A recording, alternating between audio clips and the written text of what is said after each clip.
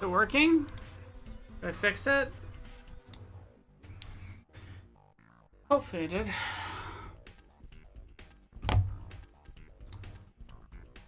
Or not.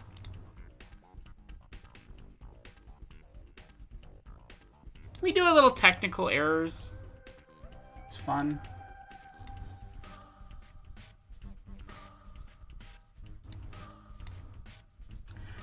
I am back, I think. My OBS crashed twice for no apparent reason and then just started working. So we'll see if stream stays up. Ain't it fun? No. I'll be right back.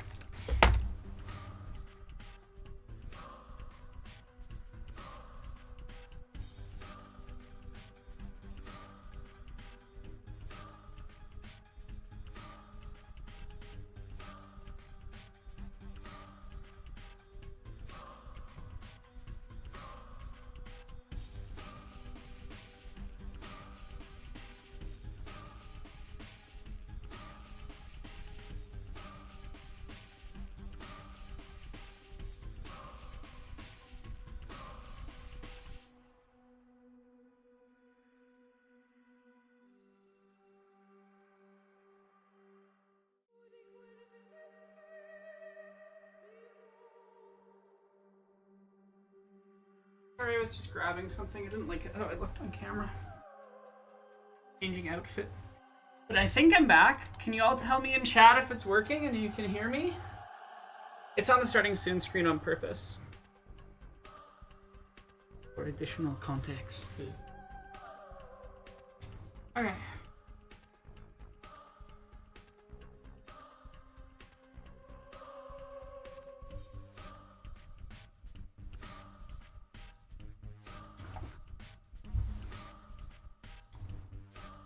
Hello.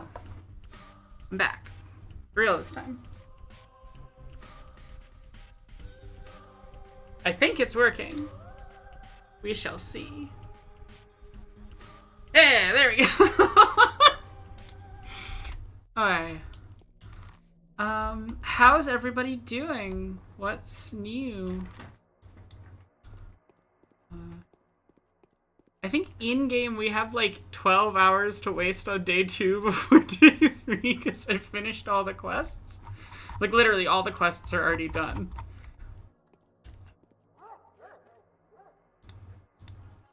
I guess I could go see if I can buy more bullets. You can hear me? Awesome. I'm back, not clickbait this time. I need to move a few things around. Speaking of being back, I'm making significant progress on editing my next video. I just needed a break today because the one section was a little upsetting to edit, so... Wow, discussing how video game and video game modders sexualize and objectify women in really fucked up weird ways is made me sad. Wild. I don't know why this video is taking me so long. Mostly clinical depression, but we out here, $40 in our bank account, doing our best to survive. Please, please! I just want a spouter! Oh my god.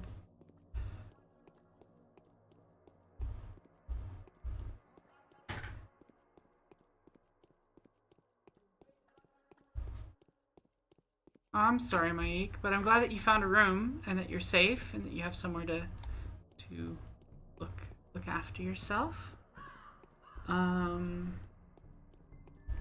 What's new with me? Oh, guess what came in today? Guess what came in today? So as soon as I'm done this video game avatar video, I'm doing the I saw the TV Glow video. Okay, now it's working. I ordered this like 4 months ago. But it's the official Blu-ray, and it's got special features. So I'm excited to watch the deleted scenes and stuff.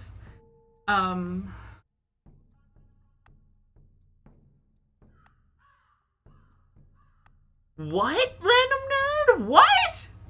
Jesus, fuck! I don't have time. I can't add more to the video. I can't. It's just like one of those things where like once you start gazing into the abyss just keeps getting larger.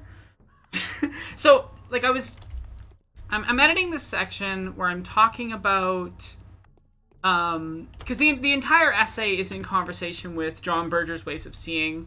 It was originally an academic essay, though I've modified it a little bit for YouTube, mostly additive modifying, not subtractive.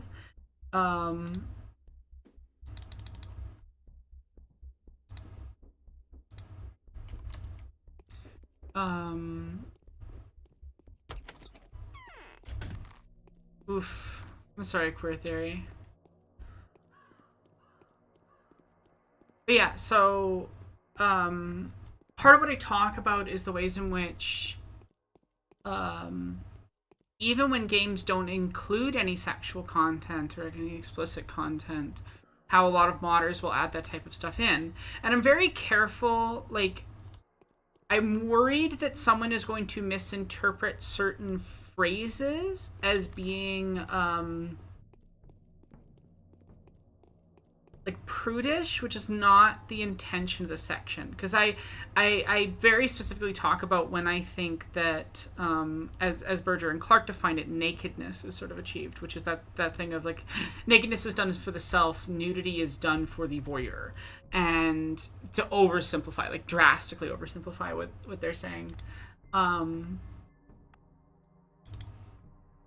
So yeah, it's an interesting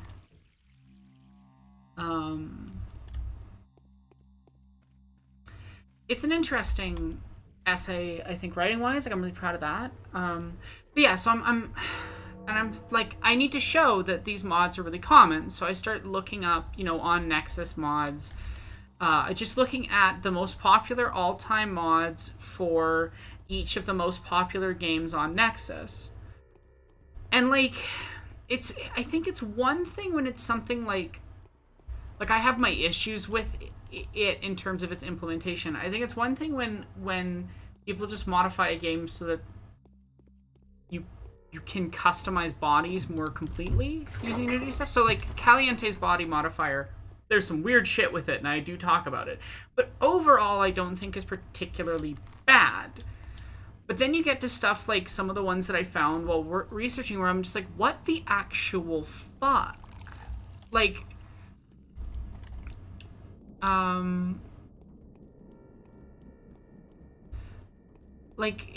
it's like some of them were genuinely upsetting or really fucked up. Like, I'd known about H-Doom, but I hadn't really seen it played. I was just aware that it existed, and there was this weird fucked up mod where it changes Doom to be about like having sex with demons. I didn't realize that it's basically like a rape fantasy game. Like, that's what the mod is. And so that was really upsetting to find out while I was trying to find, because I'm trying to show, like, I want to make it so it's hard for the gamer bro types to deny the undeniably problematic elements of the modding community and of video game culture at large in terms of how it views women's bodies. I feel like I'm really just kicking like 10 hornet's nests with this entire video and concept, because it's just like, people are not going to be happy with me. It's good. Everything I'm saying is really good and I think really valuable. But it is a little bit like I'm going to kick the hornet's nest a little, but I think with some really valuable formal feminist critique. That's what it is. That's undone. I probably shouldn't have said that, because that's gonna get the stream like demonetized. But that's what the mod for, like, if you don't know what H-Doom is a mod where it changes all your guns to be in some way flavored as like, not necessarily sexual, but at least minimum like romantic, and basically instead of killing the demons, it like, and of course all the demons are naked women in the mod, and it's just, it was extremely unpleasant, and yeah, that's why it's the most infamous Doom mod, because it's literally like about like the fantasy of that mod is sexual violence. That is what the fantasy is, and it. I was just really upset last night, and I'm texting my girlfriend, and Pen's just like, take a break, look after yourself. You don't have to like do upsetting shit just to like make a better argument against shitheads, because they're gonna be shitheads anyway. And I was like, they're so right. They are so right about that. So, but I've been wanting to get back to work, and I just like can't. And I'm like, fuck, not again. I finally got over the depression. No working brain. So anyway, I'm streaming tonight, because at least that feels productive. There we go. I knew there was brown twire in here.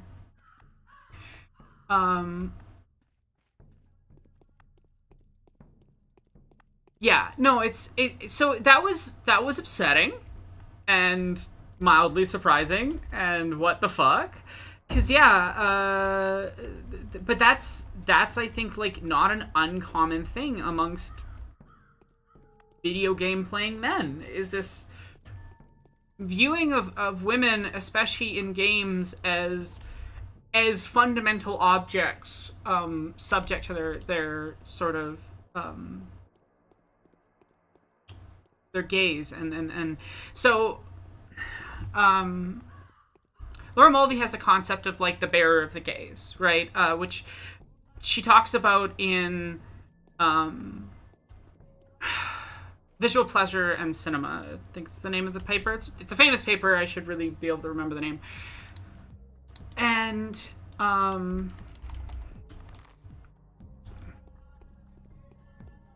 yeah, so in video games, that idea of bearer of the look becomes a lot more literal, right? The men characters are no longer just voyeuristically a bearer of the look, but rather like often the literal bearer of the player's ability to gaze at world. And so I think it really says something about men's fantasies and the ways that they approach digital women, and frankly women IRL, that they feel like it's okay to modify a game to include not just additional or previously non-existent sexual content, but specifically in ways which degrade, objectify, and treat women poorly. And I want to be very clear, because I think, again, like, I'm worried that people are going to misinterpret this, that I don't think that a body being naked is an issue. And I think this type of critique can accidentally fall into how do I describe it? But like that sort of Christian prude approach. And so I talk a little bit about where I think this has been handled well. I think Baldur's Gate 3 is a rare case where not all of the instances of nudity in the game are good, but that in particularly in its character creator and in a lot of its romance scenes, there is a unique and I think really valuable treatment of all bodies as particularly neutral, let's say, right? There isn't this viewing of women's bodies as fundamentally something to act upon, and men's bodies as sort of a receptacle of the presumed male audience's gaze. And so I think I nailed the line on this section. I think it's really good. But yeah, just editing it was really hitting a point where I'm like, I'm getting upset. I'm not even including like some of the most upsetting examples, because I'm just like, no. But men really like to modify games to include sexual violence. And I think that's... And it's always men doing violence to women. Blade and Sorcery in particular, I think, had one of the worst instances where it's like all of the, like, hundreds of mods that are all just dedicated to adding different women's bodies into this VR game, so you can murder their naked bodies. I think that's really fucked up. Yeah, that's a good way of putting it, Queer Theory. I think it's more just saying that, like, I don't think that art should be restricted in engaging in taboo topics necessarily. I think it's all about execution and never about, for lack of a better term, the existence of a topic. I don't think the existence of a topic in and of itself is ever an issue. I think when those topics are mishandled, but I think it's like any topic can be mishandled, any topic, and I think we need to be able to critique that. I don't think it necessarily should be removed completely, but I think it says something really, I don't know what the right word is, concerning about the standards that it is so normalized and so accepted in these gamer spaces that, like, violence against women and seeing women only as sexual objects is so normalized and so accepted.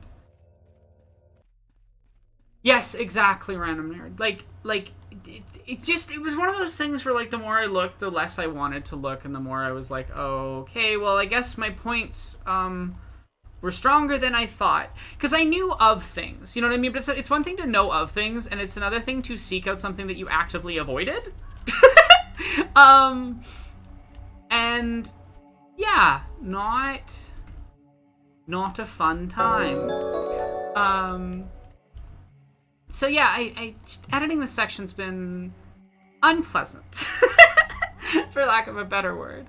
Oh my god, Queer Theory agony. Also, thank you so much for the raid, everybody from Gender Meowster's stream. I actually started streaming because they messaged me like, "Do you want us to raid in?" So, hello. I'm Aranok. I am an artist, and I'm trans and disabled, and to talk about that shit. And I also write for Jessie Gender, which you were just watching a interview of. So yeah, say I have enough. Say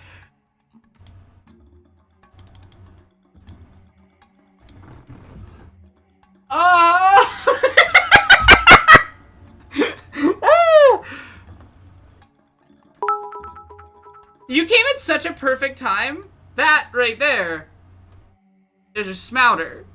One of the rarest items in this game. If you don't know the game, I'm playing Pathologic. I do the streams where I voice act all of the characters in the game based on what donations to the stream have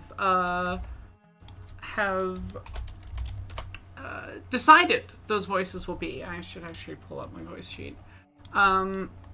So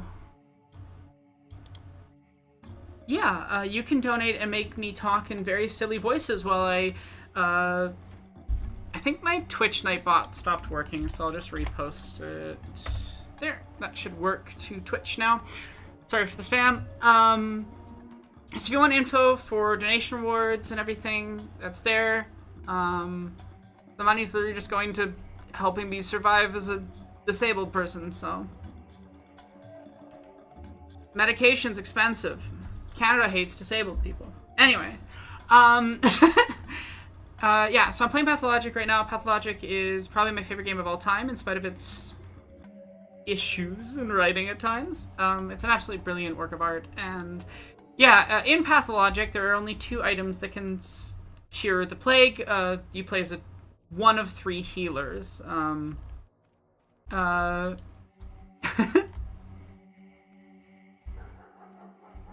Oh yeah, yeah, just to finish the thought on that, Queer Theory. Absolutely, like, men who have nothing interesting to say complaining about how there's nothing they can say anymore is so funny to me. Like, I don't know. What I always think of is I don't know if anyone else has seen it. There's this bit that James Acaster does where he's making fun of Ricky Gervais.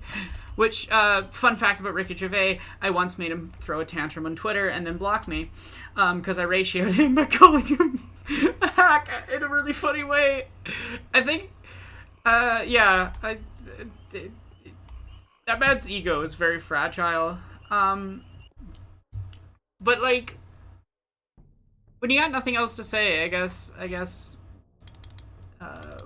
being a whiny asshole about trans people is the way to go for these dinguses.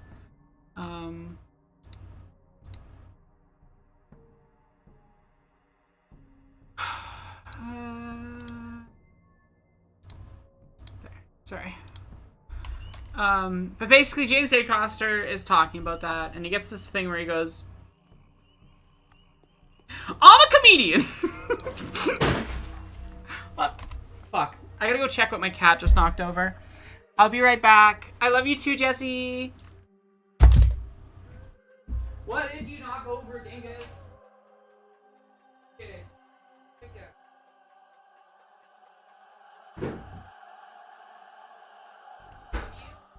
Love you.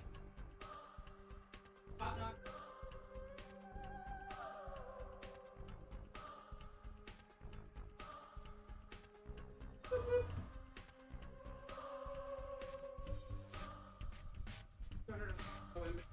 Anyways. This is a cat. His name is Killian. He is my baby.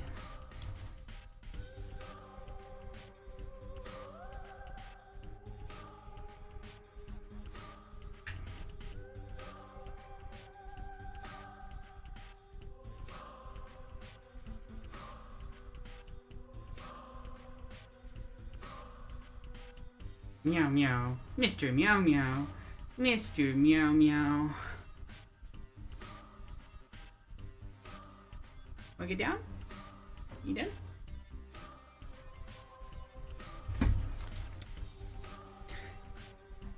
He's just my little baby. And yeah, he's pretty chill.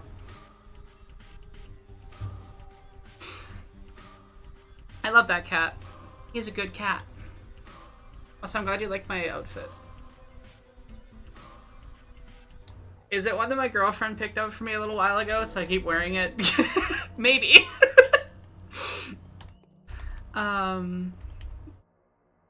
was I saying? So, yeah, James Acaster bit, and he's like, I'm a comedian. What the fuck? I'm trying to remember it.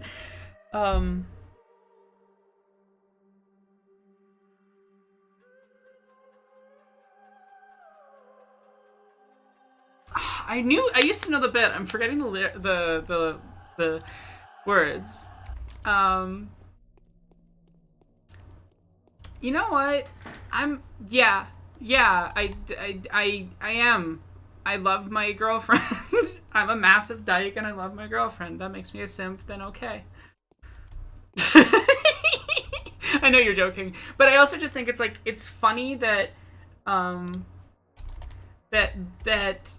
that cis men have thank you, Jesse. I find it really funny that cis men have somehow like wrangled themselves into thinking that liking women, like genuinely caring for the women they're with, like romantic, sexually, whatever, is a bad thing. And they think that like this is cool and good, and I'm just like, pathetic. Learn how to love, bitch. Truly, I do not understand. I do not understand cis men's insistence on hating their partners. Like, I'm sorry. Maybe this is too dykey and lesbian of me, but is your girlfriend not like the most amazing person ever that you just want to spend all your time with?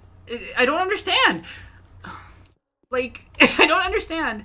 And And I think it's also just sad because I think even men, when men don't want to express those types of idea, they're kind of like cowed towards it socially. And while there is a form of cowardice, I think in that, I think I can also understand it, like survival, etc. I stayed in the closet a long time because of stuff like that, so I get it. I have a lot more sympathy for men that feel like they can't express their genuine feelings because of these social pressures that they are trapped within. I don't think it's okay, but I can understand them a lot better. But then the men that like genuinely, I think a weird amount of men don't have the capacity, and I want to be clear, I mean that in a learned way, not in a like inherent way, that like because they refuse to engage in this, they don't have the capacity to see women as people, and they can't bring themselves to love their partners instead of, and it's sort of sad. Like I think that is sad. I think that it must be a very lonely life if you genuinely cannot see the personhood of the person you're with and connect with them. Oh, thank you. Yeah. Too bad. I'm a comedian. I'm meant to challenge people. If you don't like being challenged, don't watch my show. What's the matter, guys? Too challenging for ya? Too bad. I'm a comedian. I love James A. Caster for that bit, and that bit alone. It's the best. It's the best joke. It's so good.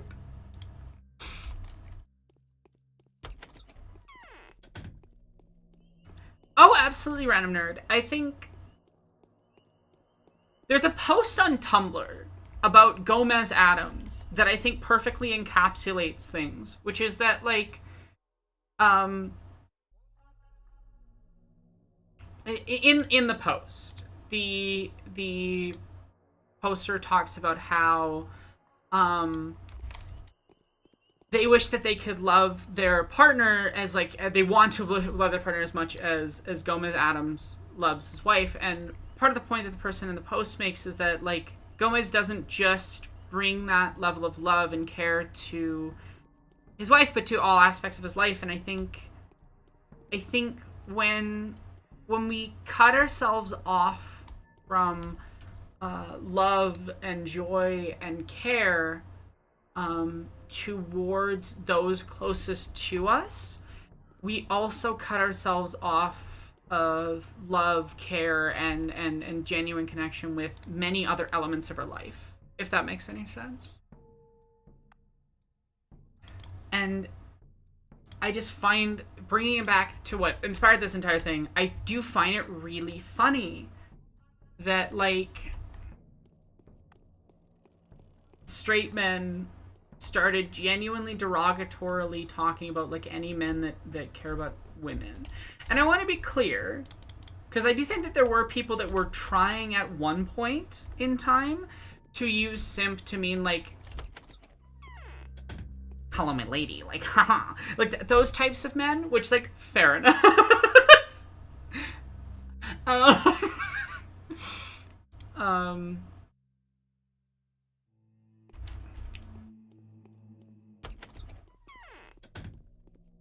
Brave little cis boy.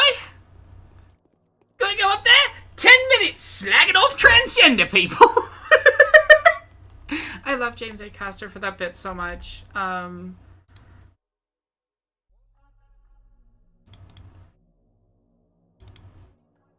James A. Caster, hand-holding emoji, Dev Patel, men I genuinely think love women and trans women in healthy ways.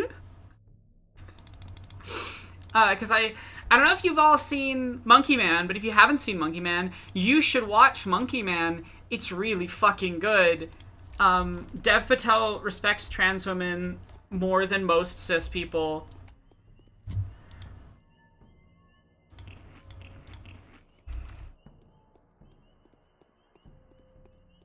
Yeah, like, I think nice guys is much better and more accurate, and that's why I just don't like the term simp. Because I just think it implies that it is bad for someone to strongly care about women in their life in any way. But yeah, Dev Patel, 10 out of fucking 10.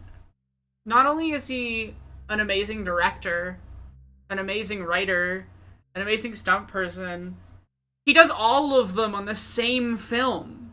Give this man all the money.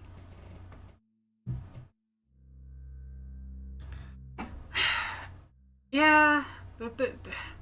I think sometimes the concept of pick me gets used in unproductive ways. I think sometimes it goes from specifically... Oh, I thought you were talking about pick me women.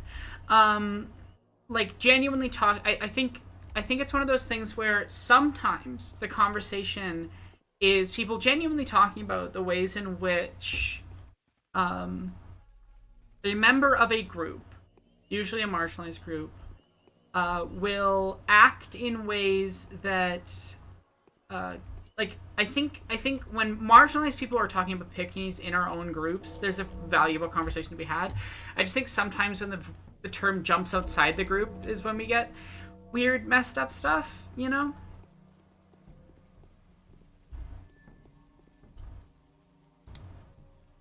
Day 2 is truly to just wander around the city and buy bullets from other children. Because in this playthrough, we're playing Clara, who is a normal child and not an eldritch horror changeling creature with magic powers. She's just a kid. I'm just a kid. I'm missing. Oh my god! That's Clara's new theme song. Also, I'm sorry that we're not having much voice acting right now. I finished all the quests for day 2, like, right at the end of last stream, and then I was tired and I didn't want to try to talk with nothing breaking it up for a long period of time. But now I'm more energized for this stream, so yeah. And if you're enjoying the stream and you want to support, consider donating through the Ko-Fi, and you get to pick what characters will sound like. If you go check the info, I have the days that characters appear on in the info, and we're about to start day 3, so anyone who talks on day 3 you can pick a voice for, and probably get to see it around for the stream.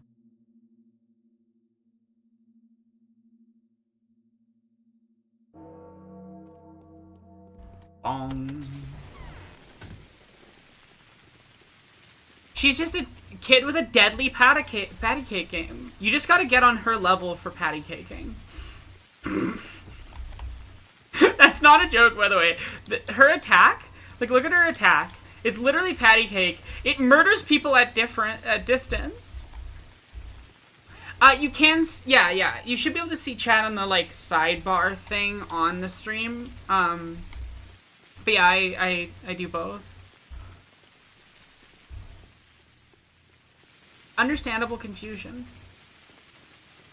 The shit patties the shit out of you!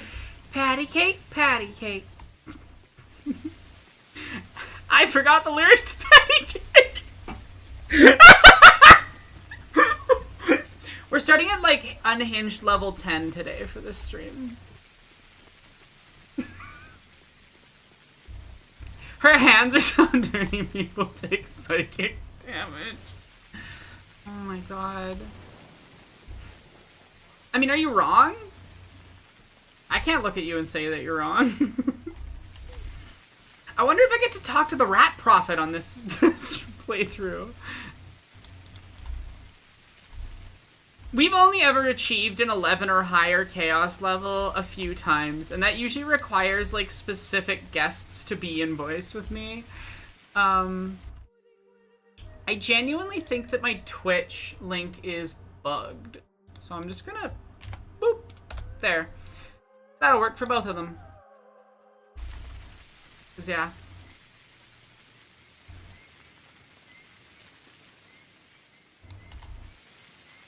But just before everybody came in the stream, I was talking about the next video that I'm currently editing, and also why I'm taking a break from editing today, because yesterday was upsetting. So I was talking about, because, oh yeah, I'm not signed into Twitch. Yeah. Oh wait, no, I'm signed in on mobile. Enjoy a view of my desk. Enjoy. That's so cool. Alright, my girlfriend sent me a picture of someone having like Koroks from Tears of the Kingdom on the back of their vehicle. What was I doing? Twitch. Go to my own stream. In the comments. Oop, you can hear me. I can't do it from how do I do it on mobile? Okay, I'll open up two-factor authentication and sign in on. I'm very professional. I've got everything together. I'm doing so well. Challenge reward. Okay, next. No, fuck off, Twitch. I want to sign in.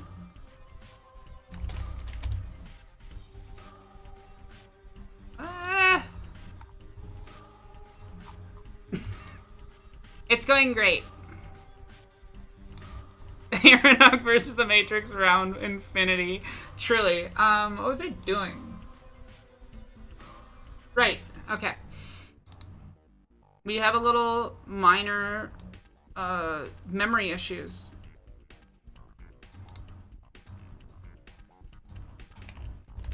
They're fun. I totally recommend them. They're not like the worst thing ever or anything. They're the worst.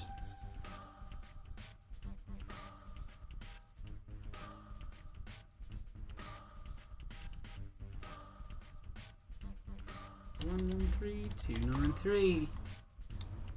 I hate that you have to sign in every 30 days. Just let me sign in on my computer. It's a desktop. Like, I'm not gonna...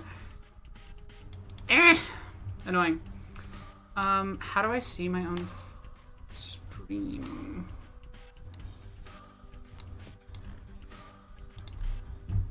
Oh, there we go. Okay, it's gonna blast the stream at me in a second.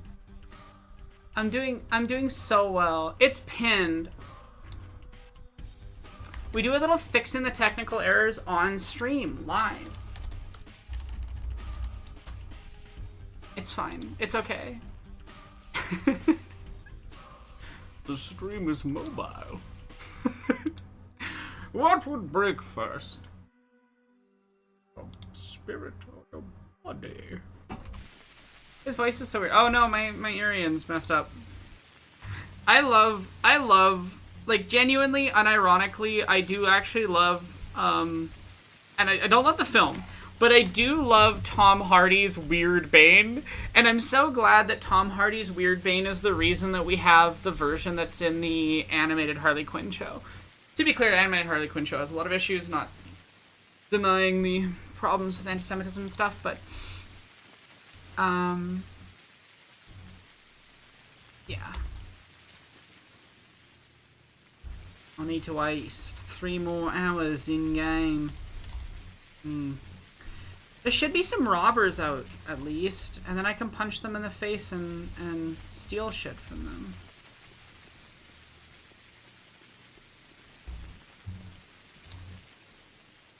Also, I'm sorry if you can hear my brother playing bass guitar upstairs.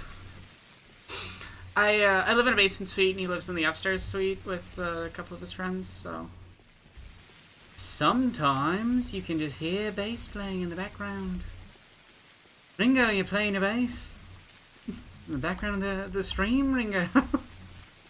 Not sure that's advisable. I don't know what this voice is. Yeah, no, the Harley Quinn show's got problems with how it handles certain things, for lack of a better word. I'm not the person to speak on it, but yeah. Which is disappointing, because I do like elements of the show. I just want my tasty burrito. Bane. The Bane voice from it is quite entertaining. Yeah, Turb's in the other room.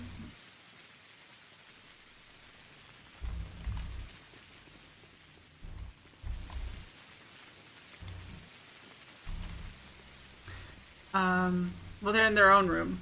Their bedroom. / office. The show helped crack your egg? Aw, that's sweet. I'm glad it did. Yeah, it's one of those ones where it's like, I don't know. I think it's like a worse version of what Lower Decks does to Star Trek. If that makes any sense. Tell Theab you're still their biggest hater? Hate on my sibling? A sibling that lives with me under my roof? I guess I have 2 siblings living with me. I got Theab in my suite and my younger brother upstairs.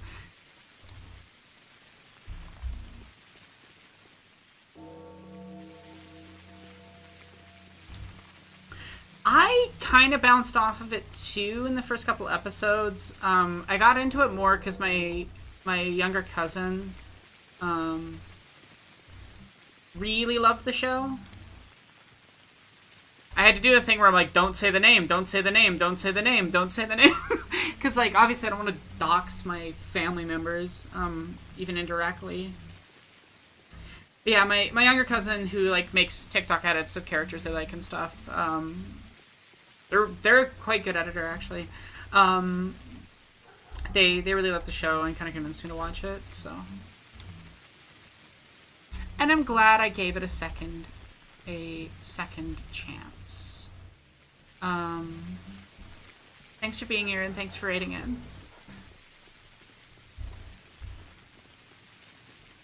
We're almost at the start of day 3. I need men to murder. If we tell the men we can shapeshift, they're going to tell the church. The humor didn't work for you? Very fair. Again, I did not like the first couple episodes, so. That was a big jump, bud. You okay? My cat is many things.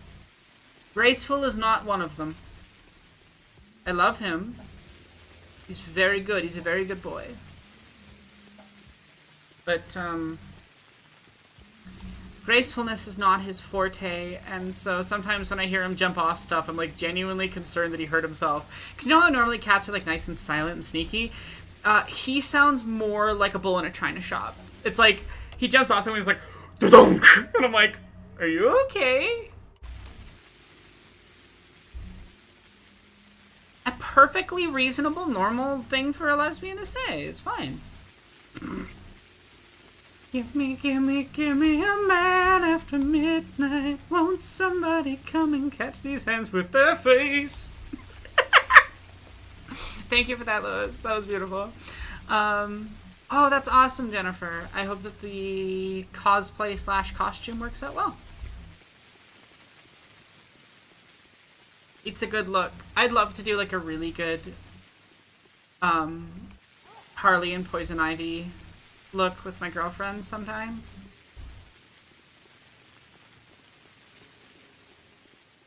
I'm not sure which one of us would be which. And I'd have to maskify one of them.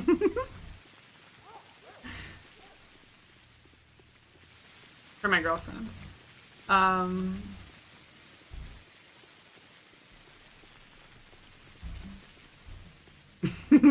Accurate, Athelius. Sometimes he doesn't land on his feet. He's a stumbly dingus.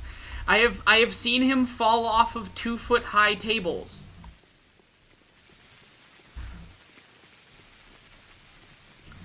It depends the context, Queer Theory. Is it like, give me a man after midnight, in a romantic time? Or is it a, like, Brian David Gilbert parody of Give Me a Man After Midnight, Frankenstein thing? Would I make Frankenstein's monster if I had the ability? I don't know. But it's not without... Like, it's not outside the realm of possibility of things I would do. I am... And I hate this. I hate when I realize this. I realized this a while ago. I am mentally ill.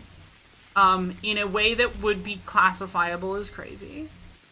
And I think that term is sanist and I have issues with it, but I also like to reclaim it in some ways. Because I think it kind of defangs that idea of it as being inherently negative. Anyway, point is, I also am a published researcher. Which means that I am technically a mad scientist.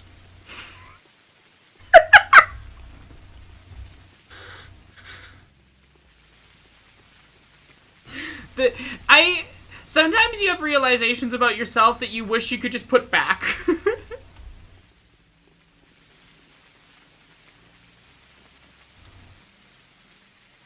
What's a charnel house?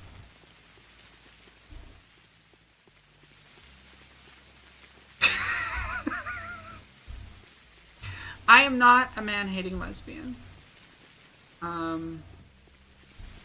I will occasionally make a joke or two about cis men specifically, but some of the people that I love and care about most are cis men. So I think sometimes I see a certain type of cis lesbian take the man-hating in a way that I'm like, this is sounding turfy. This is sounding a little gender essentialist. I'm not a fan.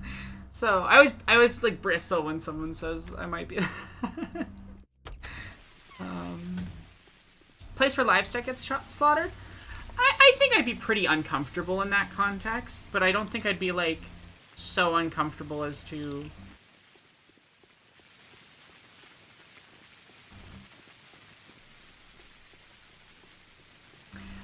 Queer theory. I think I'm just too much of a trans woman that often finds that people who behave like that will very quickly turn on me.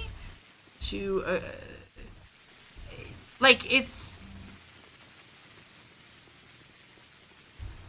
I think there is an idea amongst a certain type of usually cis lesbian that masculinity and anything remotely close to touching it is this like evil bad thing, and it often results in them behaving in very weird ways, either towards trans men or trans women. Not usually both, because it kind of depends on how they're viewing.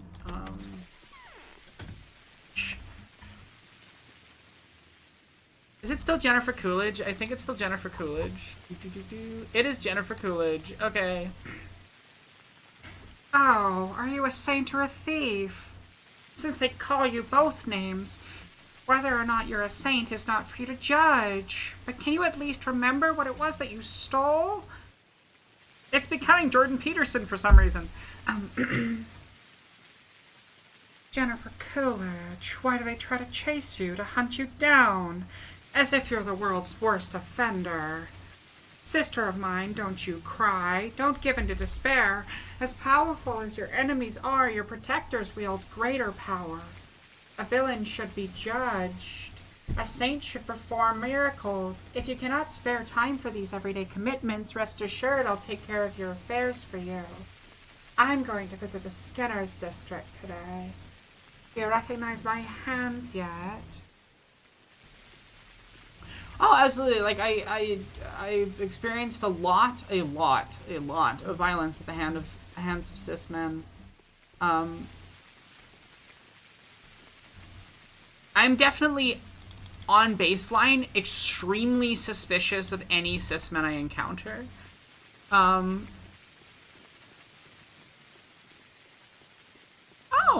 interesting. Thank you for the information, Lewis. That's cool. A charnel house sounds like a really weird euphemism for... yeah, he did. She's like, Mother, you're looking over there, not at me. Not at my little fuzzy face.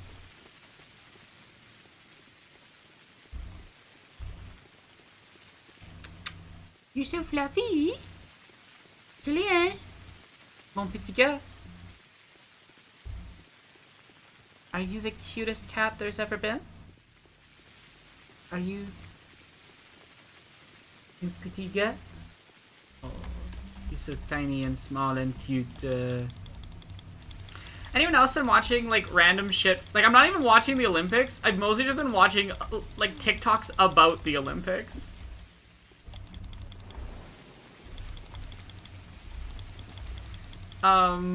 I'm extremely entertained by the shitty cardboard beds, by, the fact that, like, the French had terrible food. That's really funny to me.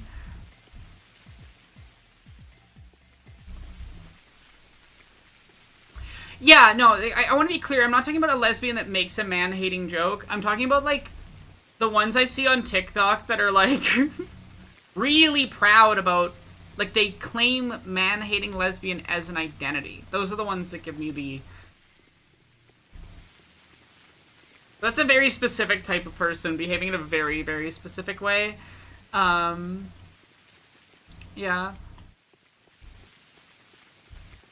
Yeah, no, exactly, Athelius. Like, I'm enjoying the memes so much. I used to be really interested in the Olympics, but, like, to be fair, I used to be an athlete, so... I had a more direct connection to certain things, particularly on the rowing side, but... I'm just kind of my... It is cool to see people, like, do things at such a ridiculously skilled degree. I kind of had a funny thought, which is, I'd seen a post that was, like, what if, to just show how amazing Olympians actually are, we just, like, had, like, random people from each country sent as well that, like, didn't know what they're doing. And I think a far better way of showing how good Olympians are would be to make, like, also send, like, a person who is able to do the thing. You know, they're competent, they've competed maybe, but they haven't trained in a couple years. Just to, like, really show off the drastic skill difference between an Olympian and the average athlete. I think that would be really funny. It would also be the one way I could ever end up going to the Olympics. And here we've got Aronach. She hasn't trained rowing in years and barely function because of a chronic illness. Sure, this will be a really great 2-kilometer race. Like, dying at the 1K marker.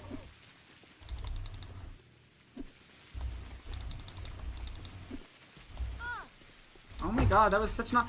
You all saw that it wasn't doing any damage. So I was like, oh, I guess I'll get closer. And then he turned around and smacked me in the face instantly.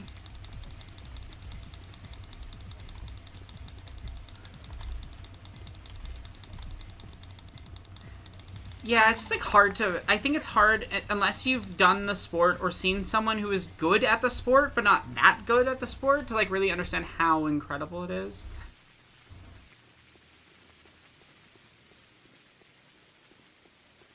Yeah, no, totally queer theory. And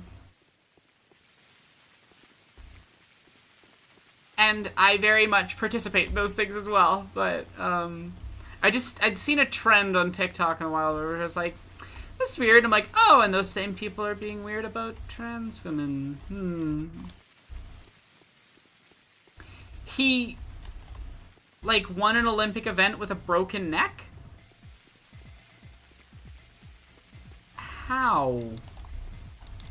I'm not disbelieving, I'm just sort of fascinated. I'm curious how that functioned.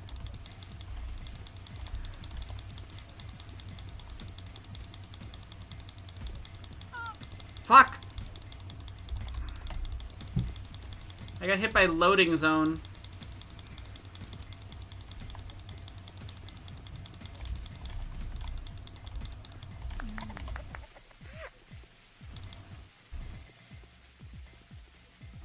Oh, even with the painkillers, I'm just like, I'm curious how that physically functioned. The day is over. Your timely efforts allowed your supporters to remain unharmed. A new mime performance is being rehearsed at the theater.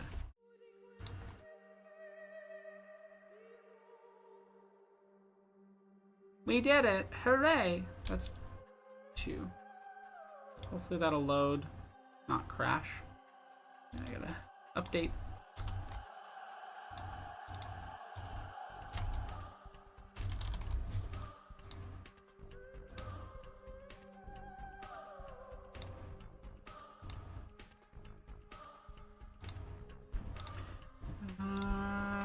Current day 3.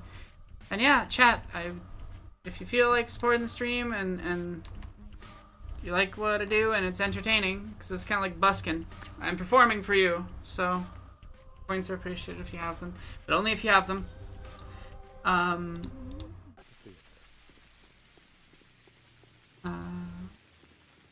That would kind of be cool, Maik. I totally understand what you mean.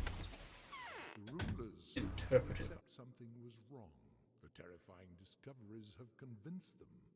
One of them managed to curb the family feud. Bad news.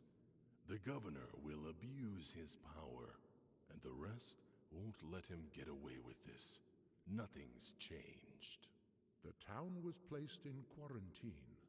From now on, the infected districts will be locked down, and no one will be able to leave until the situation is resolved.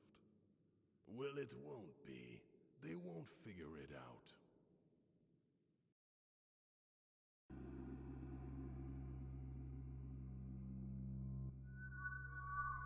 I love these weird tableaus. I'm kind of obsessed with them. I feel like I could probably spend several hours like examining each of them and what they mean.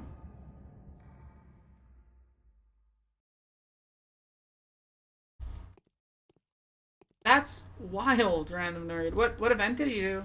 Yes. You're bothering me. I want to be alone. Bothering you? That's odd.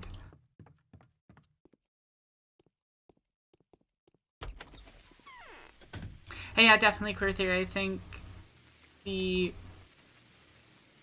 how does she know? So normally you have to go buy a map to see where infected districts are, but Clara just knows?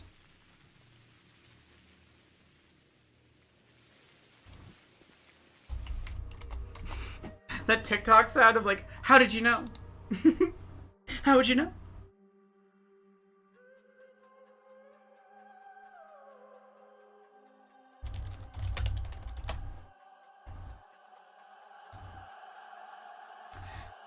No, that's what's interesting to me. Like, I'm like, oh. I mean, true, Maik. It is that weird thing of like, she is and isn't the plague simultaneously.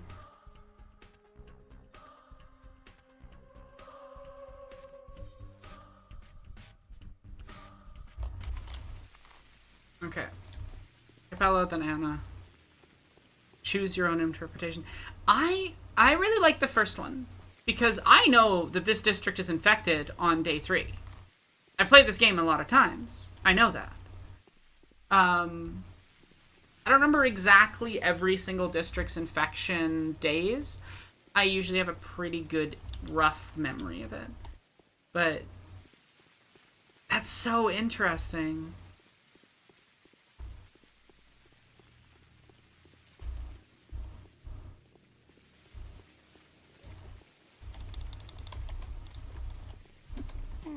And does that happen on every day?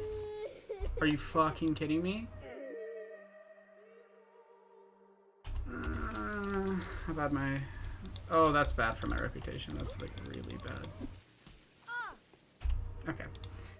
We're gonna load! That was unfortunate. Dude ran into my attack. He said, "Get down, Mr. President!"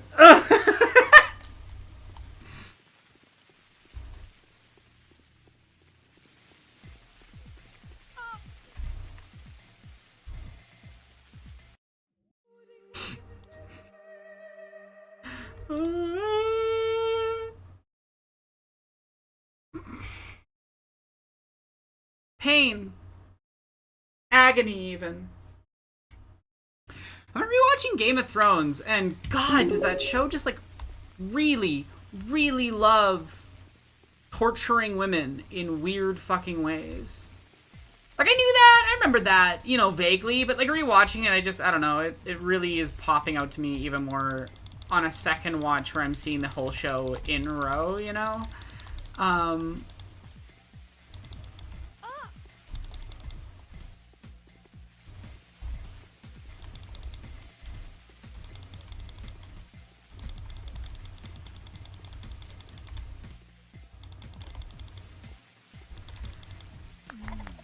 Oh, cool, Mike. Yeah, that makes sense.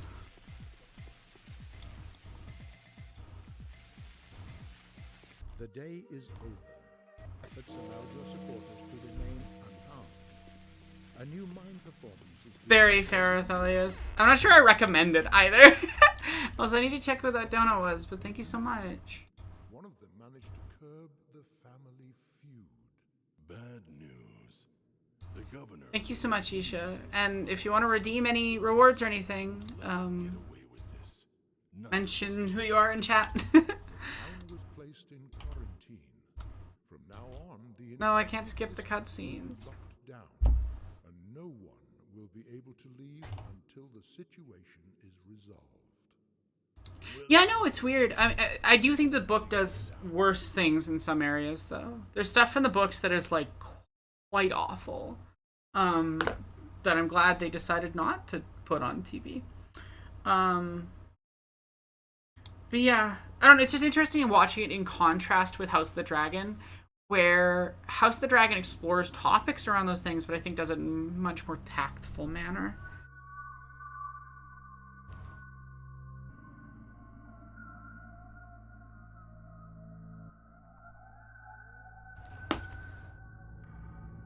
Also, for the people that weren't here earlier, guess what came in the mail after like 4 or 5 months or whatever? I pre-ordered it the instant that I got out of the theater back when the film came out. Only know it. And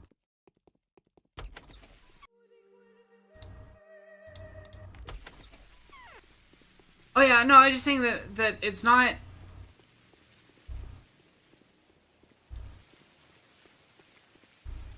It's not just they make some things much worse in the show, and they also make some things much less bad. I would say it's more of like they're both very messy.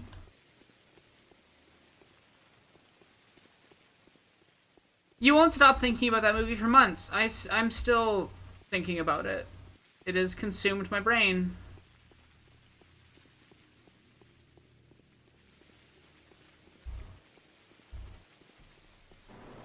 That there's more care for the safety of actors on set and how they're being treated when it comes to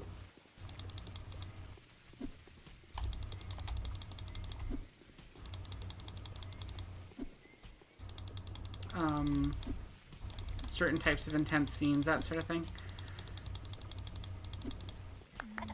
God damn, chasing him across like half the town. Didn't even have that much money. Yeah, I wasn't in the headspace to respond because I was editing that section last night and I was kind of in a mood. The Game of Thrones showrunners got so messy in the later seasons because they just stopped caring. Like David Benioff and D.B. Weiss or whatever, they just like fucking didn't care about the show anymore. They hit a certain point where they were just like, whatever, it's fine. And they like rushed everything because they're supposed to do 10 seasons and they cut it down to 8.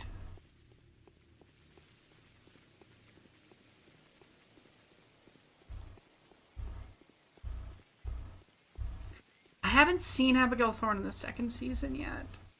And I want to see the hot pirate lady that fights people. Because that's what she described the character as. And I'm like, cool. That sounds fun to me. I will say this. There is women kissing other women that is great in the show in the second season.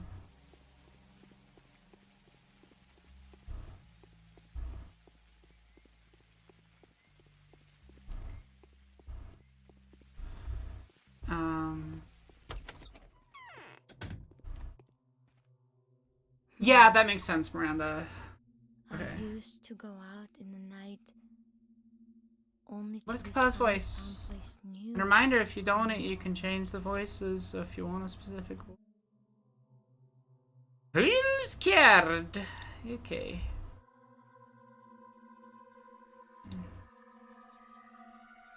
Oh, the pain, oh, the pity, oh, the abysmal depth in your eyes. Speak fast, please. I don't know why, but being close to you feels oppressive. Don't be angry with me. Your temples are aching, right? It's hard for me to talk to you too, but I'm not complaining. Do you I'd like to know do something good for anything? you so that we can become friends. Really? Do you really want to do something nice for me? I didn't even know what to say. You know, sometimes I feel that there is no one better and kinder than you in the whole world, and that whatever you might do would be good, even for me.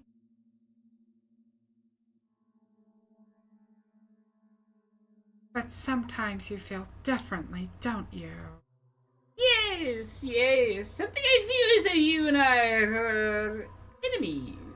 And you're a very dangerous enemy, seeing as you're not human.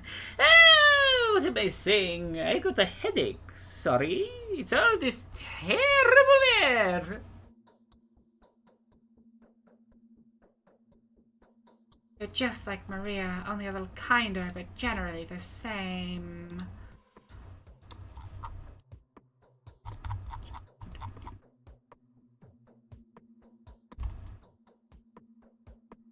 I'd like to. Oh, I'd like to do something for you regardless. You know, I've told the bachelor to go to Skinner's, which is the disease hotbed. A little boy named Luther was going to test a toxic powder there, but I still haven't heard from the bachelor. Perhaps he didn't find the boy. Oh, I see. Would you like me to find the bachelor a loafer? The bachelor would be better. He is, after all, the more responsible one. Ask him if he's tracked down the boy and managed to take that horrible mixture away from him. All right, I'll ask him when I meet him.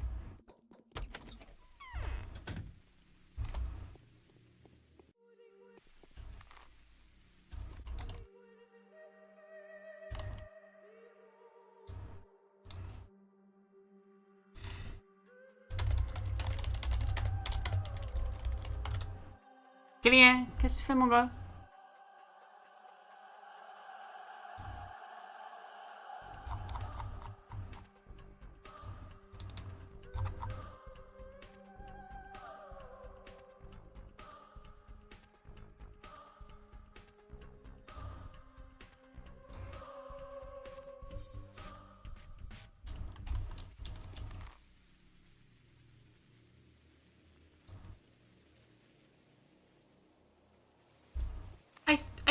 I think part of the problem is the misunderstanding of viewing Game of Thrones as if it was about killing main characters, and I think that was something that the show's marketing and fandom did more of than, um, whereas I think George is a lot more interested in exploring the political dynamics that were common to certain periods of monarchy in Europe, particularly England, right? War of the Roses, for example.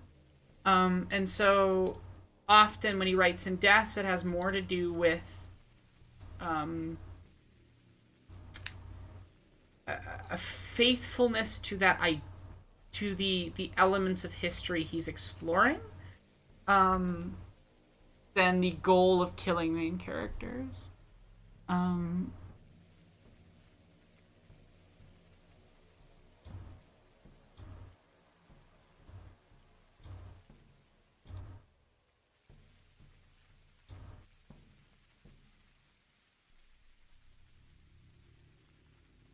yeah.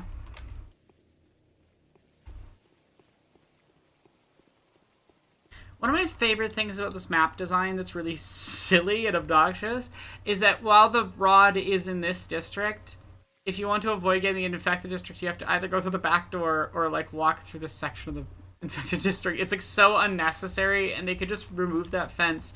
But this entire town is designed not in an intuitive town way, but more like the veins of a bull. And it's so good. It's so good.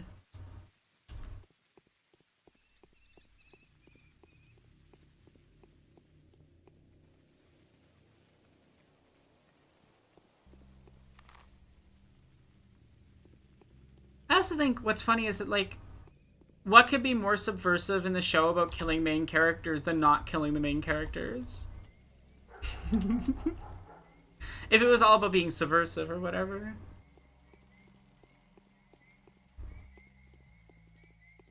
But yeah, the later seasons are a little bit messy, and I think the other problem is that they also didn't introduce the entire other sets of characters that, like, they cut a good half of the characters from the latter half of the story. And so when you cut huge amounts of the characters out, a lot of whom are the ones that die, you get this weird feeling of, like, there's a couple of people with plot armor. But I don't think that the killing has anything to do with the quality of the show, like whether or not they killed people. I do think that it does... There was a lack of tension in certain sections. I will agree with that.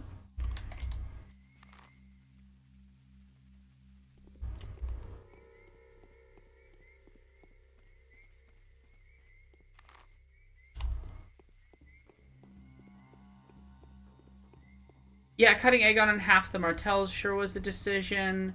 Oh, there's so many major characters they cut. Like, so many. They cut so much of the Iron Islands, like, vying for the throne stuff. They kind of just combined Euron and his other brother, Orly, and removed huge chunks of their plot. There's just a lot of missing elements. Yeah. And I think it's partly why nothing feels like it functions quite right. Because it's like we're following the same plot structure, but without a bunch of the supporting pillars that would allow it to function.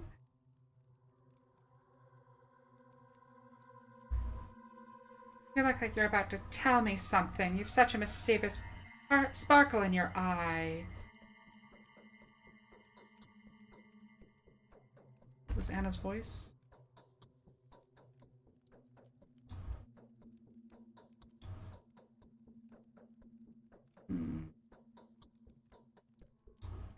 All right. And yeah, definitely. I definitely agree with you, Kurutu, that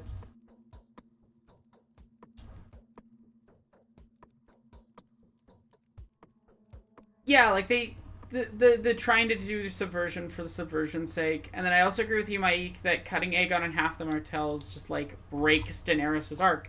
Because yeah, you're just like kind of missing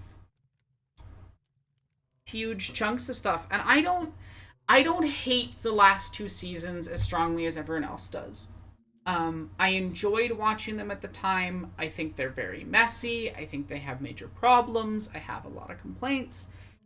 But I don't think it's like the worst thing that's ever happened. I think it's that it's a mediocre season of TV. Three seasons of... It's a mediocre couple seasons of TV ending an extremely strong start show.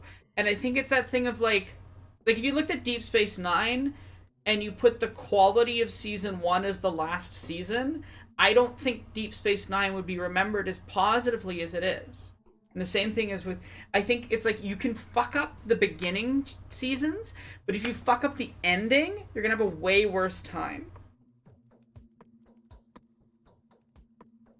Because if you fuck up the ending, that's what everyone's gonna remember.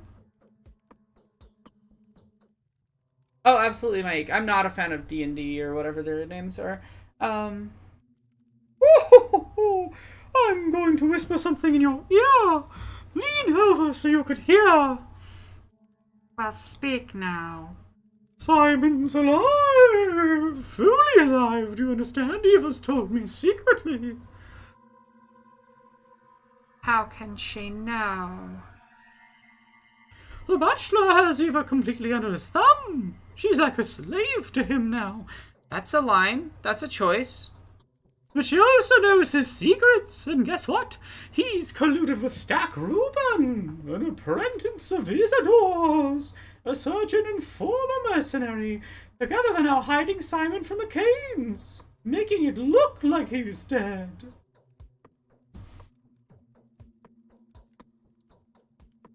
Oh, what are you saying? Do you think they're up to something bad?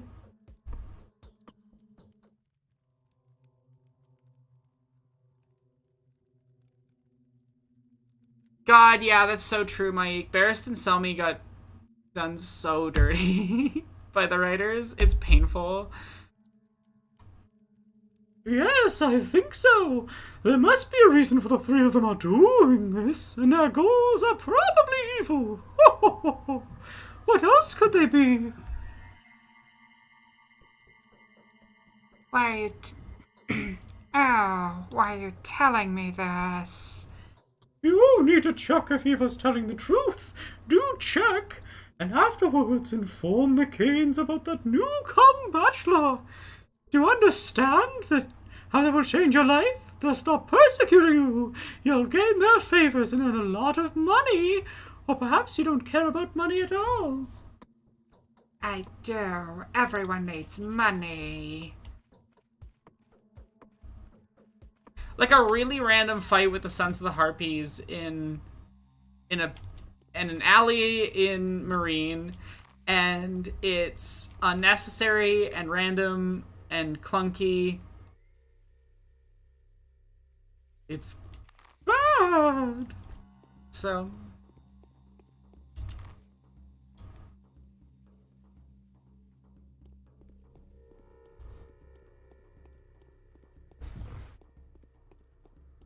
yeah, I'm enjoying bits and pieces of the show.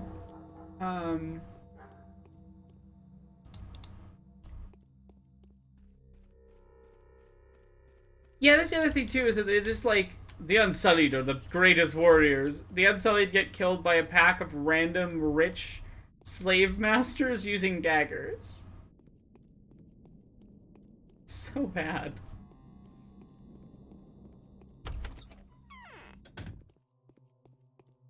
Oh no, I need to talk to Katarina. Katarina Saprova.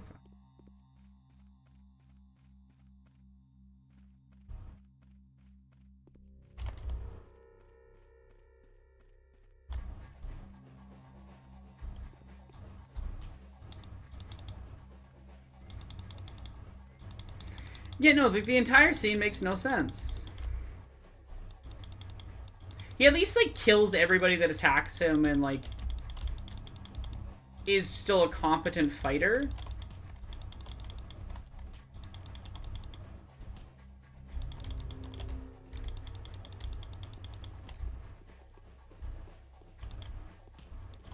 I do think the Barristan Selmy moment is, like, one of the indicators of what's to come, as it were.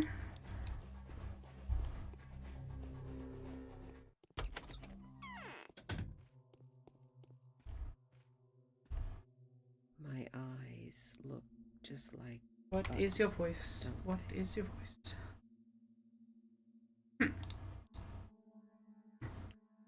Is your faith firm, my dear daughter? Have you faced any temptations in your path that you may doubt the truth that I profess?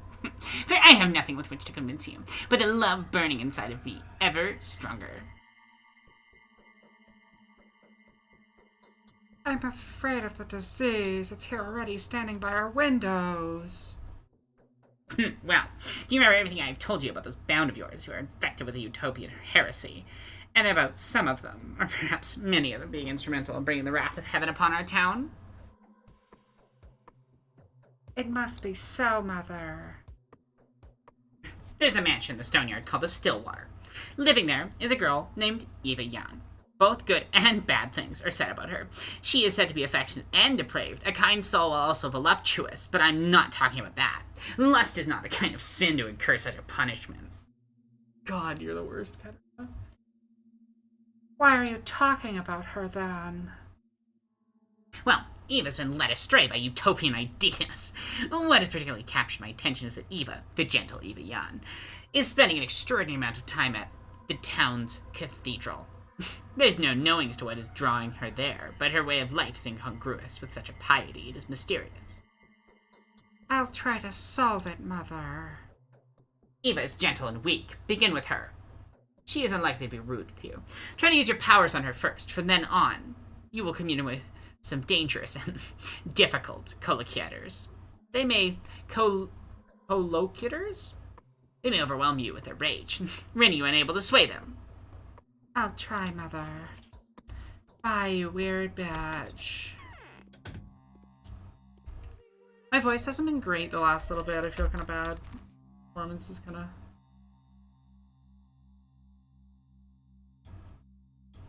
suffering because of the smoke outside. Fair, Miranda. Fair. As soon as I'm done the stream, I'm gonna try to go make food. I get groceries, and fuck, are groceries expensive now? Like, even if you buy cheap things and cook everything yourself in certain... It's just like, agony.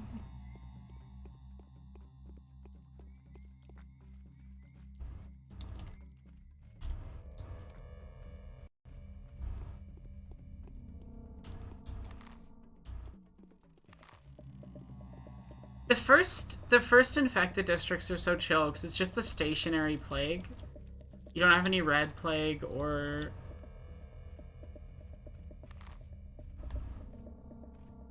particularly nasty cloud formation stuff.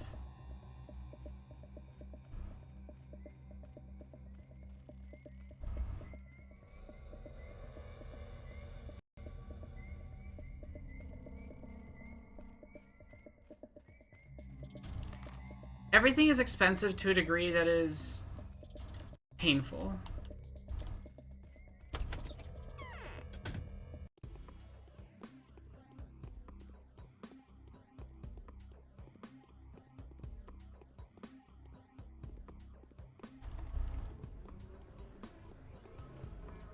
Fuck.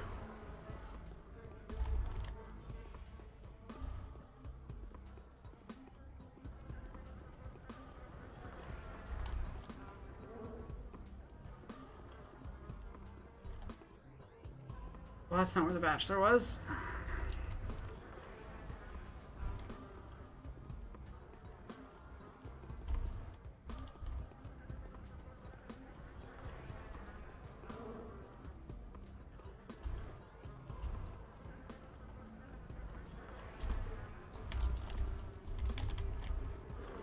Fuck off, game.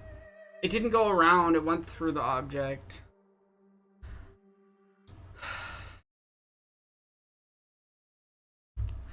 Especially when you're disabled. Living is so expensive. Like, if I didn't have to pay for my medications, and for my hormones, and for food, and for rent, you know, like, it's... If you are marginalized, you are taxed for existing. Gotta go fast! Gotta go fast! He's still Sonic impersonating Shadow. What are you doing here? I could really do without being bothered. I've been looking for you, Bachelor. Someone's worried about you. Eva? No, Capella. Aren't you hearing her request? You're the one doing the errands, not me. I'm doing my own work here. Actually, that reminds me. Have you by any chance seen a dodgy-looking lad around? I told him to get lost, but now I'm not sure he listened. You can tell by his eyes he was a Weasley fellow. No, Bachelor. You're the only Weasley fellow here that I'm aware of. Yeah, I don't do ready-made meals, but that just means that I lose a lot of energy because I have to cook them. And the chronic illness makes me fatigue so fast. Which is not fun. Well, that's reassuring. By the way, you really shouldn't be here. Burrock, the Harrispex, is hiding in one of those houses. He's dangerous.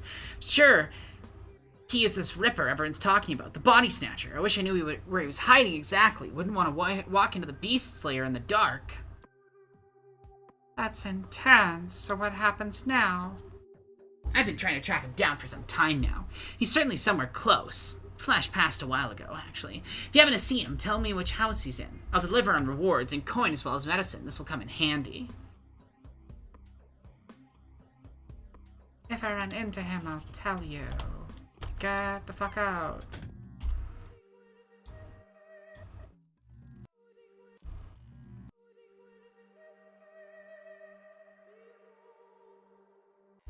Yeah, I wish I could afford that.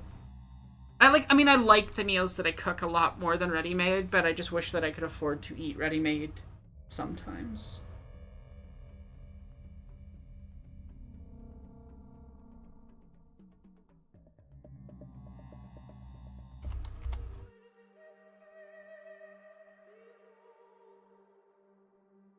Oh, I did need to talk to Alexander. Oopsie, I did a little fucky wucky. Gotta redo it. I'm watching too much Guy Ritchie movies.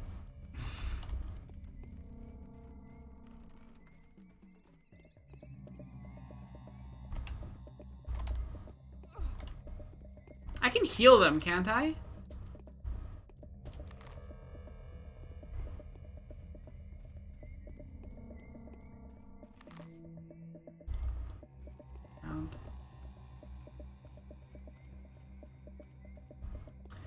Yeah, that's probably part of why I'm tired all the time.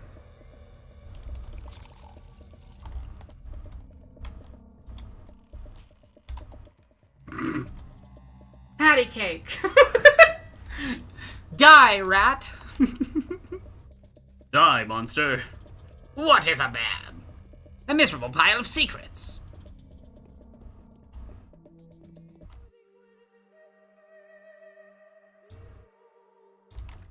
Part-time job as a Mandalorian, what? No, I can't stand it much longer. I say, you have walked around and observed much. Tell me, Clara, how does this disease spread? Through breath, through touch, or perhaps through blood-sucking insects? Those have grown in number of late. I don't know, Father. How could I know? I'm no scientist. It's not contagious. One falls ill when one time comes and it notices him. It is then that the disease aims its jagged spear at a man. I say, come closer, my daughter. Tell me, advise me. What measures must be taken to stop the epidemic? Where do we send our brave patrolmen in the executive suicide squads? What are we, some kind of executive suicide squad? That's so cool, Jennifer. That's awesome. I'm sorry. I just can't get over... What are we, some kind of executive suicide squads? I say.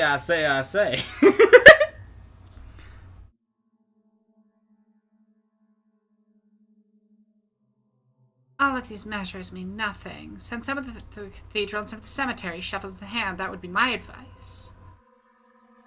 Well, there's nothing wrong with you saying this, all right. I'm thinking aloud, and I would like to know whether the Harbinger agrees with me, for there is someone else speaking through your lips, is there not? Does Alexander know about the player?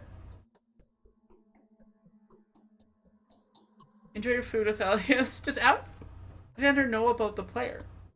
Is that what the sentence implies? I'm screenshotting that. I need to talk to Ruby about it. Oh my god.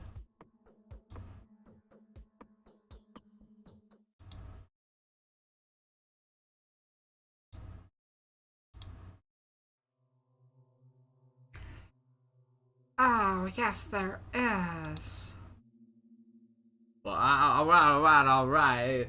5 years ago, the sound plague broke out in the poor districts where, due to our negligence, the social and sanitary conditions have become truly appalling. If like the plague, it is spread by blood-sucking fleas and their host animals, perhaps a culling of bulls and other domestic animals would be the best solution.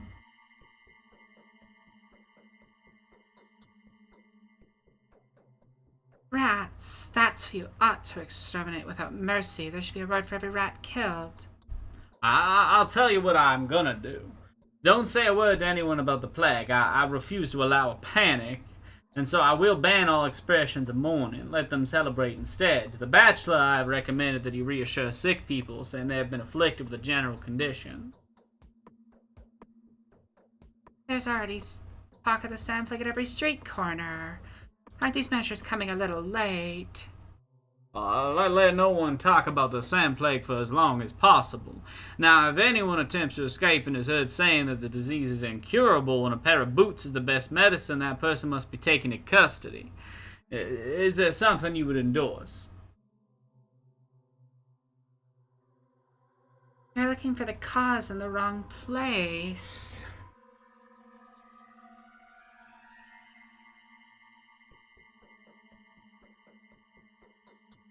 Interesting, my ache. Thank you. Well, that is my job to do. Do not worry about that. To be the ruler during a plague is a cursed part to play and a grievous burden. A man doomed to nothing but error. Yes, all of these measures are just a way to comfort ourselves. My only hope is you. I hope you have not allowed despair to talk over you yet. Do I need to restate my request? Whatever happens, I'm only fulfilling my purpose. You shall visit a singer named Anna Angel. Of all the black souls in our town, this is the blackest. Jesus, that's not great. That's not a great line. The Willows used to be the happiest house in the side of the town, and we were happy to have such neighbors. Now, every crack in the walls of that house is oozing blood and tears. My God, what happened there? No one knows. Ever since Anna came to town, she's always gotten away with whatever she did. Neither does anyone know what happened to all the former dwellers of that house. There had been a family and a tight-knit one. Do you suspect her? I suspect that one of the bloodthirstiest ghouls that walk the earth has infiltrated our town in the shape of this singer. Have you heard about the caravan? Of course you haven't. Ask her about it and see what she has to say. All right. You frighten me so much. Scary.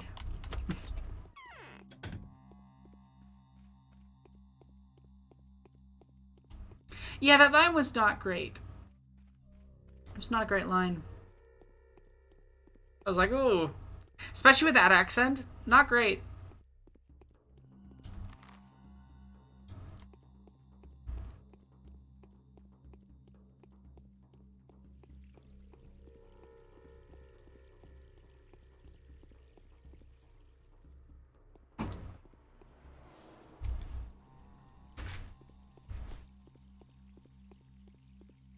I'm gonna finish the day's quest so fast again. Yeah, you should go do that, Miranda. Have I taken my meds? 1 second.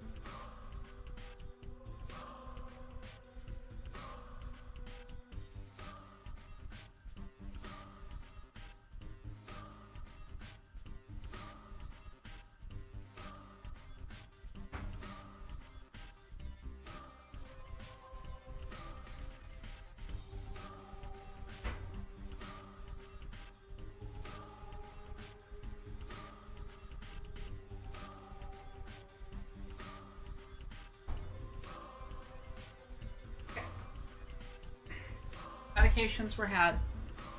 Hormones taken.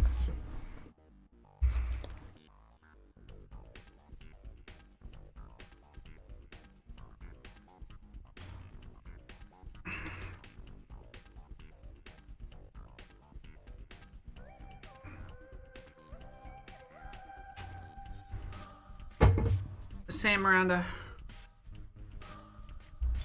I keep a pill organizer to make sure that I don't double dose by accident. I don't imagine taking twice the amount of hormones you're supposed to take would be a good time.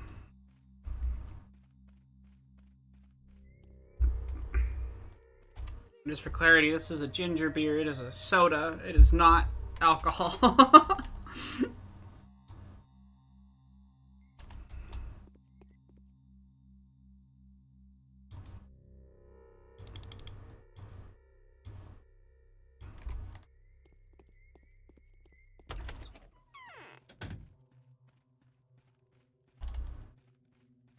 Yeah, having memory issues is difficult.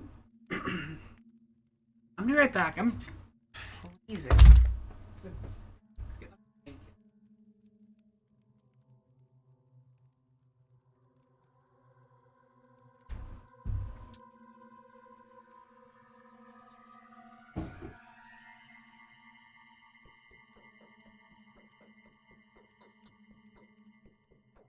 Much better.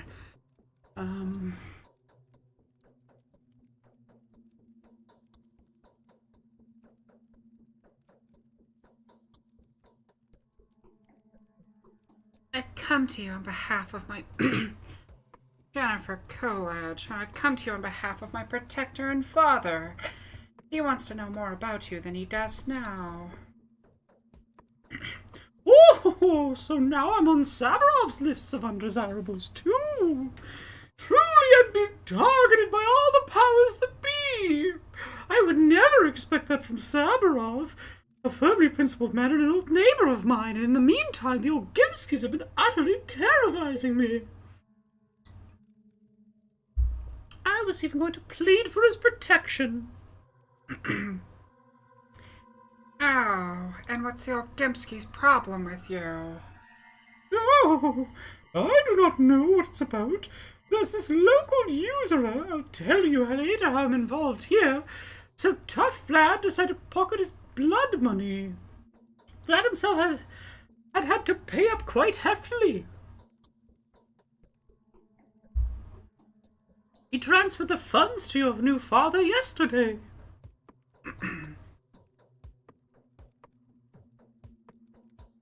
A chair stream?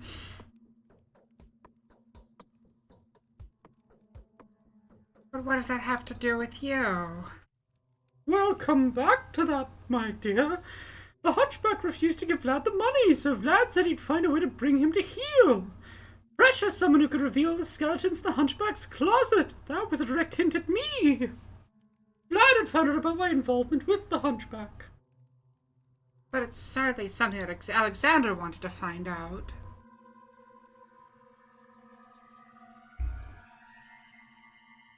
Context to those in chat. Anna Angel is a former member of a thing called the Caravan, which would kidnap children.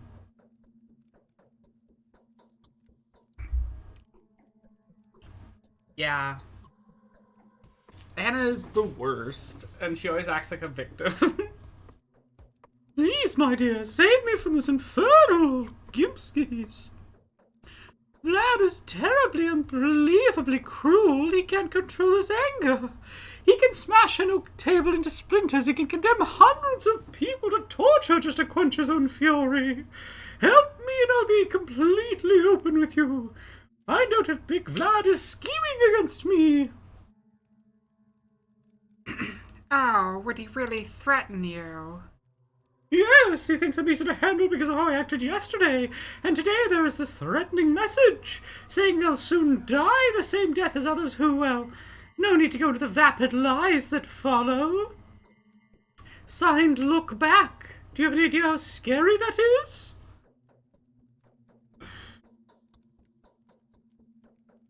How am I supposed to talk to him? He won't even let me pass the door. My boards can't pierce walls.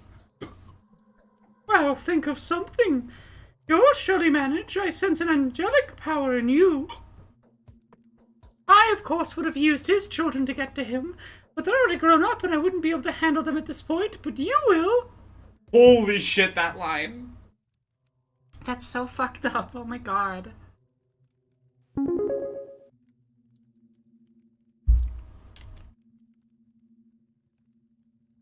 Thanks so much for the dono, Queer Theory.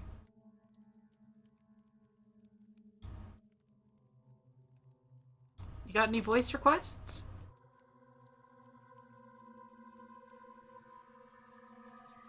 Thank you so much for donating. Well, I'll grant you that wish. I'm sparing no efforts for you now.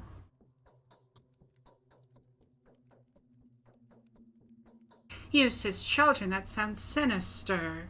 Oh, and don't believe anything they might tell you about my past. It's all lies.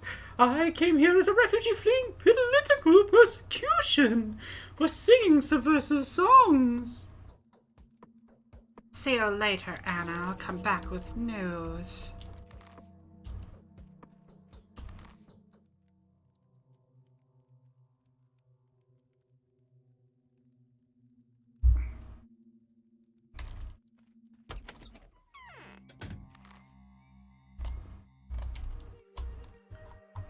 Okay.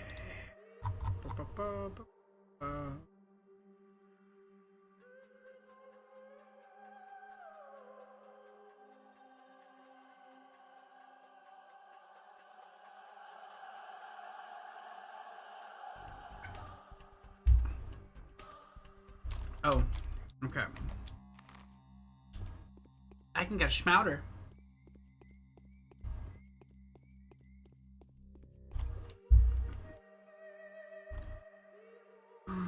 Okay.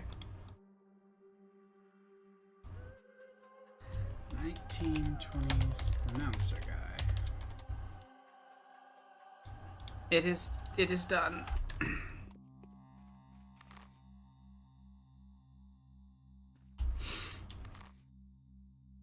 A lot of people find that being confronted on their shitty behavior to them feels like persecution.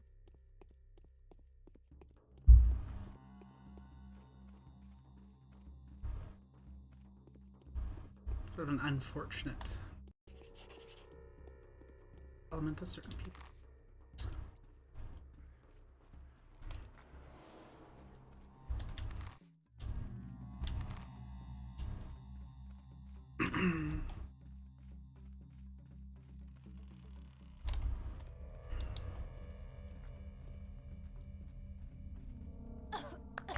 Fuck.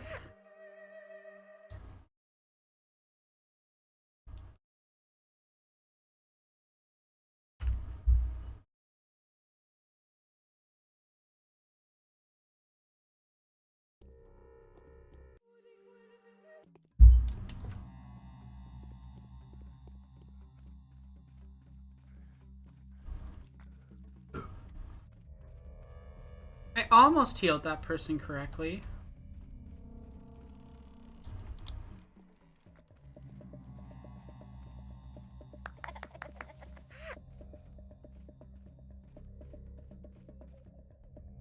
Oh, that gives a lot of reputation and not that much health damage. Good to know. I thought the health damage was going to be way worse for doing that, but...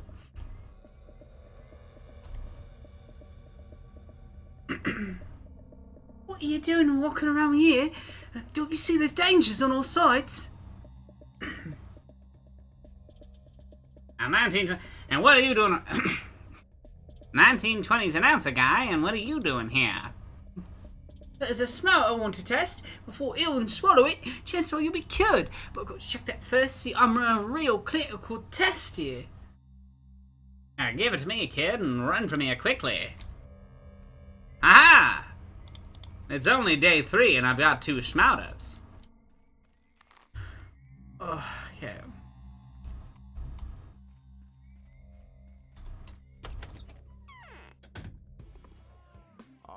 a good sleep today. Heterospecs. Heterospecs is still Jennifer Coolidge. What strange manifestation is this? What are you doing here? I see, you must have materialized straight out of those whiffs of mist.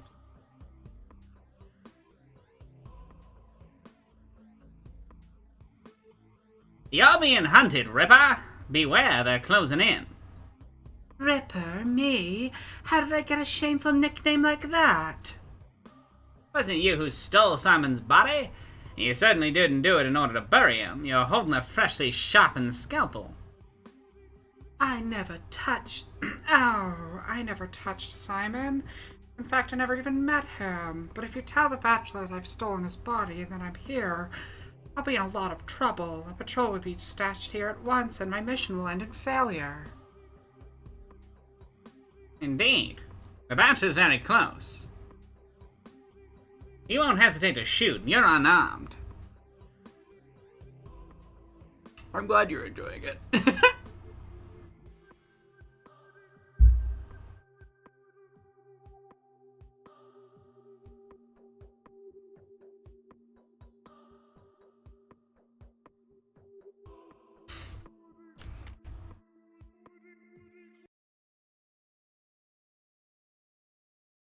Okay, how many hours do I have in Pathologic? At what point did it become something you could do a chill stream with?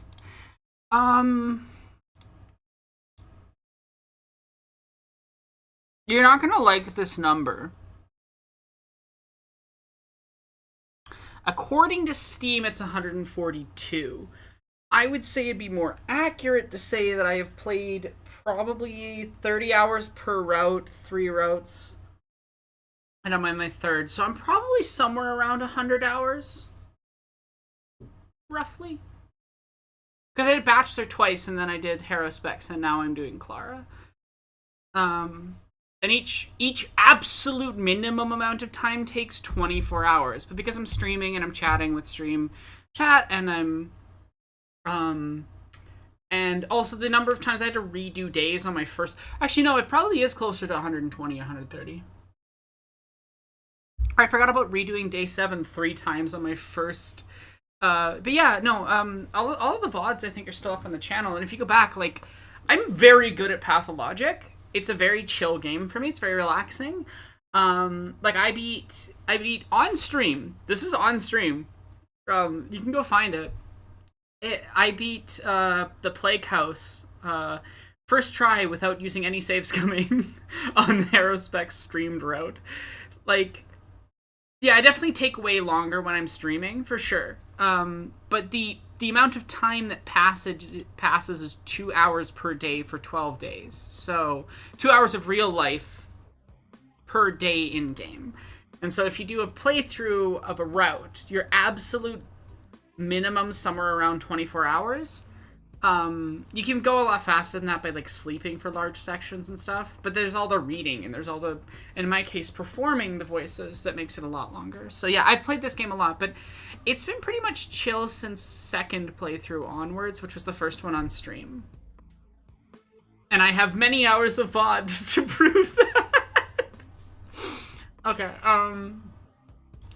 You know what? Don't tip them off. I'm not planning anything evil. Wait, forget it. You're not going to believe me anyway. So look here, if you don't turn me over, I'll give you my concoctions. They're good, you'll see for yourself. Or are you really unaffected by the disease? The thing is, I could do it, Mike. I would just be annoyed. At a certain point, that would be an annoying challenge run. You'd have to figure out some amount of saves because there's just too many things in the game that can like instant kill you or full bug break. I don't know. I'll take your concoctions. You make more, and I'll hand these out to the poor.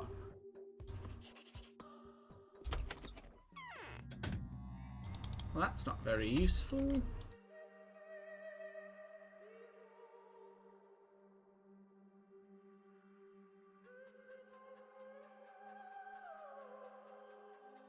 Yeah, an Iron Man run of Pathologic would be agonizing. I think I could do that, though.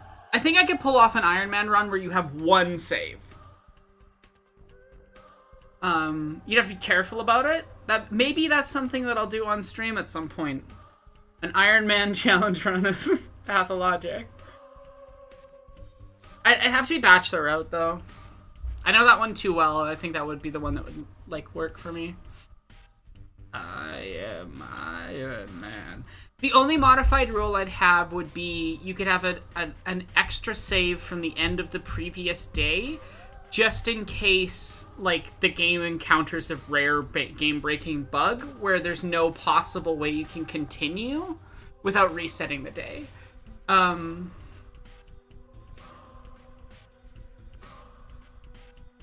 Yeah.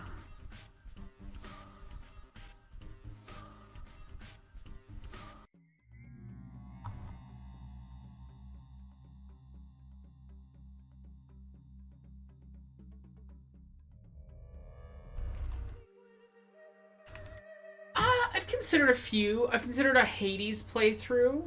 I've considered some sort of challengey Hades 1 playthrough stream. I've never played through Disco Elysium, so I consider that maybe. Maybe when I finish the Undertale video, I would consider it where, like, I'd have to raise a certain amount to make me do the thing that I never want to do, which is play a genocide route, because I would never want to play through that. I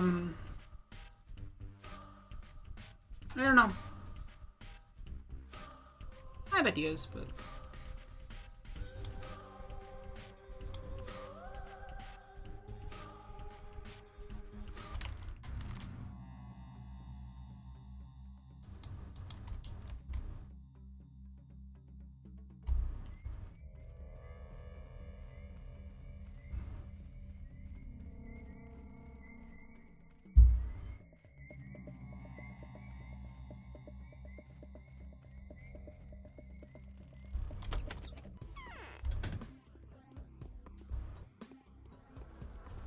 I'm tired.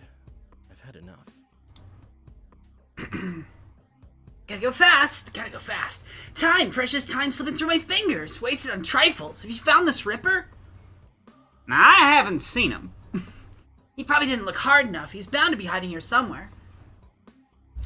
I've searched every home in every...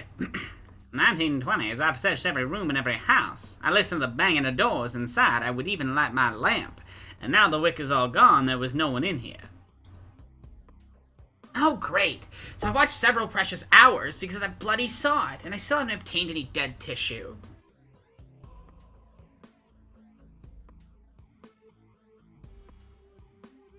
Well, take heart. Dead tissue will soon be in no short supply, enough for you and everyone walking these streets.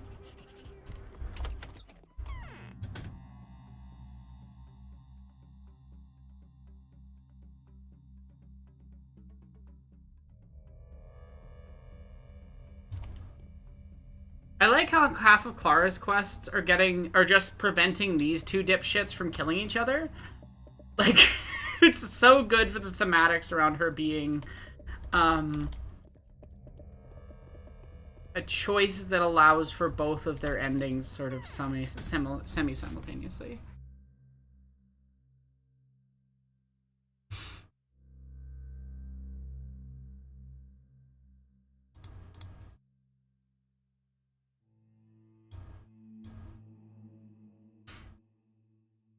How's the bread price today? Not bad. Some bread. Sweet.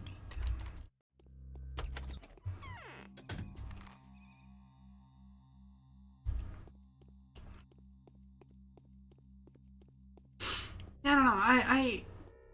I guess here's a question. Do you have any games that you would like to see me play on stream? Or do you think that would be entertaining if I did them on stream?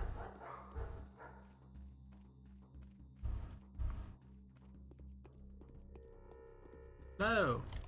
Fight me.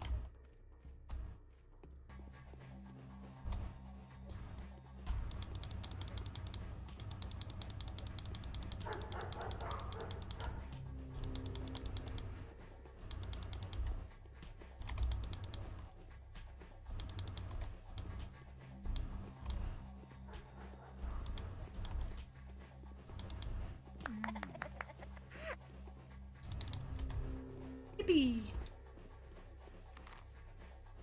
I mean, the obvious answer is stream Undertale when you finish that video. Yeah, I feel like Undertale would be very fun to stream. And I could do all the voices, which would be really fun. I'd have to create a new save.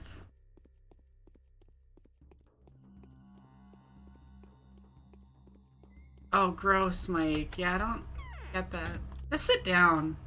That's my recommendation for men. Just sit the fuck down.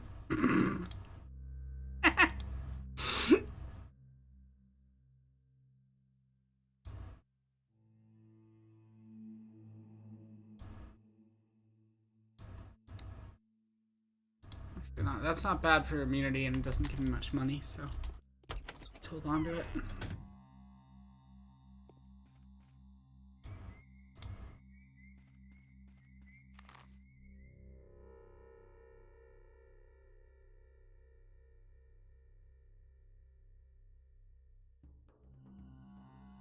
Well, that's the thing, Cammy, is that because this computer died, technically the Undertale save on this computer is like, it wouldn't be a finished one. So I wouldn't even get the Flowey speech. But yeah, no, part of what I want to explore in the videos is that stuff. I don't super want to. I just think that if I was trying to do something that would bring in a lot of people, that might be a method. If that makes sense.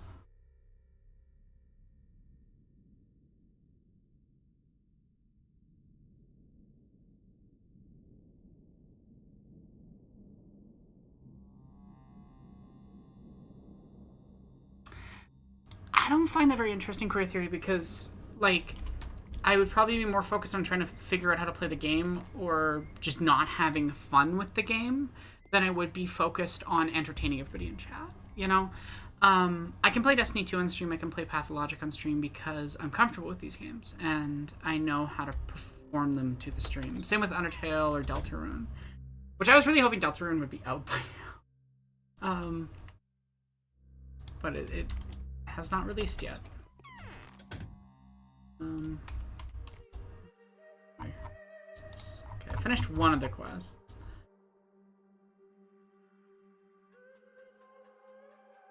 Ella, okay.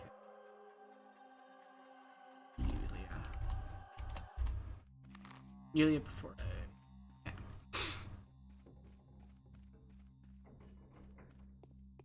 And the thing is, there isn't a lot of game genres I've never played. I guess Sokobans or something I haven't really played. I'm trying to think of like genres, like any mildly popular genre I have never touched.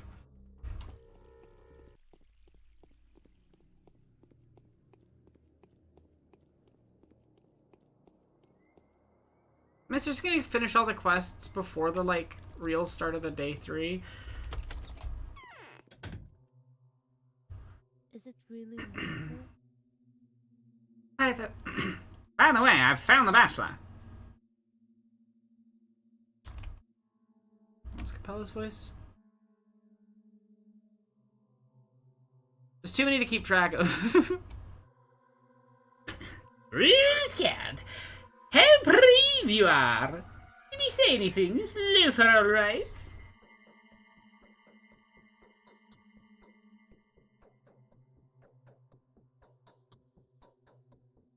Apparently I found the boy and took the powder from him. He was acting rather strange when I met him. Could he was testing that horrible mixture on himself?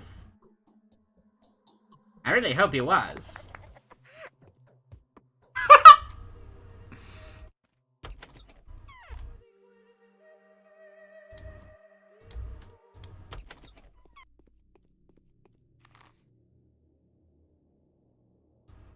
I know what phasmophobia is, and it's never really interested me.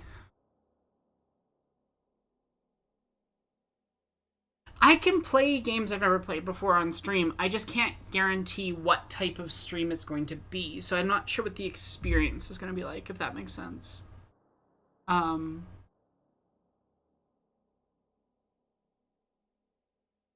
Like, I've done it. I've done this long enough, and I'm that like I could probably play pretty much anything, including things I've never played before on stream, but the quality of my ability to perform to chat might be affected.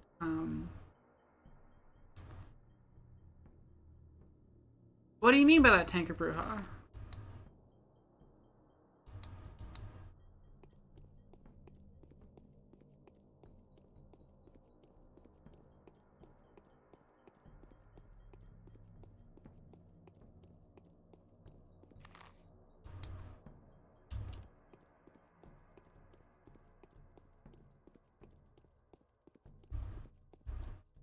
They're gay, of course they walk fast.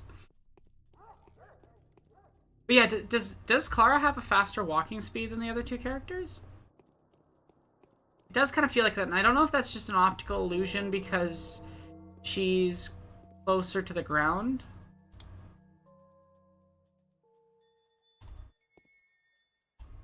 And are you implying that I don't have that skill? Or were you just accidentally insulting me?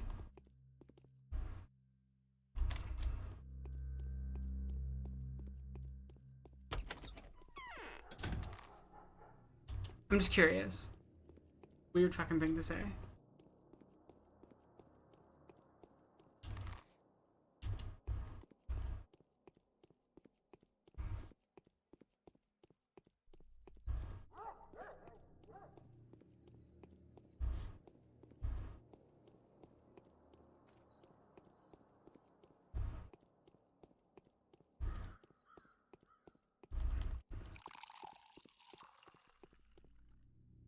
Yeah, I think it's the thing of, like, I've streamed since I was 19-ish. I'm 26 now. So I'm pretty comfortable doing it over pretty much anything in the background. I just think it's a thing of, like, I know when I play Pathologic, and I think the audience knows what type of performance they're gonna get. You know what I mean? We're doing all the voices, and there's that sort of thing. Like, I should let some fresh air. Just because I can talk over literally anything in the background. I mean, I've done those long, like, animating streams, right, where I'm just animating the entire time. I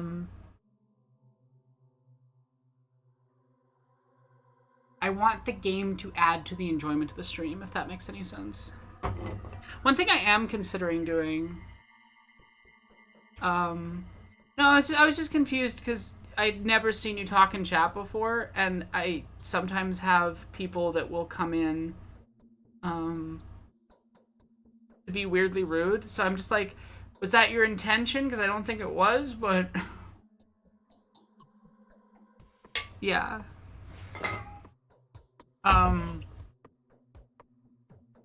Yeah, I'm just trying to clarify what I meant by that. It's not that I can't play other things, it's just that, like, I don't know how much it's going to add to the quality. Whereas I think that, like, Pathologic often ends. There's,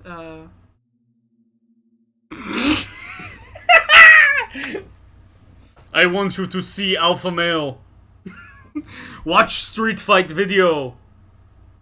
I link it. Watch Street Fight video.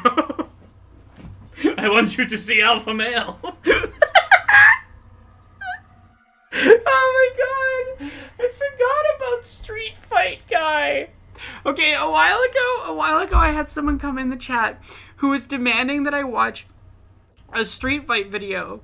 And at a certain point they said the sentence, I want to show you Alpha Male. Not un-alpha male, just Alpha Male. Yes, this actually happened. My girlfriend's in chat. So I'm like, listen, bud. I'm a dyke. My girlfriend is literally in the chat. Like, at the time.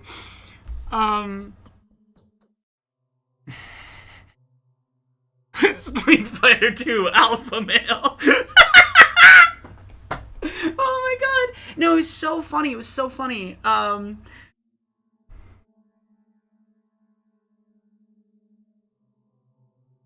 Oh, thank you, Tanker. I agree. I'm glad you like my stuff.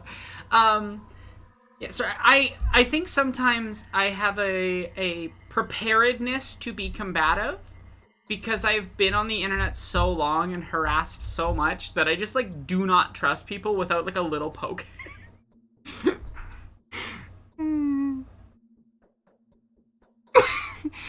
I'm pretty sure it's the most recent Pathologic stream before this one.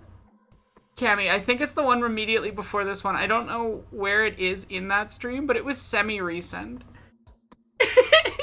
So the VOD should be up, because I don't often delete them.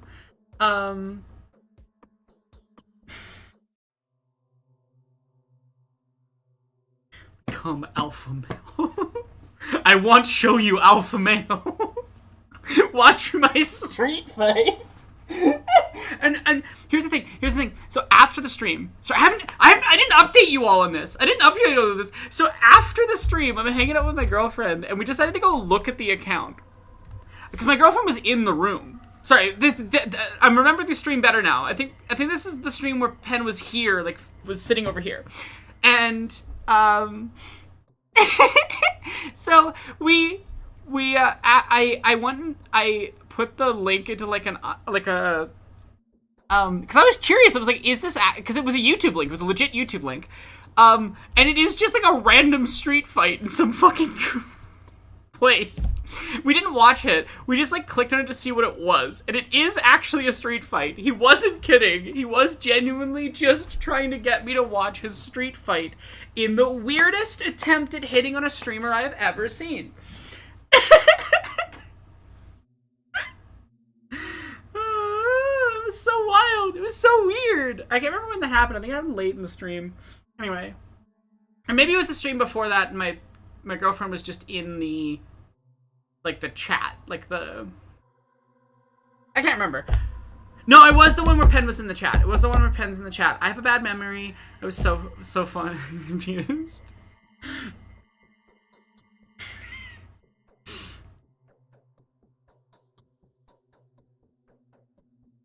Yeah, I think you're right, Mike. I think it was the stream before that one. Anyway.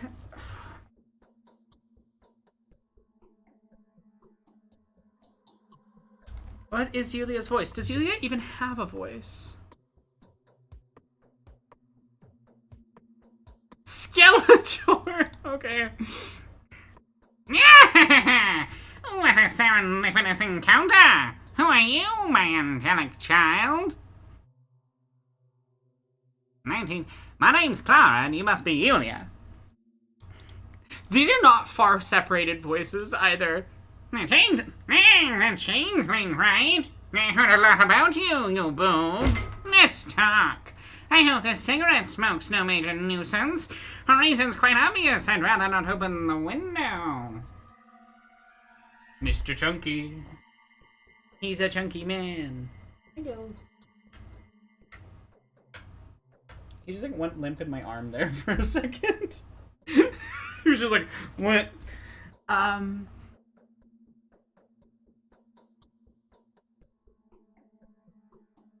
As a possibly lesbian mathematician. I could donate for the voice of the resident lab. Oh, is Yulia the lesbian mathematician? I see. Hello. You're my baby.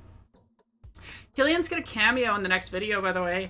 He just decided to come sit on my lap while I was recording for a chunk of it, because he was just, like, not having it with not being in the room while I recorded. So there's just a chunk of the video where he's just on my lap, like, getting pet. Like I'm a super villain, just, like, delivering a script, petting my cat. There's one shot where he looks like he's being held, and I'm not holding him, but it looks like he's being, like, held back from leaving. It's really funny. Anyway. The changeling, right? Oh, wait. Why the 1920s, why the changeling? Never mind. No particular reason. Do you have any business with me? I've come to get acquainted with you. There are unseen connections. Why are you so quiet? Is something troubling you, you boob? 1920s, I'll be honest with you, I have a request to make. But I'd like to do something for you first. That's because John Mulaney low-key does sound like a 1920s announcer guy. I was over on the bench. I was over on the bench. Like, they're just, like, 3 different... They're all in the same family of voices.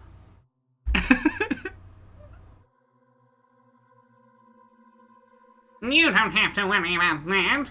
Rest assured you'll do something for me, you boob. In fact, you're doing something for me already. Even if inadvertently. Believe it or not, but the pleasure brought by a visit feels startlingly physical for the kind of purely intellectual stimulus it actually is.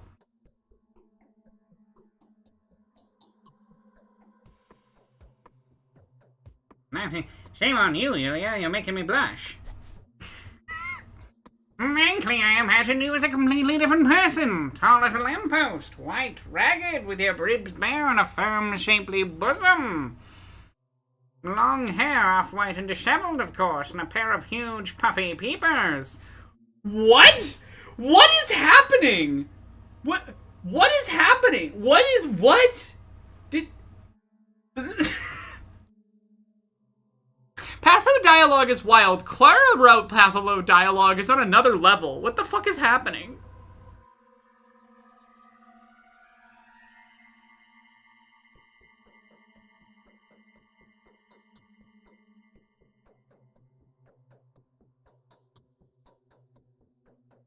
Did you really just say the sentence, a huge, puffy pair of peepers? What is happening? What is happening? What does that mean? What do you mean?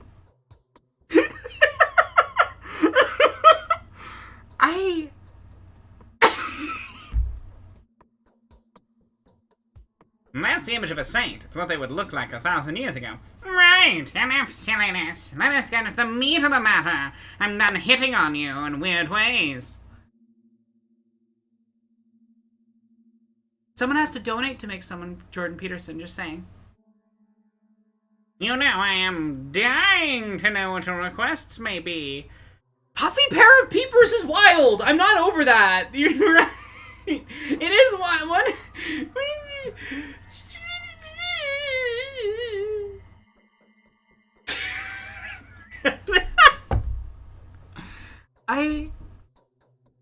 That was a sentence that was just said to me.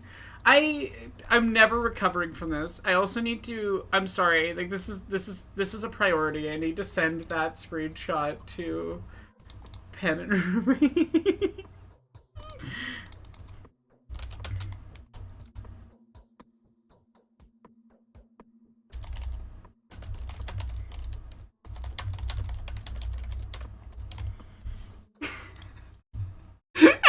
What is happening?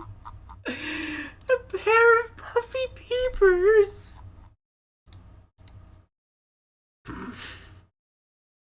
What does she mean by that?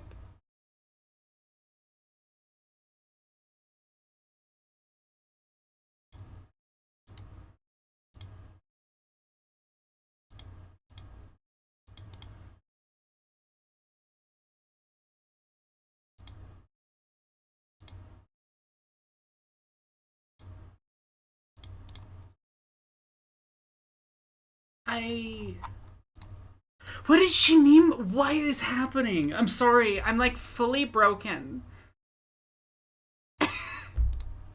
That broke me. That truly.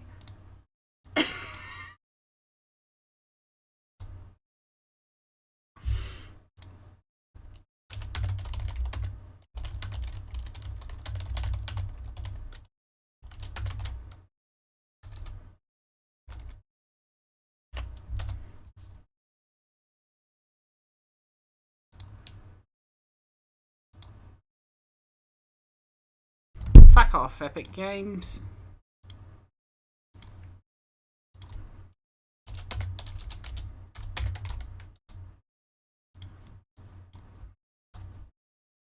Okay, does she mean tits or does she mean eyes? What does she mean?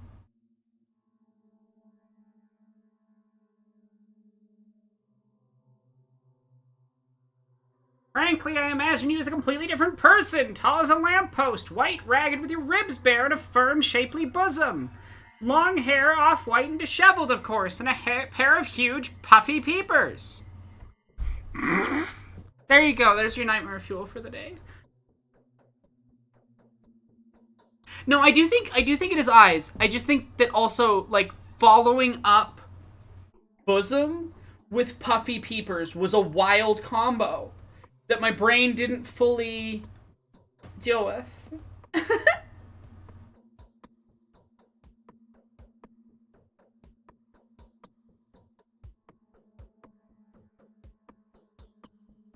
Right, enough silliness! Let us get to the meat of the matter. You know, I'm dying to know what your request may be. I'd even mention an educated guess that you wanted to ask me something about helium. But what could it be?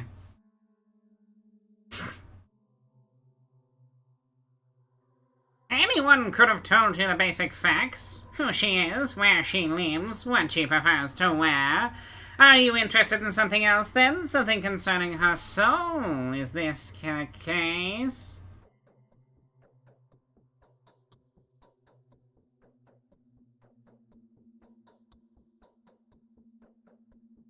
But how would you?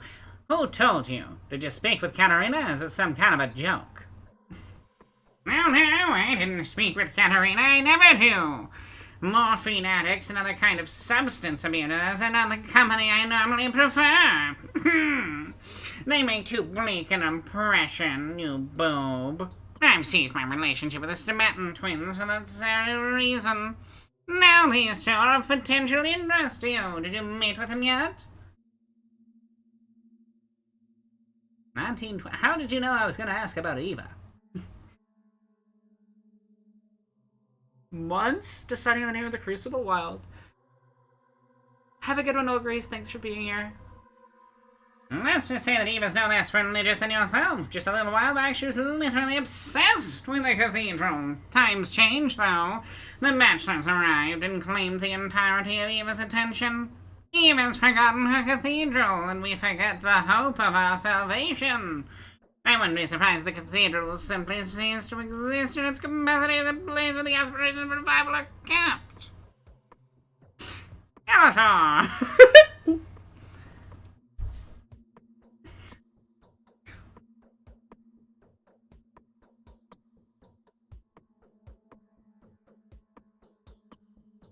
The Bachelor, you say? That's interesting. I'm convinced that he isn't human, but an emissary of evil. Tell me more about the cathedral. Why is it so empty?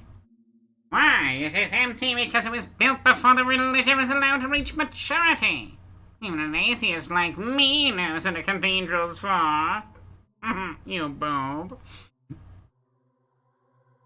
They are not, as Peter Stamatton would have it, a set of walls covered by a roof. Or rather, their vessels are the numinous musical miracle incubators, if you will. The issue in our particular case is that we have the tower on the other side of the river to serve this very purpose.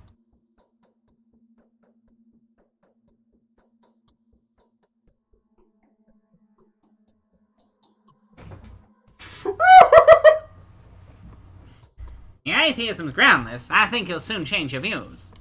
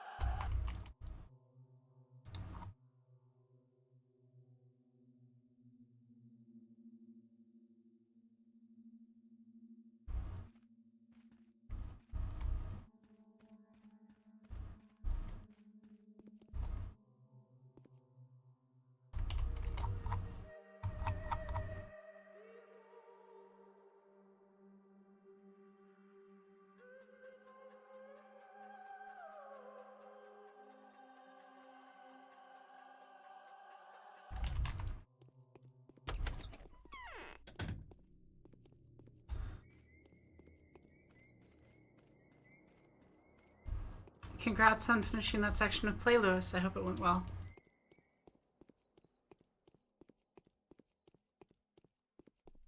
Rereading stuff after you've written it's always a time. It's kind of a process.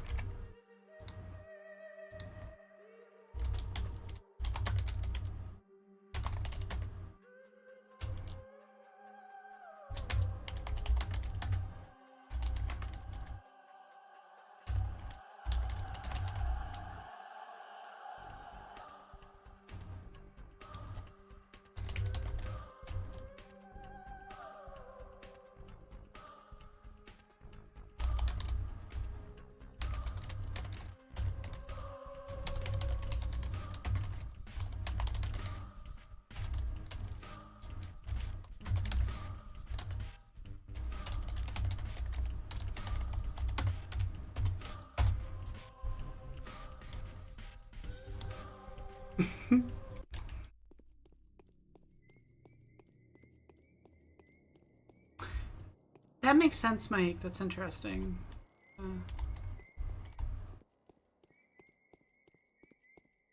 I've never considered that or tried that. That is an interesting approach. I like it. You boob. Sorry, you boob is like the funniest fucking thing to me ever. I just think it's really funny that even the like old school Skeletor was just dropping you boob every 5 minutes.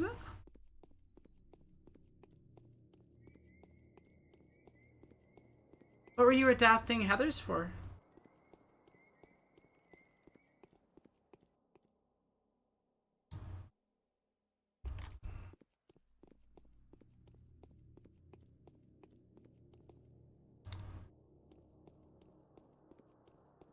Curious how good this gun.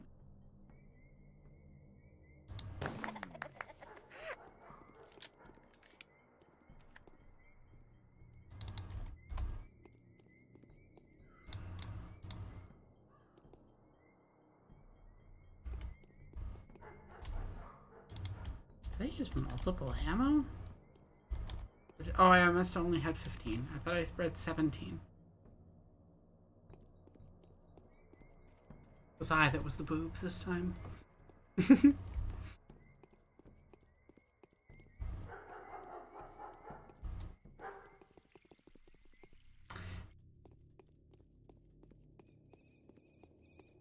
Renmer, that doesn't make any sense. What? Oh, shit. That man jumped down those stairs at me. I'm just trying to go for my morning stroll, you...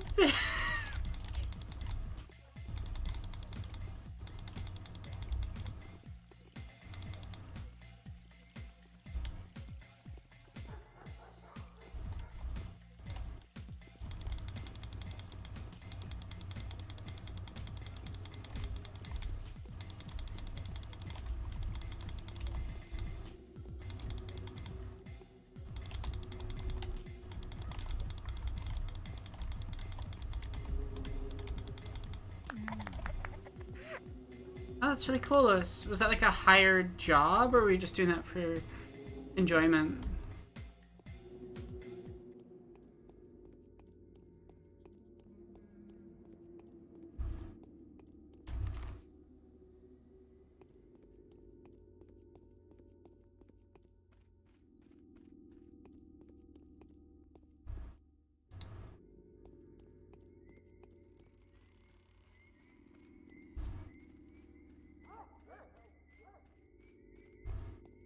Oh yeah, the kids will be. I don't understand what Doom a balls means. I'm just confused.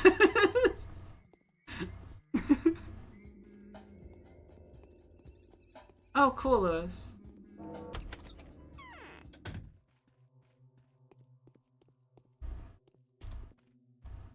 They say it's neither pox nor cholera. Does Eva have a voice yet? I don't think Eva has a voice.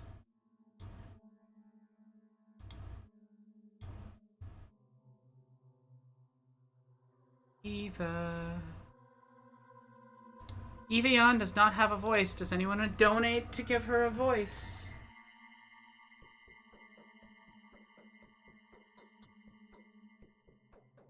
Oh, I understand how that one works. I just don't understand how your... The end sentence doesn't make sense to me. If that makes sense.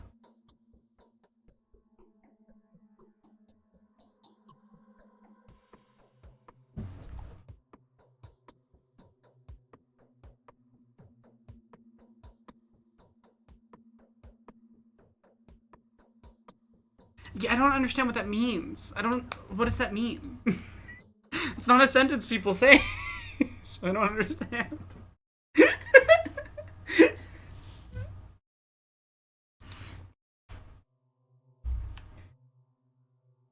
I know you. I've seen you in a dream. You're Clara, but you only have the face of someone who's hounded. Have they frightened you? Hardly, what's your name? Eva Yan, and you must be here to see the Bachelor. Goodness no, that's an encounter I hope I'll be spared. I'm here to see you, Eva Yan. Hello. I've seen the angel of death by the window. Why have you come? What do you want from me?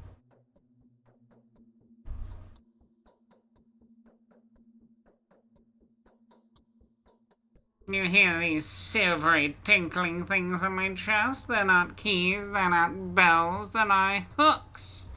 And tell me about the Bachelor. Eva, sweet Eva, tell me, where's your Neil gone? He's working. He's fighting the sand plague with selfless abandon. He's here and there and everywhere, setting up the town's defenses against the disease, going round and assigning tasks, inquiring, gathering materials, observing, reflecting. He's preparing to quell the disease and stop the epidemic.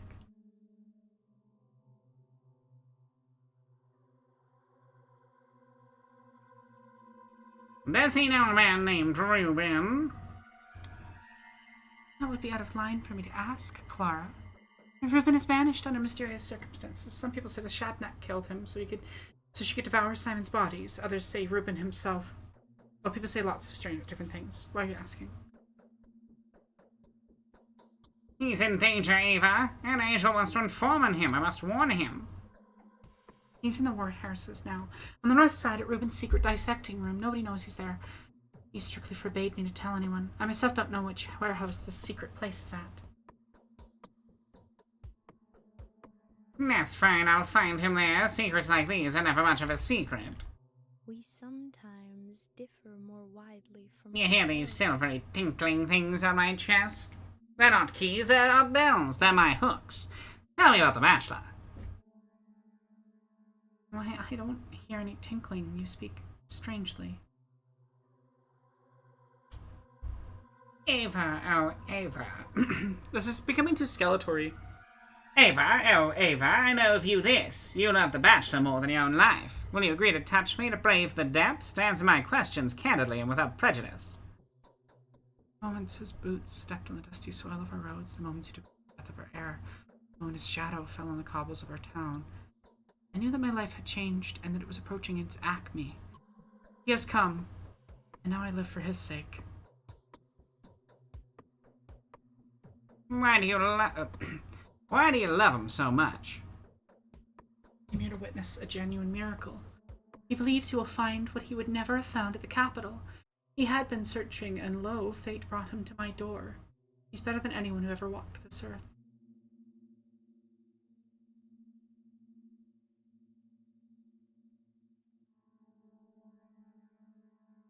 That's because he's doomed. What if he came here to work miracles instead of observing them? I don't understand what you're saying at all. What does being able to work miracles have to do with anything? No, miracle workers aren't doomed, even those of them whose lives are short-lived. Them the fullest in a way you couldn't live 1,000 ordinary lives.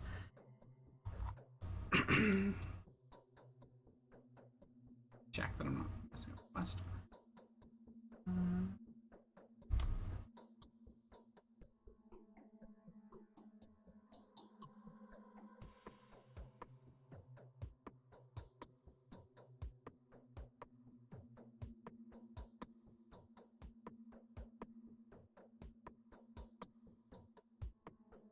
Look at me, Eva. Look at me, Eva. I can work miracles. I can sense their nature. Mark my words, neither you nor he will get any miracles for as long as you're expecting them with such greed and entitlement. No, Clara, you didn't see what he saw. You're being too serious. Those who watched Scarlet Nina build the town, who watched Simon play with our children, would never say it's futile to demand a miracle one can and in a way one must.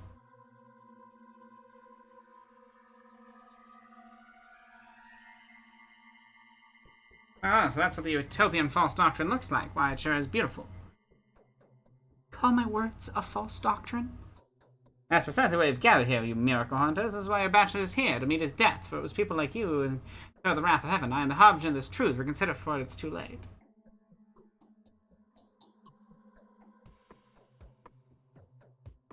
Believe me, it's because of teachings like these that the disease has struck your town. For as long as the town's afire with this naive criminal and greedy hope, you'll go on suffering and dying. I know it, I'm the harbinger. I can. They say you're Katerina's foster daughter. Can you see clearer into the future than she? Will you take care of him when I die? Maria let slip that he has 3 days left to win. His commitment he is bound by. I will have to give him my own life so he may survive. That will be a fitting sacrifice for true teaching. You don't have to die. I'll do everything myself. Sleep and listen to what I tell you. He says we have to fight, to hope for the impossible until the very end. He's the one to do the fighting, not you, gentle Eva. Sleep.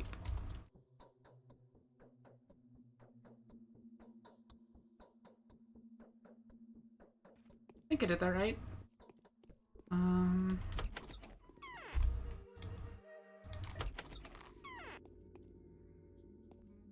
I swear Clara walks faster or something. These quests are going so fast.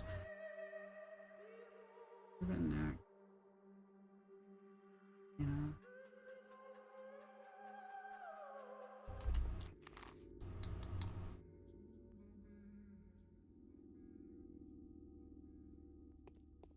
I need to go to...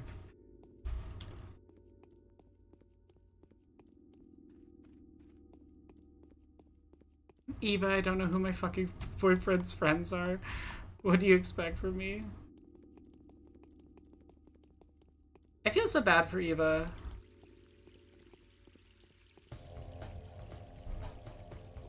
She dies for a man that's off fucking the Harrowspecs. I find it really funny that in Clara's route, Harrowspecs and Bachelor are the least gay. Like, in the Harrowspecs route, they're aggressively gay towards each other. In Clara's route, they're, like, at each other's throats the entire time, and it's just such a funny contrast.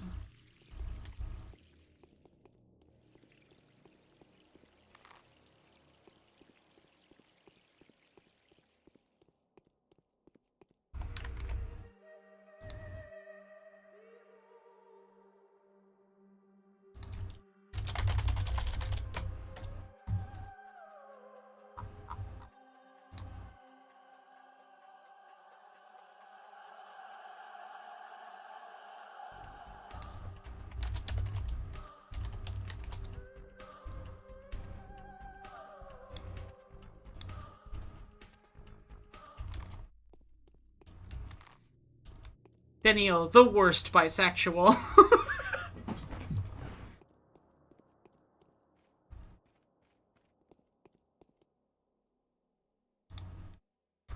I mean, they're at each other's throats in a slightly sexual way, for sure, but,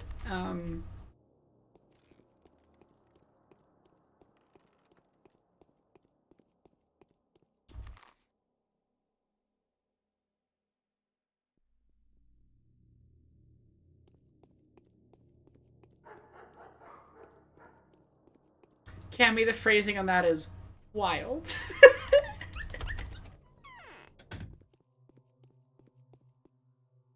Is the disease really contagious? Tell me, Vlad Grimskin, you know how to Angel well. What's your name? Voice. That's Sean Cole. Well enough by small town standards. Tell me who she is, then. Oh, I know it was unintentional, Cam. It was just really funny. I was like, whoa.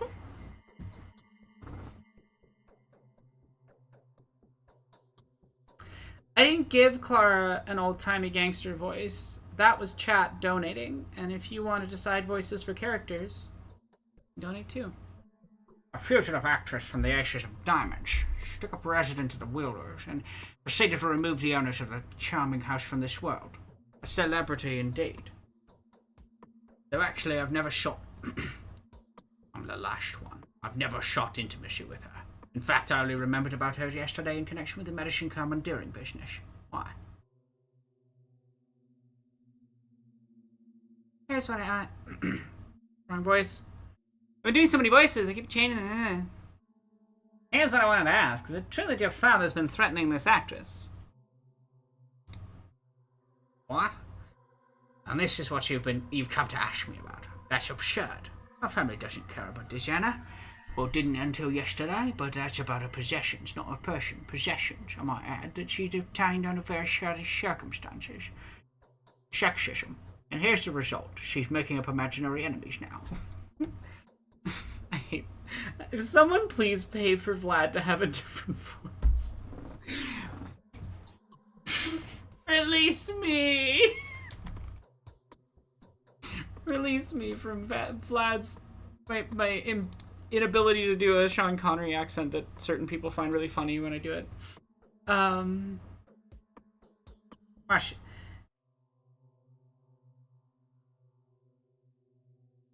1920s. Why is she afraid of your father, then? It can't be on account of the commandeering yesterday.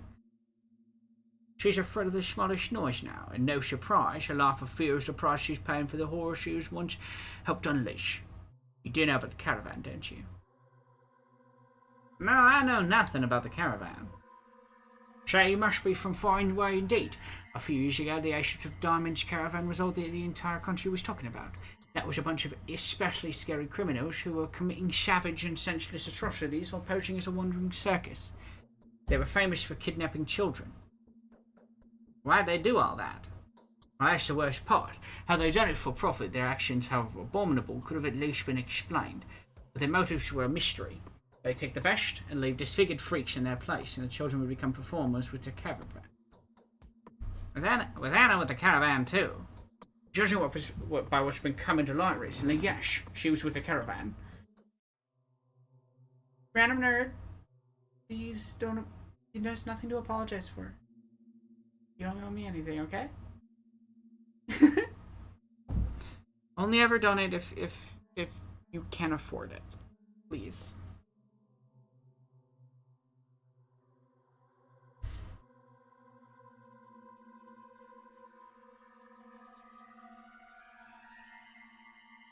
And her role was amongst the most loathsome and enticing bait for the trusted children those trolls were intending to kidnap.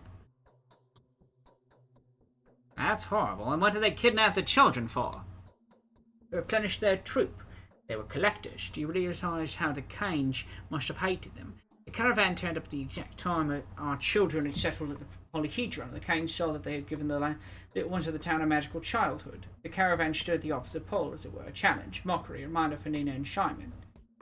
And the Canes know about Anna's connection to the caravan. Well, it hasn't been proven yet, but the day they find out will be the last day of her life. I have no doubt about it. The caravan's a boogeyman that the Canes hate with a passion. A punishment by the government would be a walk in the park compared to the scourges that the Canes used to call down upon them.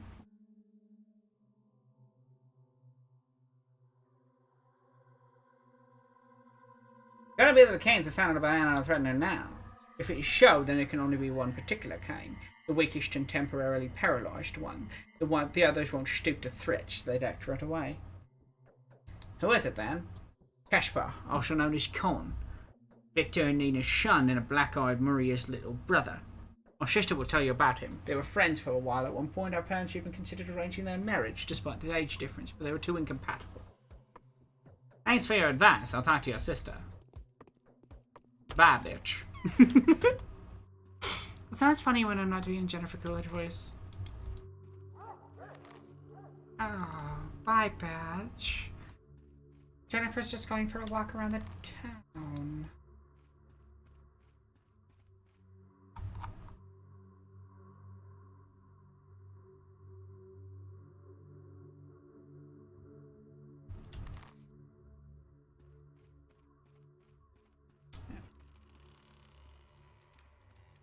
I love how much Clara just fucking hates The Bachelor in certain dialogue choices you can make.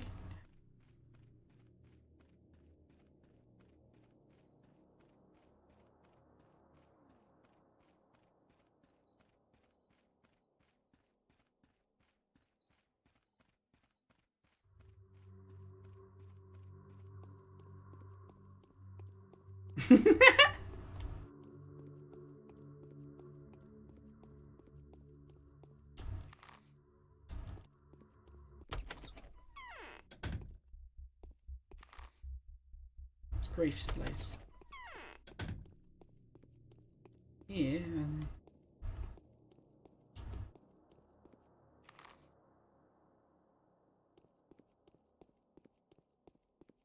Like, The Bachelor does do a lot of things wrong. But he's not pure evil. I haven't slept for 3 nights straight. I don't think I'll manage another. Stanislav Rubin. Southern Belle. I forgot about that! Well, have you come here to intimidate me? Who are you, Clara the Harbinger? What do you want?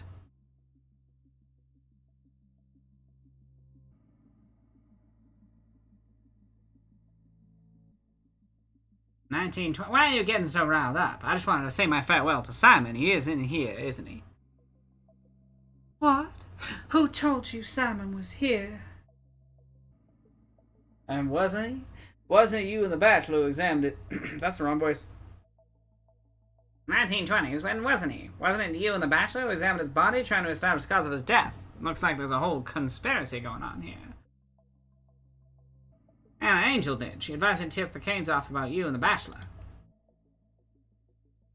Well, Anna Angel's a crazy neurotic with nothing inside, nothing of her own on the outside, a salad of haphazard imitations and borrowing. This rumor-mongering of hers is a typical example. Any more questions?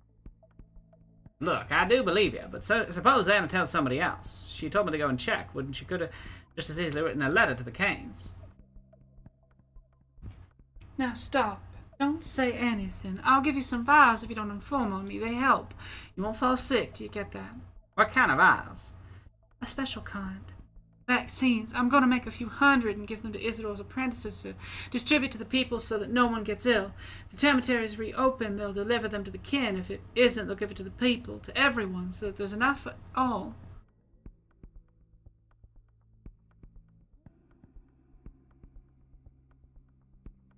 Don't be afraid. I'm not going to inform on you. You'll suffer enough as it is. Yes, it's enough suffering for you. Oh, shit. Is that 2 black vaccines?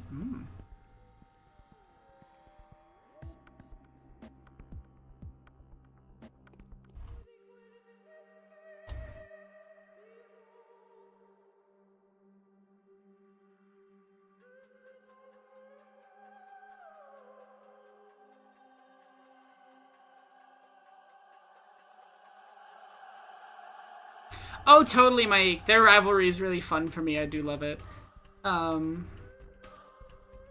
Most people, I including myself, headcanon, Danielle is at least transmasc in some way.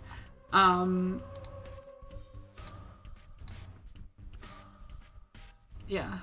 That's actually one of the first things my girlfriend and I talked about, like, way back when we met. Anyway. The patho brainworms. Great for dating other queer people.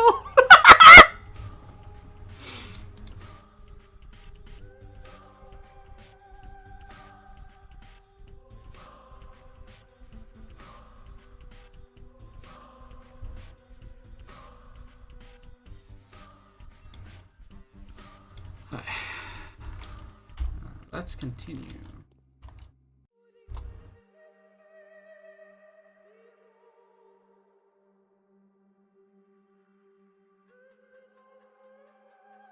Rena, Ella, Anna, Alexander. Got it.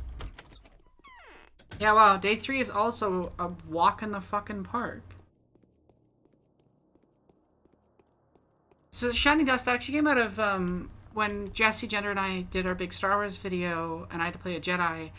I purposely worked on doing a sort of Obi-Wan Kenobi. Obi-Wan Kenobi. No, it's all good.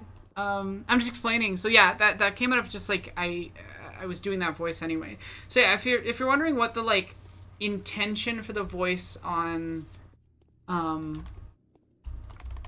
my character in the animated, one of the characters I voiced in the animated thing, the main one I voiced. I also voiced Vader, but Vader requires like sound effects to do right. Like, I can do a good impression of him. You failed me for the last time.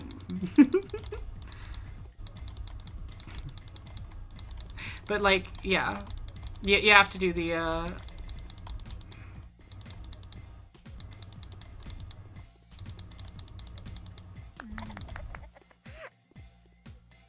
yeah, no, I think the Bachelor has a sort of like extreme like ego sort of informed by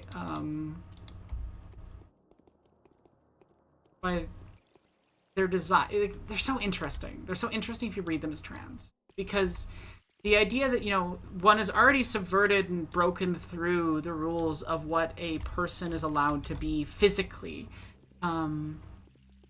General Obi-Wan Kenobi. I have failed you, Anakin. I have failed you. You are my brother, Anakin. You're supposed to destroy the Sith, not turn it into darkness. I'm mixing up two different lines. Not join them.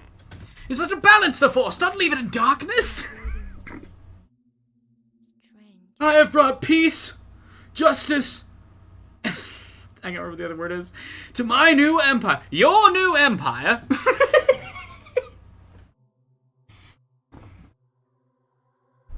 Hello there.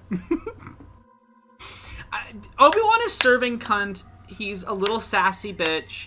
He's bisexual and he's hitting on everybody with no intention to follow through, because he does keep his little celibacy vows despite being the most sexually forward bisexual ever. I love that the Clone Wars TV show is just like 10% Obi-Wan hitting on people.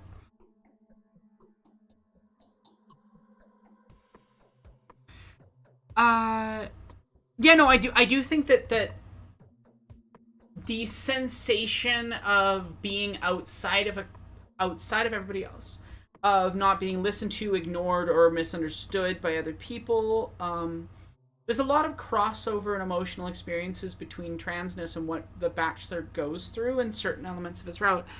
Like, it's a reading that goes so much deeper than just like he has T-boy swag, which he does.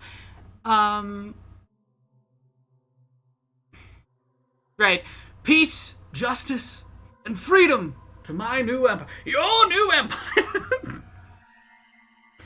Well, if you're not with me, then you're my enemy. I love when people are like, this is bad dialogue, it's too on the nose.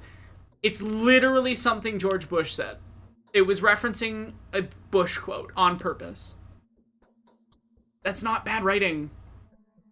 That's just overly pointed political criticism. It's not George Lucas's fault that politicians speak like that.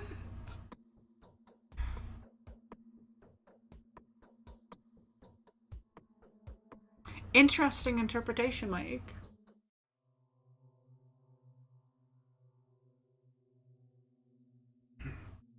I've come to you with a very important task. If you answer my question, I won't bother you anymore for now. Tell me, is your father threatening Anna? The exact quote is, if you're not with us, then you're against us. fool me once, shame on you. Fool me twice, you can't fool me again.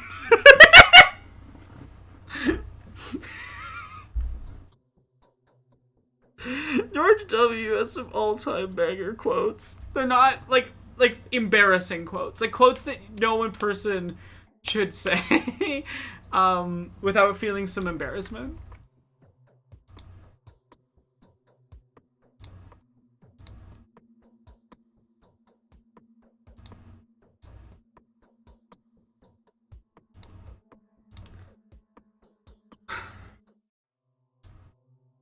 Oh, for how much longer are you going to torture my father.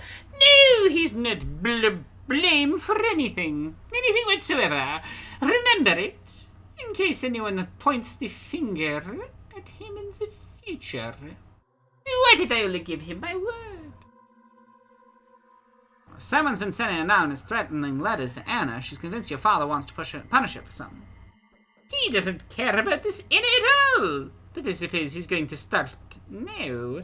Anonymous threats, ways to slander him. Thank you for telling me. I'll strangle this Anna myself, the viper, with my own hands. But who could be sending her those letters? They're signed "Look Back." What did you say? Look back? I think I'm beginning to see now. Anna must have really been involved with the caravan, which makes Khan the most likely writer of the letters. So that's why they're all suddenly assembled at the Polyhedron 5 days ago and wouldn't leave. They had heard of the seeds of the caravan sprouting in the town. Small wonder. I don't get it. Who assembled at the Polyhedron?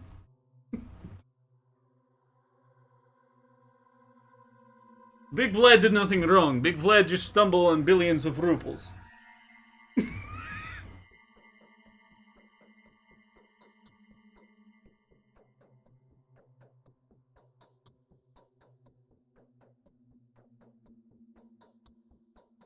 Well, a while ago, all of the town's children darted for the tower on the other side, like sheep from a wolf.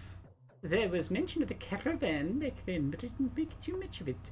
So, Anna is afraid that the pest will resurface.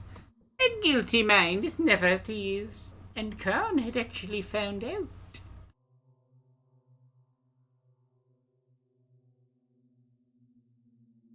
I don't understand, Thistlefox. What am I saying?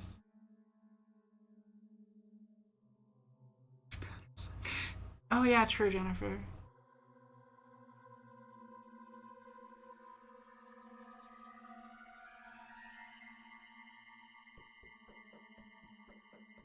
In 1920s, and so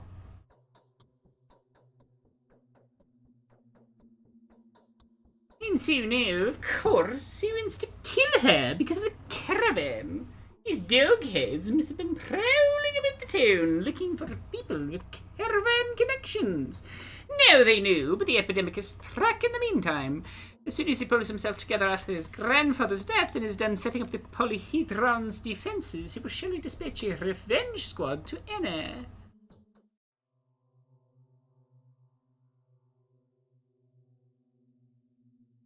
And why had the news of caravan fugitives frightened the children so much? Basically, they used to abduct children. It said they brought them up as actors in order to attract new audiences. They picked the best. But no, so many years later, there have been so many legends, so many ballads, and scary stories about them that no one remembers the truth anymore. In the children's ears, the word caravan is simply synonymous with a maddening and inescapable horror.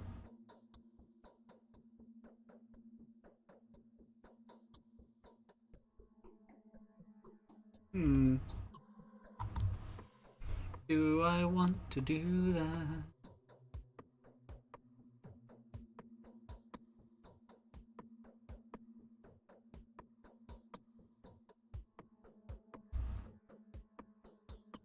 By the way, Anna has an accomplice, the hunchback usurer. Khan will give her no peace regardless. In his mind, even a single living caravan actor is a being who will sow and spread the seeds of this senseless monstrosity, like an infection of sorts. Really though, what's the point of the plan? They probably had something else in mind, too. No, nothing. They traveled the country, acting, singing, performing stunts and tricks. They took bright children and left ugly ones on doorsteps as replacements, like changelings. They were leaving fear, grief, hatred, and monsters in their wake. While themselves becoming even more alluring, beautiful, attractive, and memorable. But despite that, people were growing more and more afraid of them.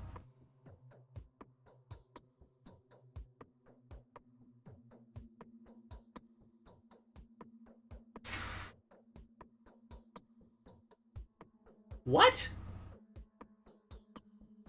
Clara, what the fuck?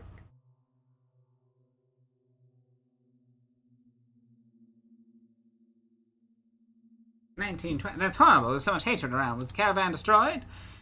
Yes, it attracted the attention of the powers that be fairly quickly.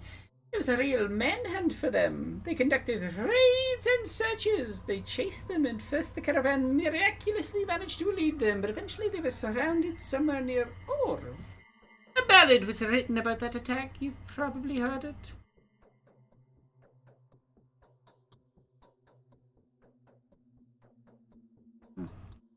But who could have defeated that evil if it had been real and not of the buffoonish kind? No one, and the caravan would have made it as far as your step by now.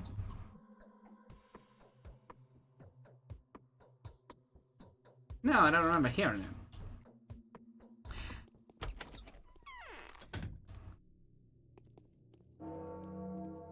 The sort of meta layers of Pathologic makes interpreting certain things, particularly in Clara's route, sort of odd.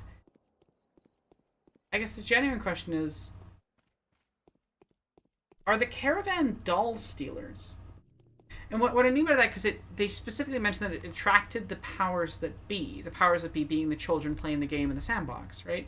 And like, are the caravan people who take the kids' toys and replace them with worse ones? Or am I digging too far into the metafiction? Is Clara dismissing the dangerousness of a kidnapping group is just sort of odd? I'm fascinated and confused. Must be Pathologic.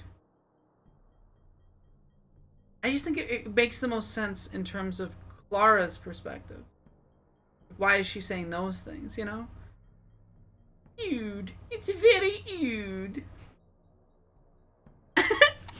I love Rule's card voice. It's so absurd.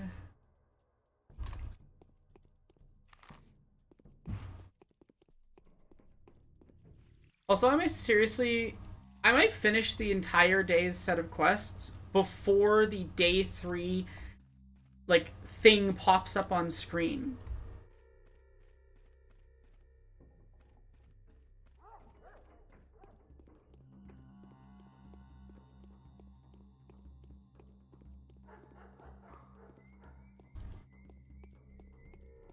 Patho is such an interesting game because it exists on so many different layers of fiction. Fictions within fictions within fictions.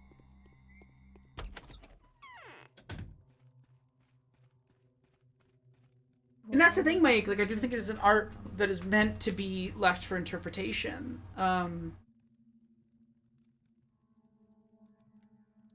Just one of the few times where I'm asking... Because I guess for the thematics, it's just sort of odd to me that Clara would call the caravan an imagined evil. Now, the other interpretation that you could take from that sentence is that the caravan never actually hurt anyone because it's a game in a sandbox, right? Or rather that this is a fear that the children... What is reflecting on my face?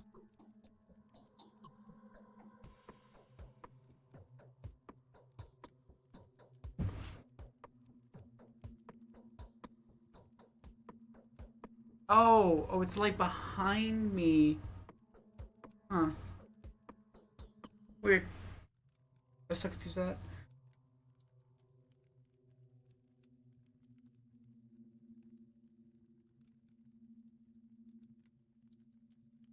Oh, I definitely agree. My Clara exists in such a strange state in Patho 1.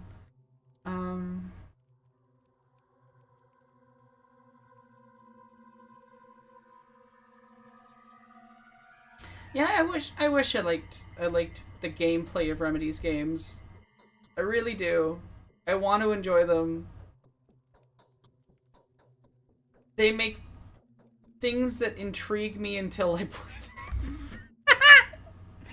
I find Remedy's storytelling kind of clunky and awkward, sadly. I do want to try Alan Wake 2, though.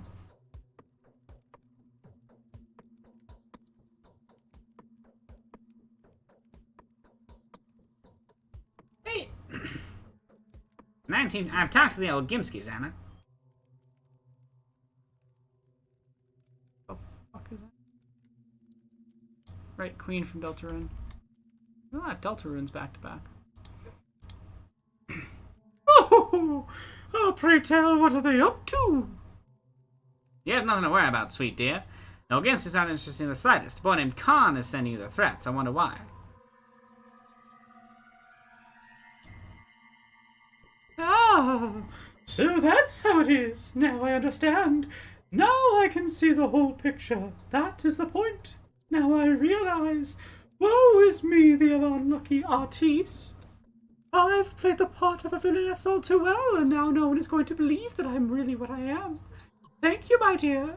Now I know which direction to expect danger from. McClunky. Might be the writers didn't know either, and the death of the author and all. I think. Oh yeah, no, I definitely agree with. I find readings, and their conversation with or denial of artistic intent interesting. And when I can't place the artistic intent, that's an interesting little thing that I find hard to dig at.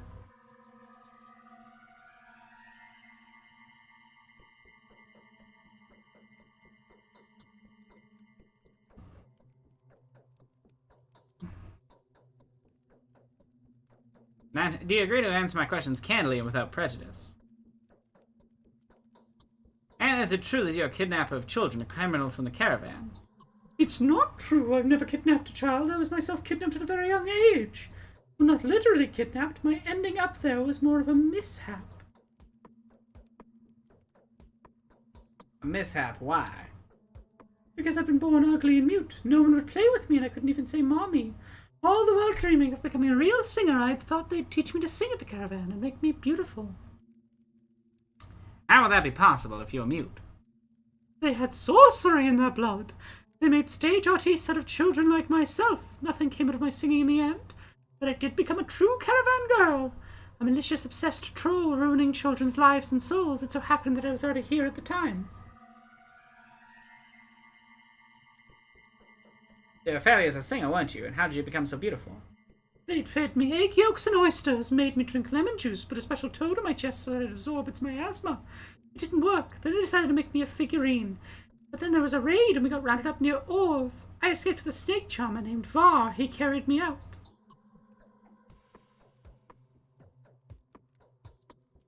What's a figurine? A freak. They left the small ones at the door of a house that a child had been kidnapped from, like changelings, you should know.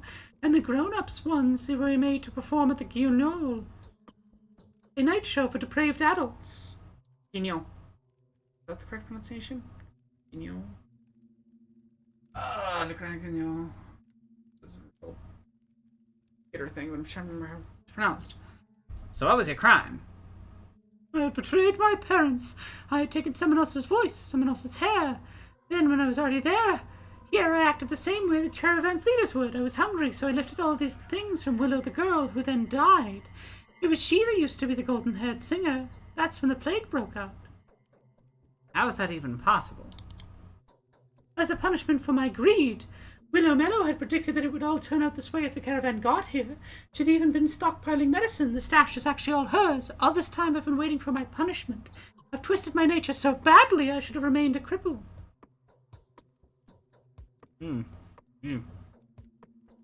Lara's wrote really maximizing the Yi handling of certain topics.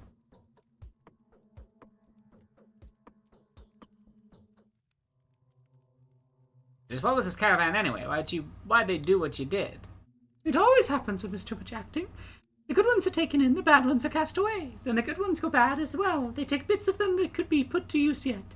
I took the dresses, the voice, the hair. I did what a caravan woman would have done, which is why the caravan turned up here.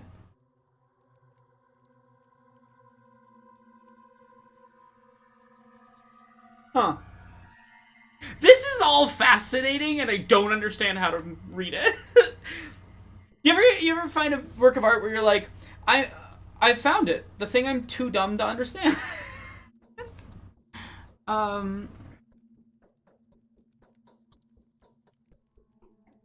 True, Cammy. I think Patho's the best example, if not the most prolific. This is so interesting.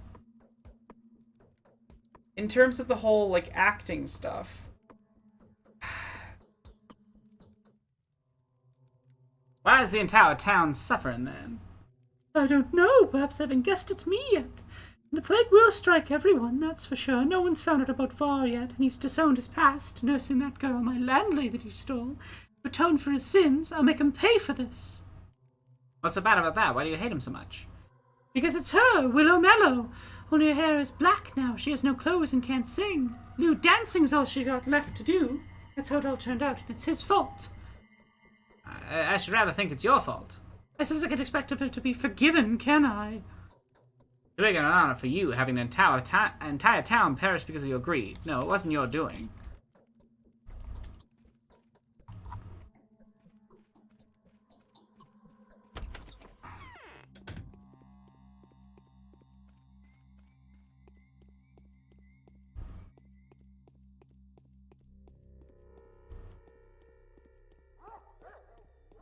I don't disagree, Mike. I do think that that is a valid interpretation of some of those interactions there. That was so fucking interesting and so weird, and I don't know how to... I'm gonna have to sit with that one for a bit to see if I can even come up with a coherent understanding. Again, Clara's route feels so... throwing stuff at the wall, but not really trying to make it cohesive.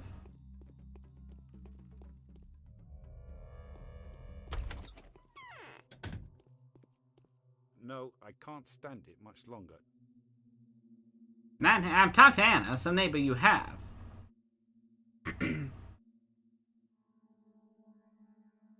I say, now you we? Or do you still not think of the rod as your home? Tell me, what is your verdict on Anna? She's innocent. Are you sure, Clara? I am sure. That's mixing accents. 1920s, I am sure. Well, I say, who is guilty then? I don't know. Are there no more bad people left in town? Don't you want to know who caused the disease?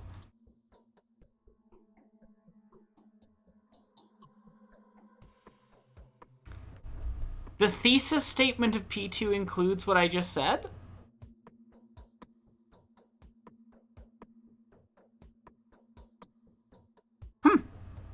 Interesting. Oh, I say, be watchful, Clara. Careful you don't let a criminal walk free. The entire town will be slowly consumed by your mercies, keeping the one villain alive.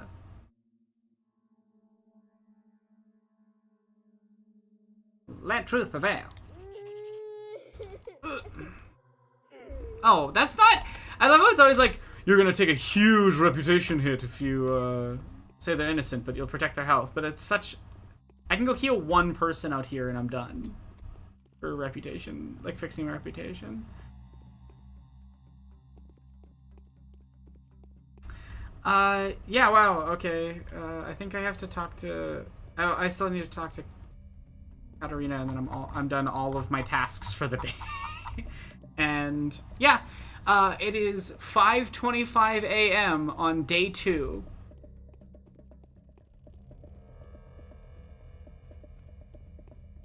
I've gotten too good at navigating the town.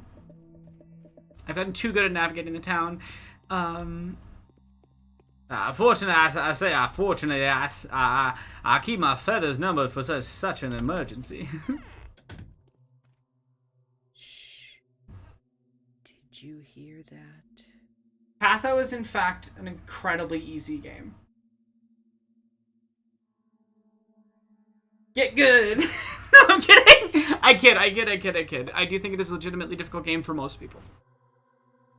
I'm just a god.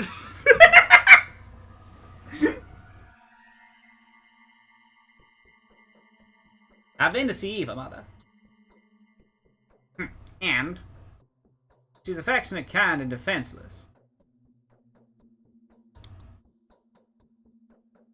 Well, have you managed to convince her? 1920. I did, though it wasn't easy. She has accepted our faith.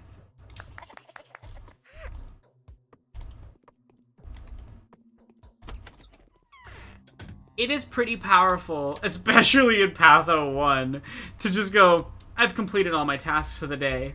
And I want to note, 5:33 a.m. The day 3 message that says it is day 3 only plays at 7 a.m. I finished the entire day in the first 5 hours in-game time.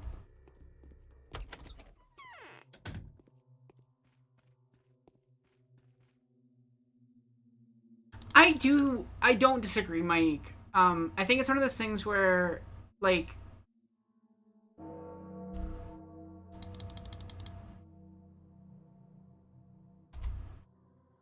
morning of the third day has come. It all ends in less than 10 days.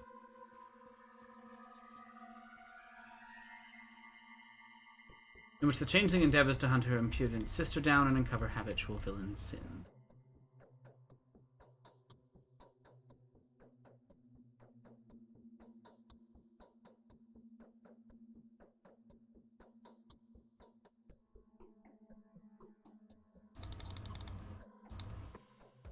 Oh yeah, I mean, Haley's a friend of mine, so, like, both her and Ruby's work on the game, I think, is so fascinating. Though I haven't gone back and rewatched Haley's old videos. Just, it's always weird to go look at a friend's, like, pre-transition work. You know what I mean? It's just weird. I don't think they mind. They keep the videos up for a reason, and they are proud of them, but I just...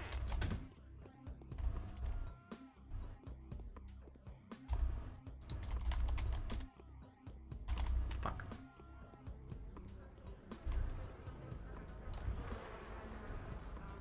In the back corner.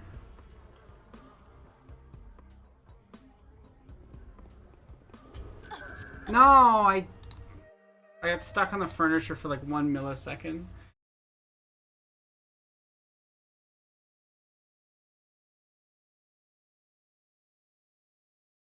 But yeah, to be fair, Haley and Ruby are just incredibly good at media analysis in general.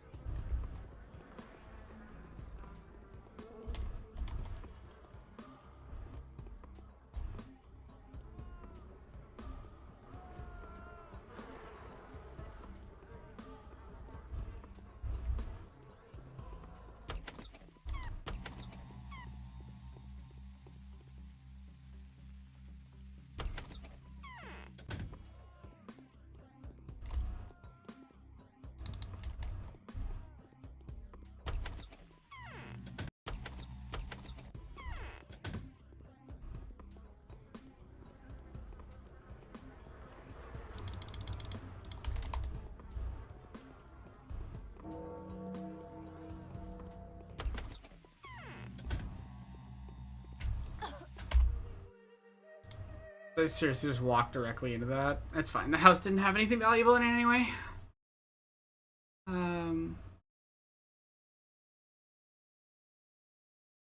True, Mike. They are coming at it from two relevant but distinct perspectives. I think maybe part of why I would like to think that I have an interesting perspective on the game is purely because... No, fuck, I got stuck in the terrain. I worked on pandemic spread simulation research right at the start of the pandemic. And then I spent, and then I also worked on the COVID dashboard for my province.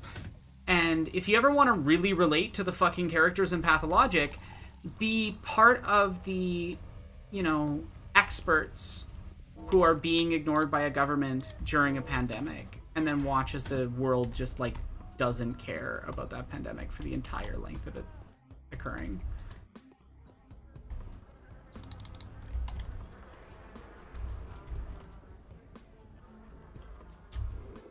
No, come on. The train in some houses is a lot easier to dodge in than others. Yeah, I know exactly, random nerd. Like, it is a weird thing. It's, I just can't do it. It's good work, and I'd love to bring myself to watch it at some point, but it's just like, it is hard to do when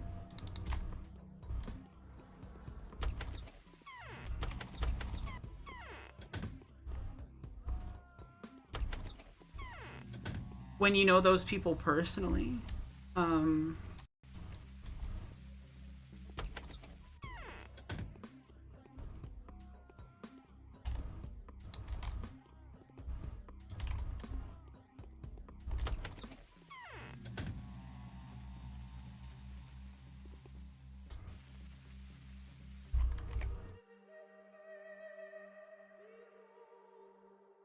Yeah, their Signalis video is one of my favorite ever. Same with the Utena video. Like, they're just two of the best people working in the field right now.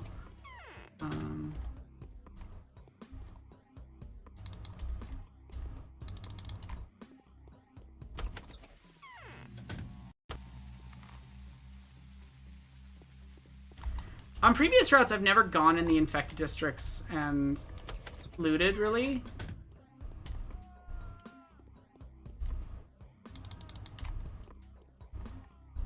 Shit, I'm gonna get locked in here.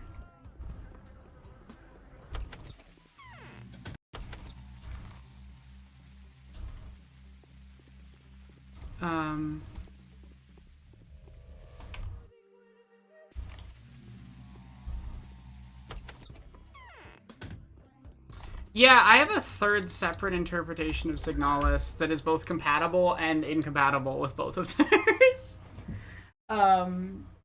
And someday I'll make my video about it, but I would argue, maybe unintentionally, maybe intentionally, I don't know, that Signalis is about the emotional feeling of being trans at this current moment of, like, drastic increase in attempts to genocide our community.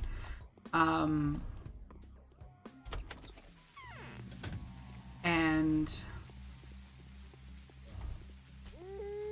no, stop.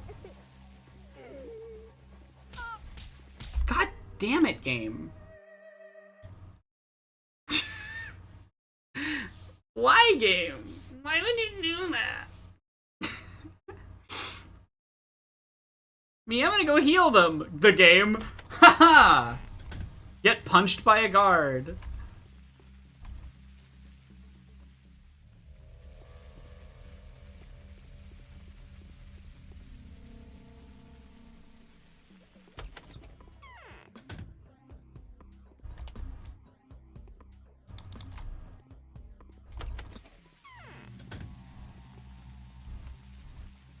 Clara used the wrong patty cake. Can I steal a rat? I can do rat racing as Clara. I can still get the achievement. That's gonna be our pet rat for the rest of the playthrough, by the way.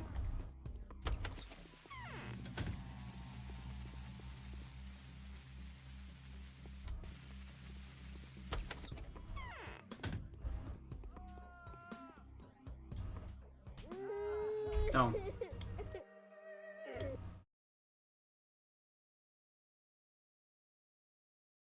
Yeah, that is very in character for Clara. That is true. You are right. You are right.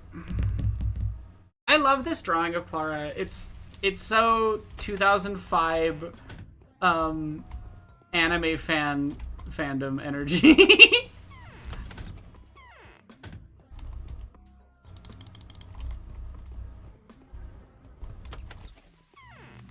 Really not getting much useful shit on this excursion.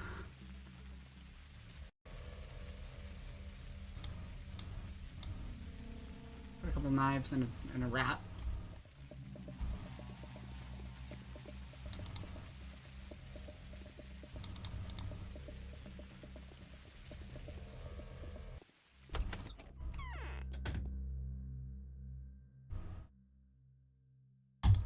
Buy my bullet. I think this will be worth more in another day. Whatever.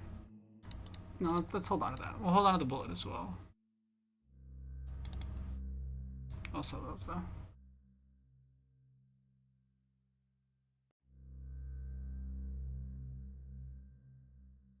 I don't think, like, I want to be clear, I think Signalis holds many different simultaneous meanings that overlap. Like, I don't think the class stuff is unrelated to the queer stuff, is unrelated to the capitalism, communism stuff. I think they're all interrelated. And I think that the fundamental transness of androids sort of informs a lot of that reading, and the fact that it was made by trans people, I think, adds to it. But there's a lot of specific elements. I think even just the paralleling with Shinji from from Ava, because I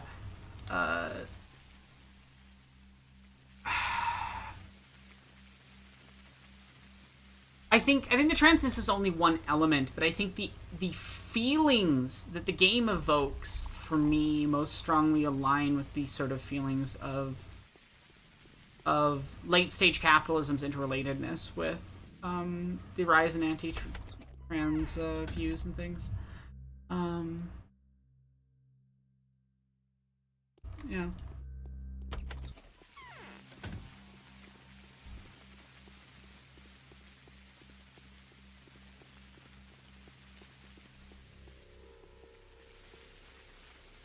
So yeah, it's an interesting game, particularly in its intertextuality. It is so deeply full of intertextuality.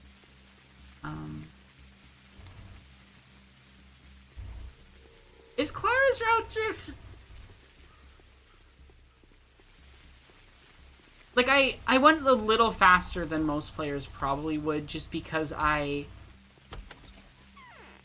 would pre-plan a little bit, but even then, like, I wouldn't have taken much more if I was just following the dialogue and nothing else. Body is gone. Could he be not dead? A funny old man.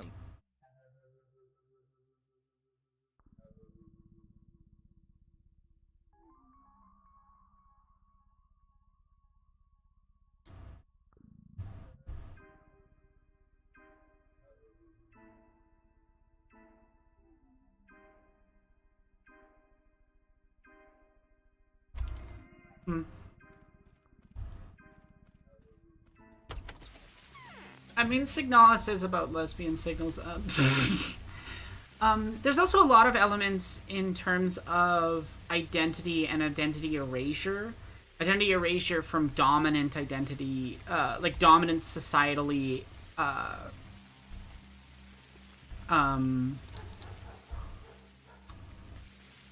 accepted identities, right? So in Signalis, you have this element of like people's minds stuff getting overridden by these other personalities and stuff, and particularly the personality of the Empress. And there's all these, like, the sort of eldritch horror of it a little bit is the idea of the closet in a way, in a backwards, roundabout way.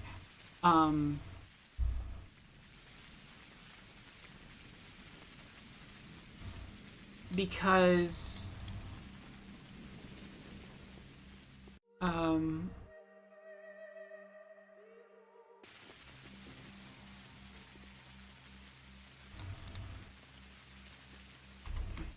yeah, Clara's route just feels like there's like less going on. Like even just the number of steps per quest is low. I get that I guess there's like maintaining reputation and health that kind of matters, but I'm really not struggling.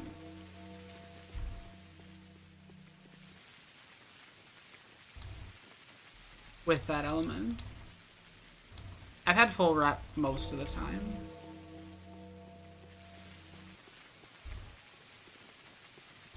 Oh, absolutely, Cammy, and I think Signalis is in part about that, about the ways in which we find ourselves within media and it reflects us and stuff.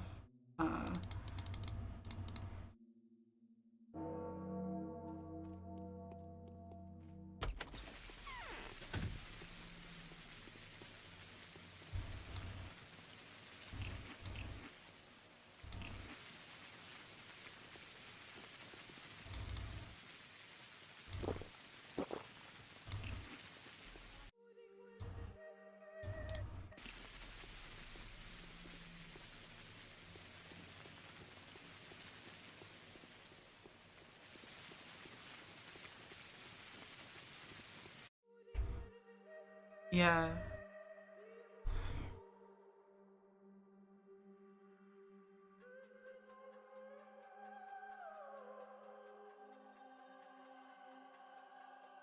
Thank you, Cammy. That means a lot. I don't often feel very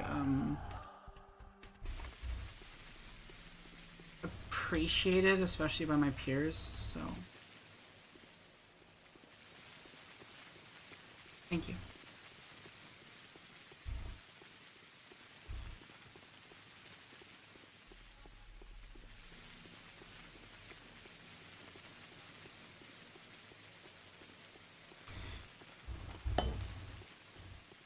I got the Blu-ray. I'm excited. I'm excited to watch the deleted scenes and stuff.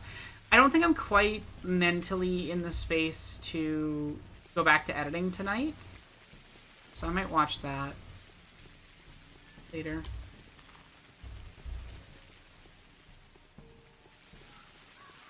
Yeah. Yeah, like the Clara's Road. I'm finishing the quests like at the start of the day, and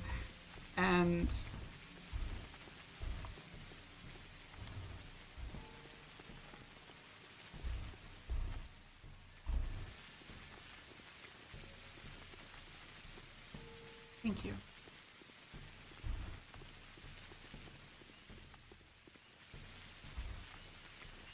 I mean, the problem is that I need to do more work, and I need to get more stuff done, and I need to get things released, and I can't just keep writing and writing and writing and writing all of these scripts, but not finishing them, or not filming them and not shooting them, and like I can't keep doing that. I need to get some done. I need to get them finished, and I don't know. It's just proved difficult the last while. I think if I can get this video done, this Avatar video done, I'll finally be able to kind of move forward a little bit with a bunch of the other ones. So,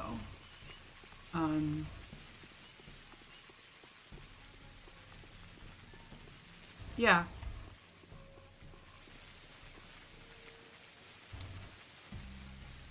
I think one of the interesting things with the stream is that you get to see a little bit more of my processing ideas or processing thoughts, you know? When I make a video, it is so polished and thought over and thought over and thought over. Whereas when I'm streaming and I'm just kind of examining this stuff for the first time,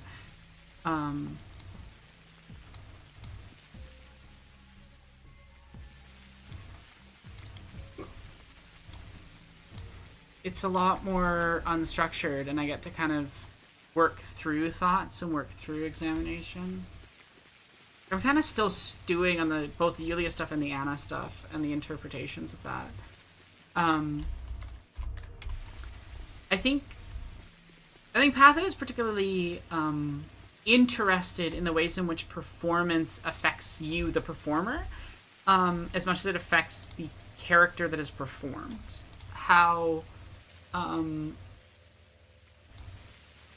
messy and weird and fucked up that is, and the ways in which we damage and injure people through using them up for performance. You know, in the case of Pathologic, like it really allows you to have a conversation with the characters and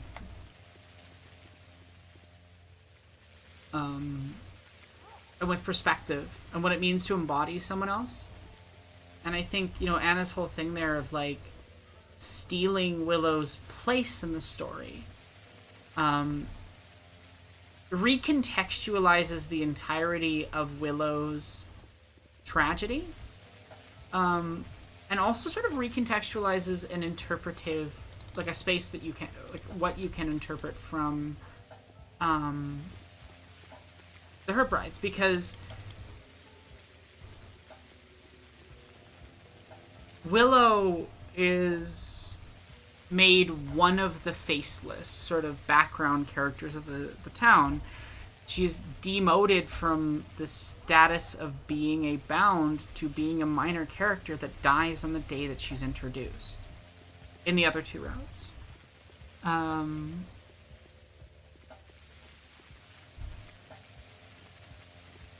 your worth cannot and will never be in the state that you've transitioned to, the state of your body right now. I understand that feeling, though. I really struggle with it. Like, the last little bit, I've been really dysphoric. Last, like, 2-3 months. I don't know why. I'm hoping that the new dosage of T blockers I'm taking will be better.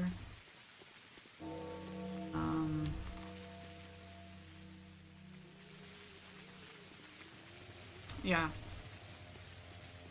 She is touch, and that touching people changes them, which I think jives very well with what you said about. Yeah, I think it really does. I think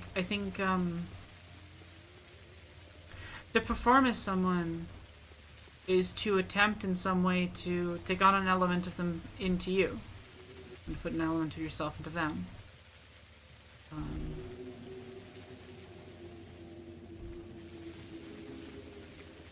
Performance is sort of symbiotic in that way, and it's a very strange thing to give life to something through acting it.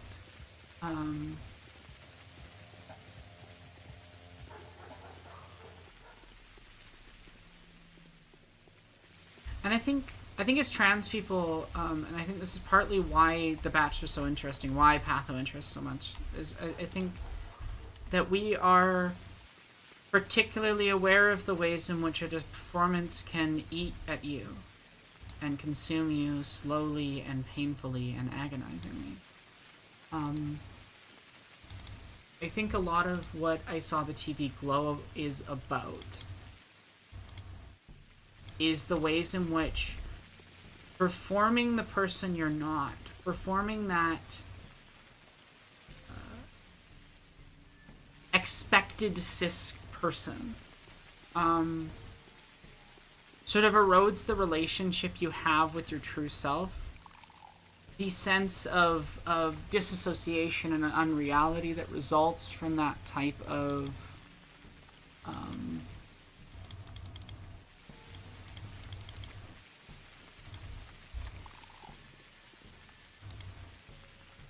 relationship to self and relationship to others, I think is really complicated.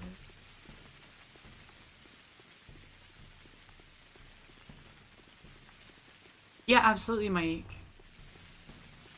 Yeah, that's why Ruby plays the player. It's also why there's going to be a complicated sort of interrelationship, intertextuality between Ruby's work on Pathologic and my work on Undertale. When I finish that, Ruby's going to be playing the narrator. Or more accurately, she's going to be playing Frisk in the relationship to you. And I will be performing the player to some extent.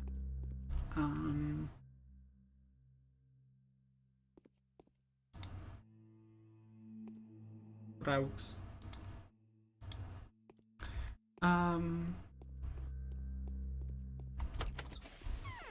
No, I think it really does. I think it really fucks us up.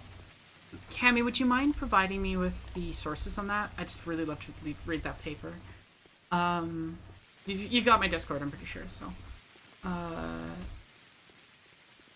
Because, yeah, I think when you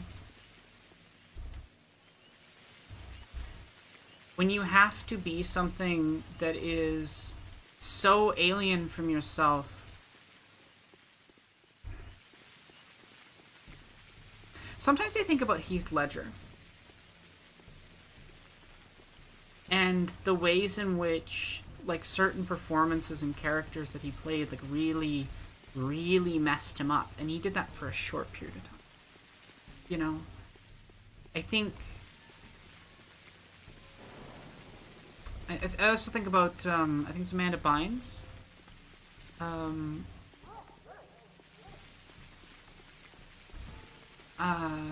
When she did She's the Man, and... or whatever the fuck it's called. The one where she's, she pretends to be her twin brother, and it's a loose adaptation of a Shakespeare play. Like, the intense depression-causing dysphoria she had from that experience. I think really shows that what trans people experience is completely a result of a social situation we are stuck inside of, and nothing with us. I sometimes get a little bothered with the ways in which certain trans people go about discussing the harmful medicalization of transness, where sometimes they unintentionally, right, because they're so quick to say, well, being trans isn't a mental illness, which it's not. But implicit in the way they approach that is saying that the mentally ill are bad, undesirable, and to be connected to that is a negative thing. And I think, as a mentally ill trans person, that is very hurtful in some ways. I think it's also just really narrow-sighted in sort of revolutionary potential. I think the reality is that whether or not it comes from or is interrelated with mental illness, which I think, for myself, there's no way that my transness cannot be interrelated with the dissociation and derealization that I experience, because it partially, the treatment I experienced from society caused that. And so my relationship to my gender is sort of complicated due to that treatment. The take I'm describing is assimilationist. It's the idea of saying, like, well, trans people are just like you, and we're not like those mentally ill people. And I'm like, I do actually think there's a lot of crossover in experiences and feelings and things, because I think,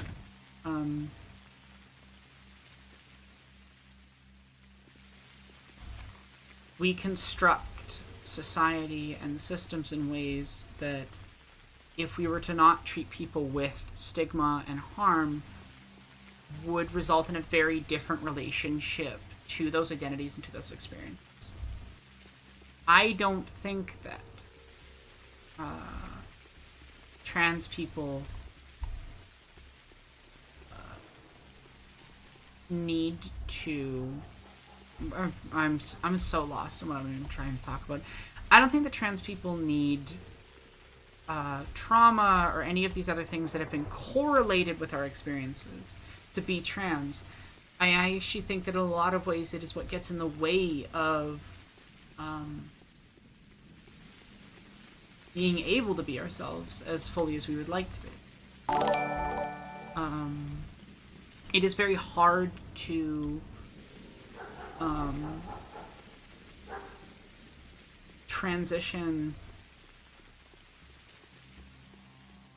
I mean, it's just very hard to transition in general, but I think it's especially hard to transition when you have spent most of your life in some way. Have a good one, Lewis. Hiding and being shamed for and feeling shame about any sort of true sense of self. And I think when you spend all that time creating someone that isn't you to perform, and you spend all that time carving out as much of yourself as you can, that leaves a real specific, deep, agonizing pain. And I don't know how to deal with that. I saw the TV Glow videos a little bit about this. And so is the Undertale video. Or at least the conclusion of the Undertale video. I feel like will be the response to the call that is the I saw the TV Glow video. And I wrote the Undertale video already. But I saw the TV Glow as a film brought back up a lot of feelings that I have dealt with, and I guess if there's anything I can say to any younger trans people, and I don't mean younger in terms of literal years, I mean younger in terms of transition years, queer relativity, etc., etc. there is no right way. Exactly as Cammy's saying, there's no right or true way.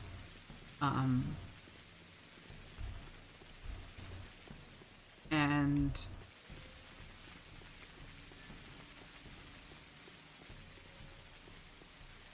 you don't know how you're going to change. And that's beautiful and wonderful. And it's scary. Yeah, it's scary. But I think if you don't try to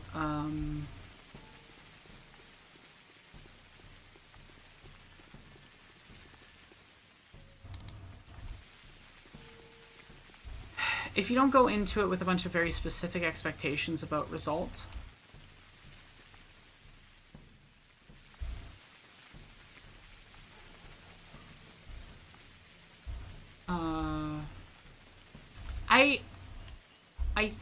I think watch it with any cis people you want to. I think a lot of cis people deserve to see the film. I'm hoping that the video I will make will help cis people to stop being... I don't have a nice word. So just insert your derogatory term here. I'm hoping my video will help at least some cis people stop being the worst about the film. But I do think that every cis person should watch and every trans person should watch. I think it's a beautiful work of art that I think as many people as possible should go and see. I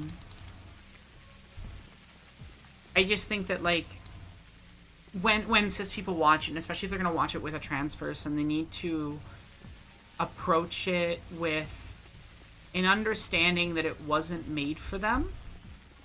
And for a lot of specifically cis white people, that is very, very, very hard for them to do.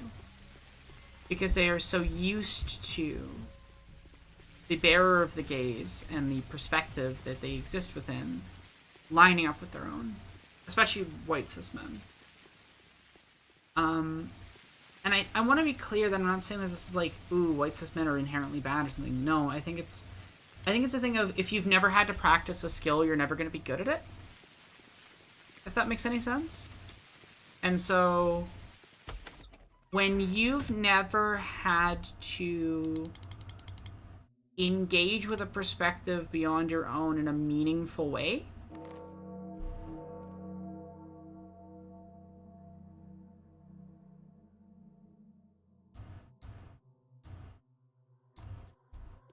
I've read this entire thing, like that entire note, twice on stream already, and I'm kind of in an interesting spot, so I'm gonna ignore it.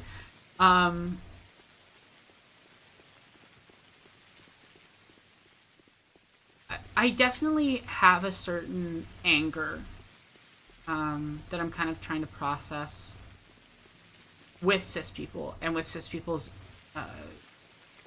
seeming lack of desire or willingness or ability to engage with, interact with, listen to, or learn from trans people, and I have a, you know, I also, I think, have a unique set of frustrations because I'm a trans person in a public eye situation. And I think I'm struggling with my work right now in a little ways, because what people find valuable about my art is its vulnerability and its honesty and its truthfulness.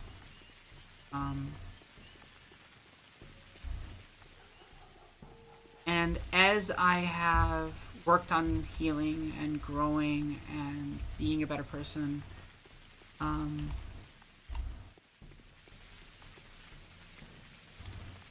the more I kind of want to just protect my own peace, as it were. And then there's sort of a mix of things of like, well, I want to say these things in the work of art, though.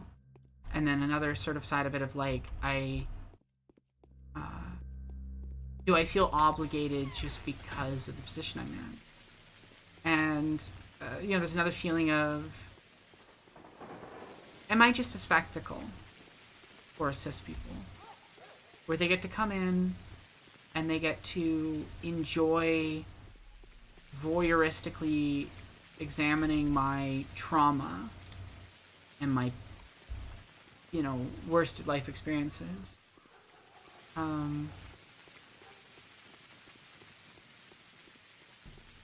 And yeah, I think I don't even know. I think I've like gone off on like a tangent on a tangent on a tangent. I don't even know where I started from or where I'm going. The things that bothers me with this kind of cis person is the lack of curiosity. Never once in your life thought that gender is bullshit. I mean, absolutely, Mike. I think I've really struggled with some stuff in the last year or so just because of the shit that's gone on in my personal life. I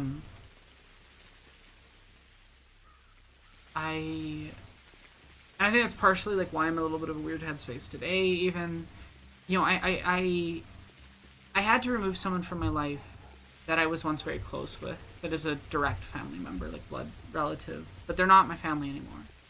And I've really struggled with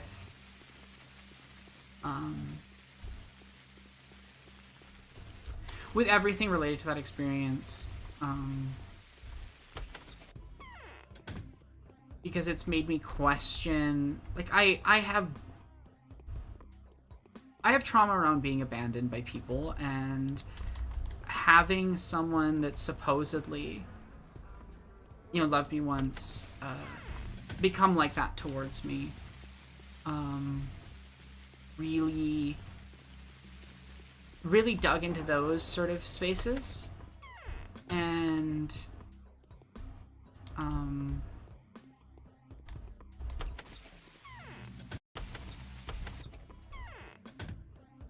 that was really hard to process. And I think it's just kind of messed with me a lot because it's made me question the other cis people in my life.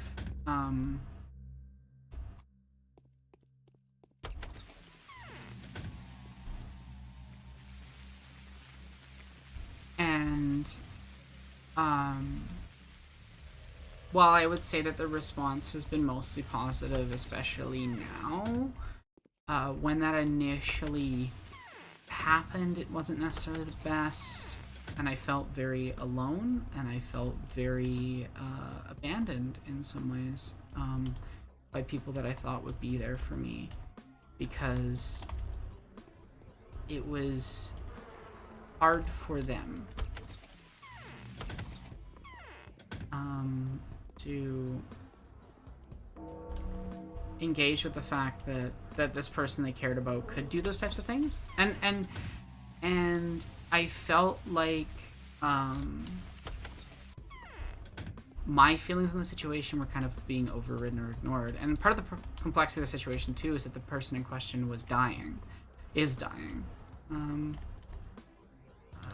and is going to very likely die in the next couple of days. But they've been sick for a long time. And so people were already dealing with those feelings and stuff, and I just felt like there was no space for my own feelings about a family member of mine going like full turf, like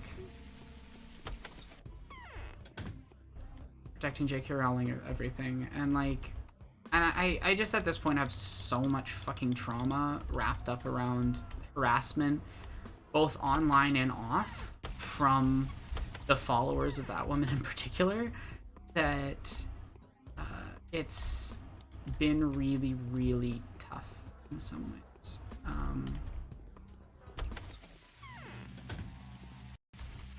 Yeah.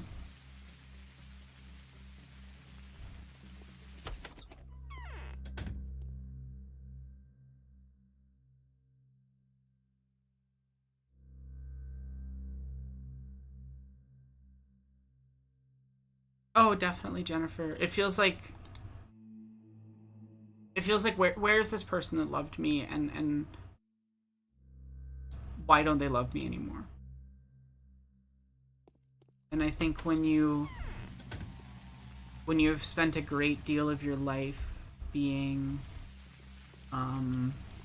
mistreated, abandoned, etc., by the people that are supposed to care about you,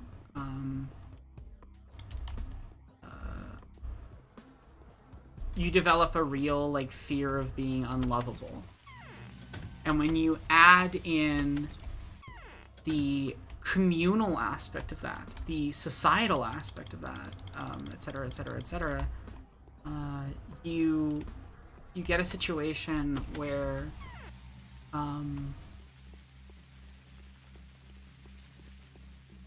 there's all these, like, awful feelings, and so that's, like, all I think made me really, really insecure, which I don't like. I don't like feeling insecure. I don't like the way that it makes me feel, and I don't like the way it makes me question those who love me. And yeah, like, I've really specifically struggled with that feeling of being broken or damaged.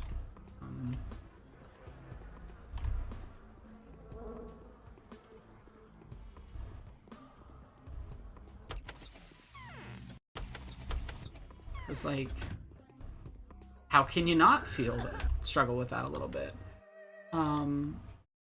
after those types of experiences?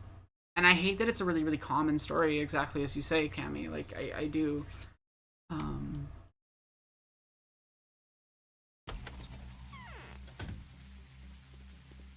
Well, and I think when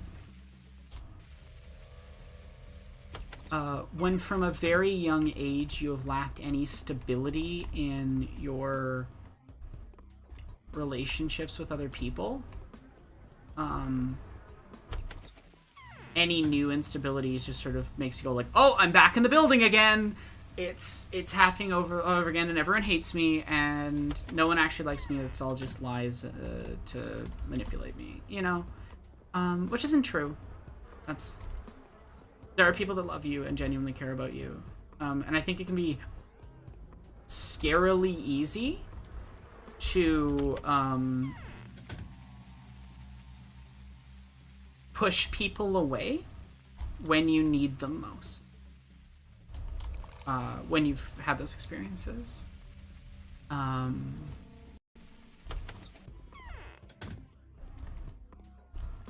Yeah.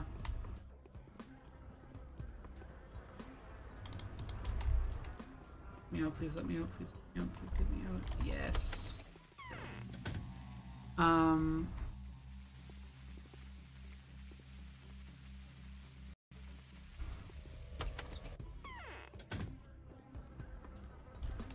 Yeah, and I think it's hard to feel stability in self or relationships with others when that happens. And I think it's one of those things where I don't think that this individual event on its own is what is, like, shooking me up so much. It's the, like, interrelationship between it and everything that has come before it. And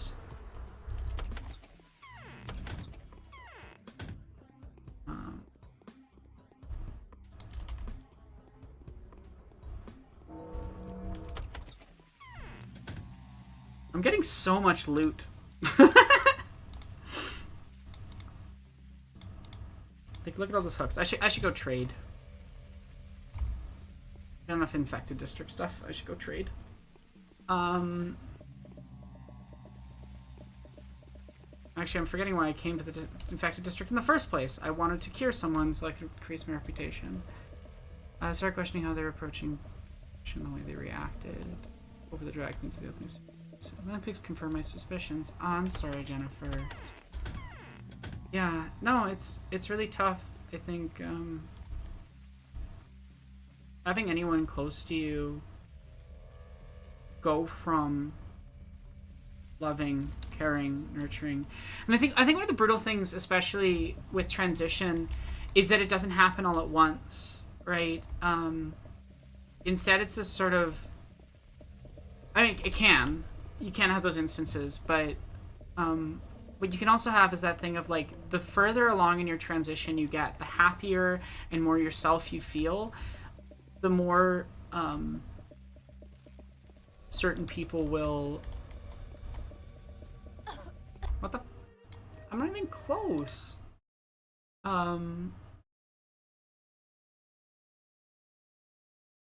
Will grow disconnected from you, grow distant from you, and stop loving you. And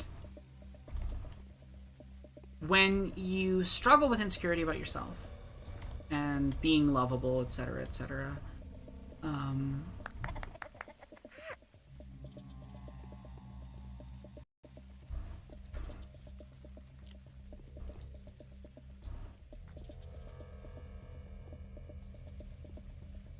should get my reputation to full.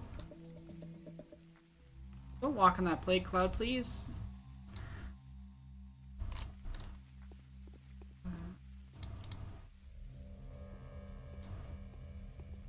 Yeah, and I don't know how to cure it. I will say this. For a long time, I felt like to be able to be loved by other people, I had to like perfectly love myself, and I did not love myself, and sometimes I still struggle to. But what I have realized is that you can only learn to love yourself if you learn to let others love you too.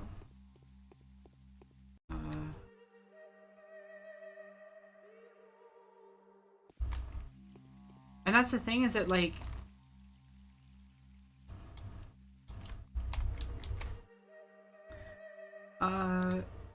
I'm gonna read a tiny excerpt of what I wrote for the I Saw the TV Glow video, just because I kind of want to get some feedback on it anyway, and it's so related. Like this, I feel like I'm dancing around the topic, you know.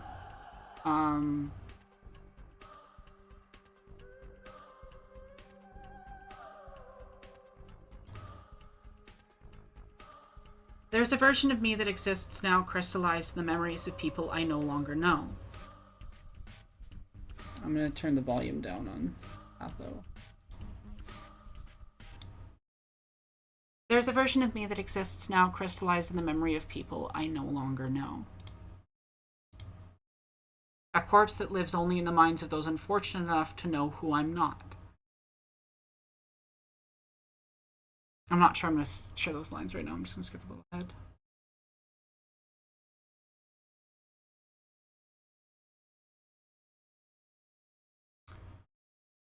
I am scared that examples that I skipped and might discuss in the video might not. I'm still iffy on. In some way comes from an urge to alter myself more because deep down I have been running from them, and I hope at some point, if I tear enough out, I'll stop seeing him haunt me in the mirror. I know that's somewhat irrational, but my brain's not the best at letting me enjoy things. I just don't know how to exist in a stable state. See, chaos is easier. Or just being empty. I really struggle to work or create the last file because I don't know how to just be happy. Live too long in the boiling pot, and the air is going to be frigid if you hop out. I guess I'm floundering for a way forward because I am no longer, at least emotionally, just holding on to survival.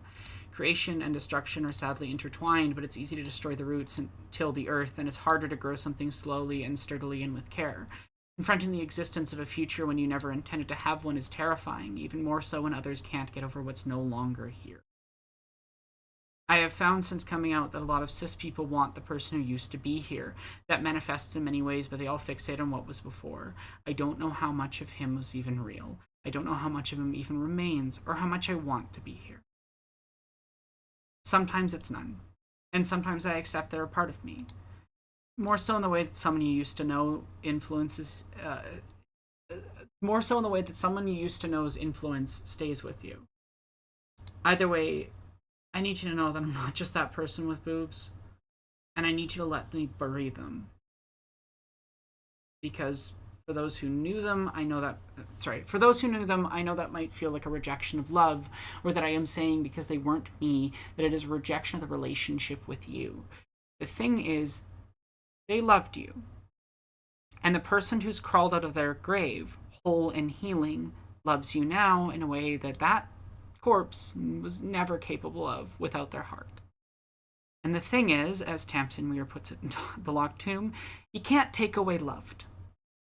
They loved you, and your love for them is the only reason that they made it as long as they did. But I need you to love me as I am, and not for what I grew out of. Anyone who looks at me and feels the need to reassure themselves by saying, "You're still them." I need to be able to respect their last wishes and let them rest. Because a wound reopened doesn't heal. And maybe if people stopped pointing at his ghost, it would give me the space to stop trying to hate myself into a different shape.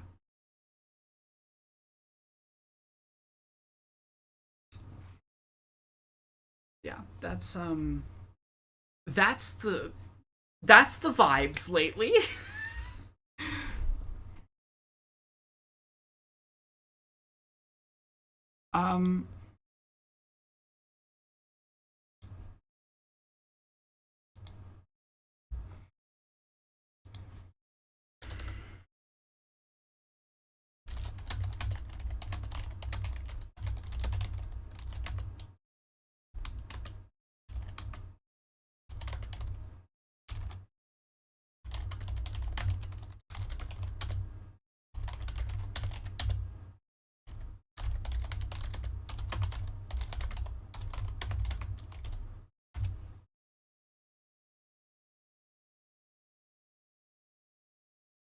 So yeah, the next video that's releasing that I'm still working on editing is not going to be that type of soul wrenching. I think it's powerful. I think it has valuable things to say, but it is not emotional in that way. But I know that the next video after that is I saw the TV Glow, and I think the I saw the TV Glow video is going to hit people quite hard in some very sensitive, emotional places. I hope in a productive way. I hope in a healing way. I hope in a valuable way. But it is going to be an intense work, and it's going to be intense work to make. I'm looking forward to it, but it's hard.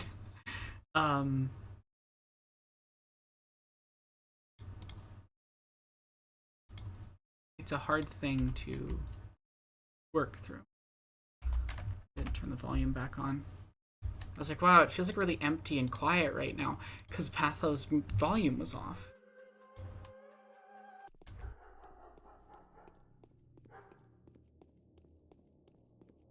I think,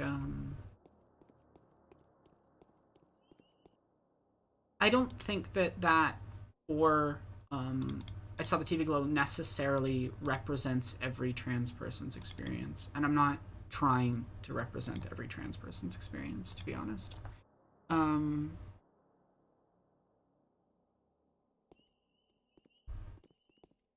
I think there's a very poor faith criticism I've seen of the film, that it tries to universalize a experience that not every trans person has or whatever, and I'm just like, I think that is a bad interpretation of the film. I think that is a bit of a bad faith interpretation of the film.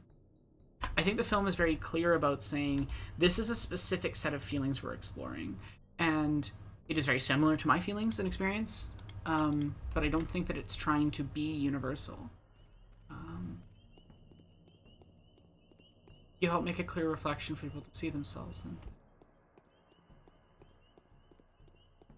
The world's busiest. What the fuck is happening? 3 schmouters in one street.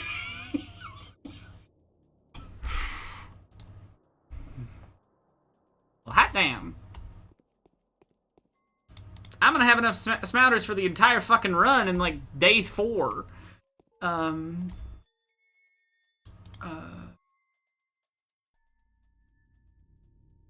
No, exactly. And it's like, I think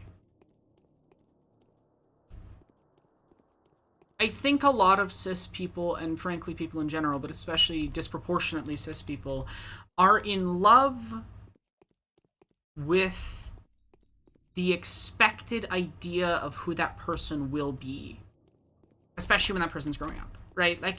Like they fall in love with the ideas they have for that person's future. And I think wrongly, they feel some sort of heartbreak or insult to that when you draw attention to not being that person anymore and not being that. And it really fucking hurts. It really fucking hurts when someone's like, oh, you're still them. Because it's like, so you don't see me.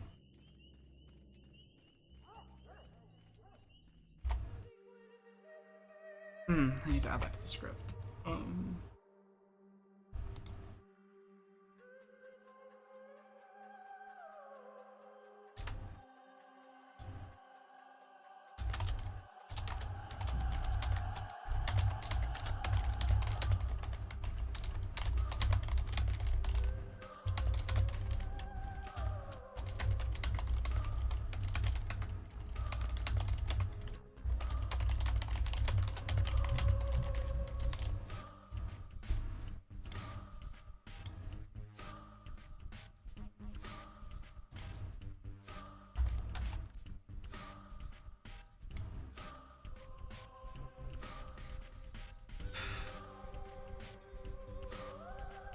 Yeah.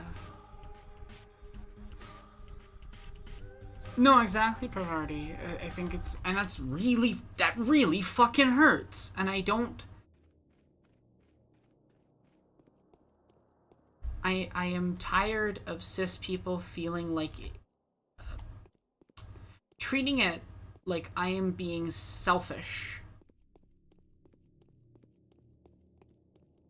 Or caring more about my own feelings about my transition and transphobia experience than their feelings about it. You know?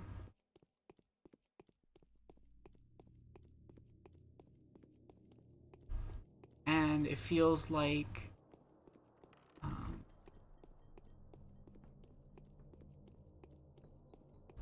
yeah, that just hurts and it sucks.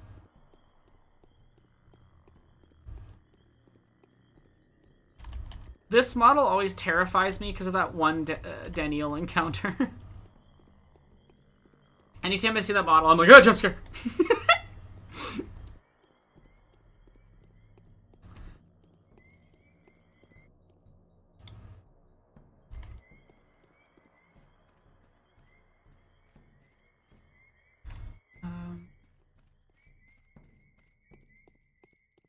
Thank you, Cami.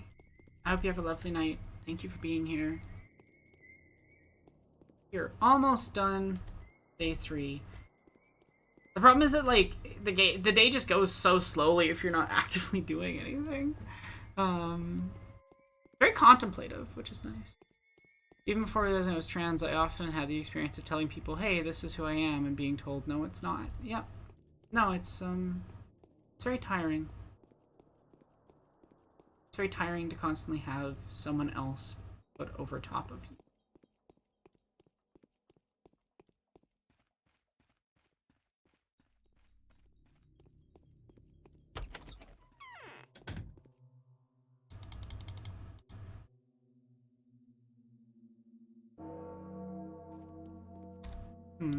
Hunger.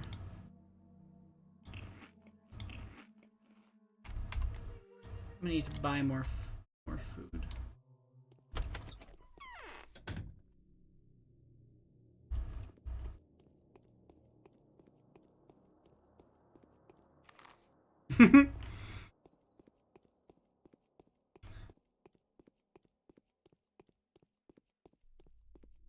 Yeah, no, it's worth it.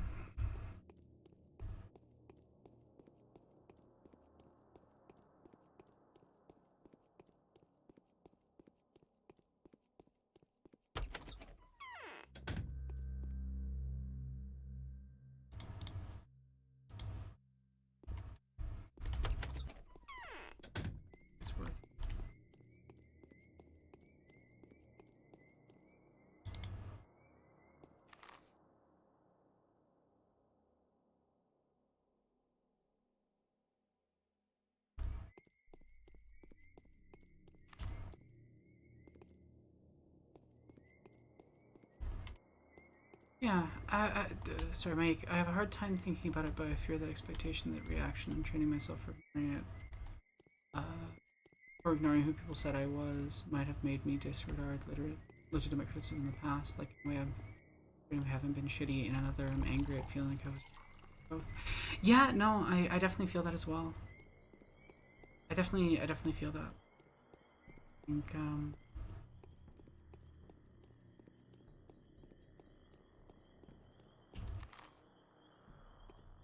I think it's very, very, very hard to figure out an authentic self.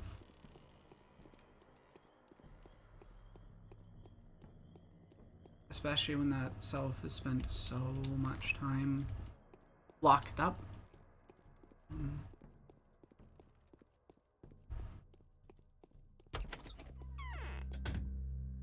Here's what's funny about people complaining about the Acolyte lore. Nothing I've seen from the show contradicts lore. People just don't know the lore. It's obscure lore. Anyway. Yeah, I don't know. I've just been in pain. I think it's also, like, I think being in a very loving, very caring, very positive relationships, the relationship that I am in, has made me really realize just how bad aspects of my self-image are, and how bad I need to work on that. Which is like it's like a double-edged sword, right? Yeah.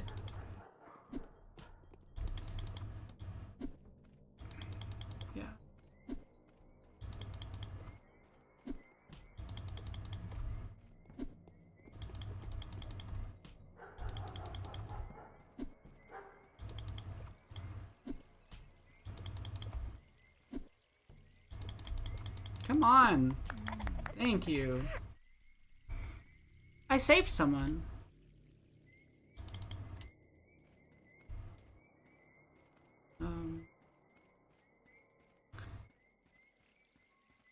Yeah, no, I know I'm not broken, and I know that intellectually I understand that that's a wrong thing to think about yourself, which doesn't help when you deal with issues around shame, because then you just feel like you're you feel negative about yourself, and then you shame yourself for feeling negative about yourself. Great cycle. 10 out of 10, highly recommend. It definitely doesn't mess up your mental health.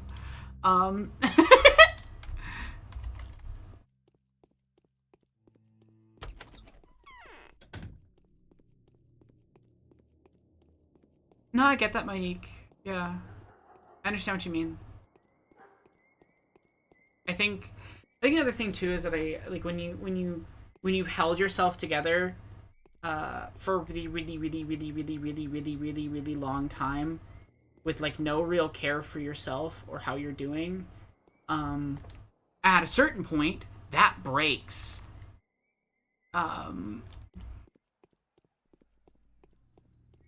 At a certain point, you can't do it anymore. And I feel like the last 2-3 months has been the point where I hit that. Probably just autistic burnout, right? But,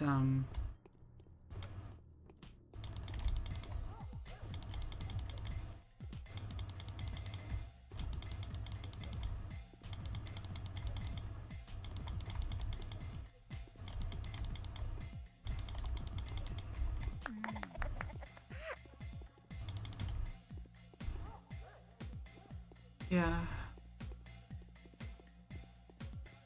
Oh, yeah, no, totally, Mike. That's definitely how it feels. It feels...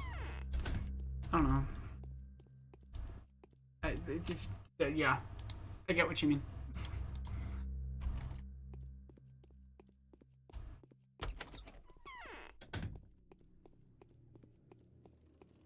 Yeah, it's like... It really sucks when the people who participated in that making you feel that way are then like, you didn't need to do that! As if they didn't place the expectations. As if they didn't lay the stones, you know?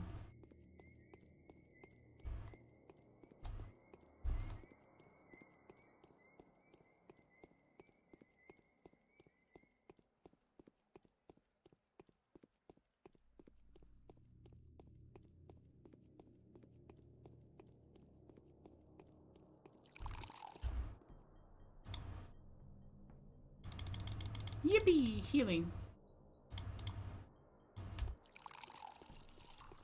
No, this is Clara. Clara's run. I already did Bachelor and Harrowspecs both on stream, so.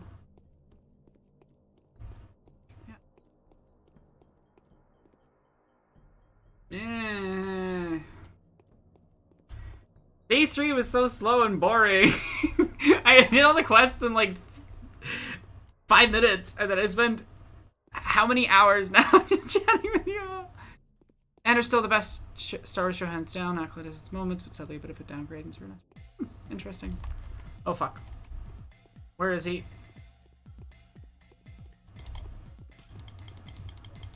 I'm gonna get the midnight message like while fighting this guy.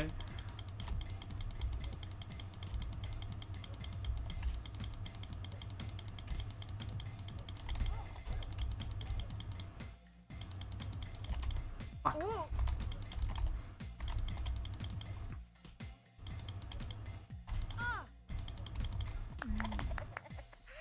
Ow.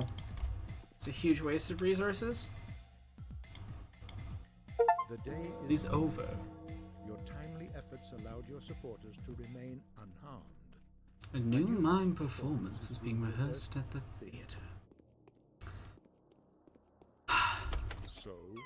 It stays away from dead bodies, disappearing from corpses without a trace.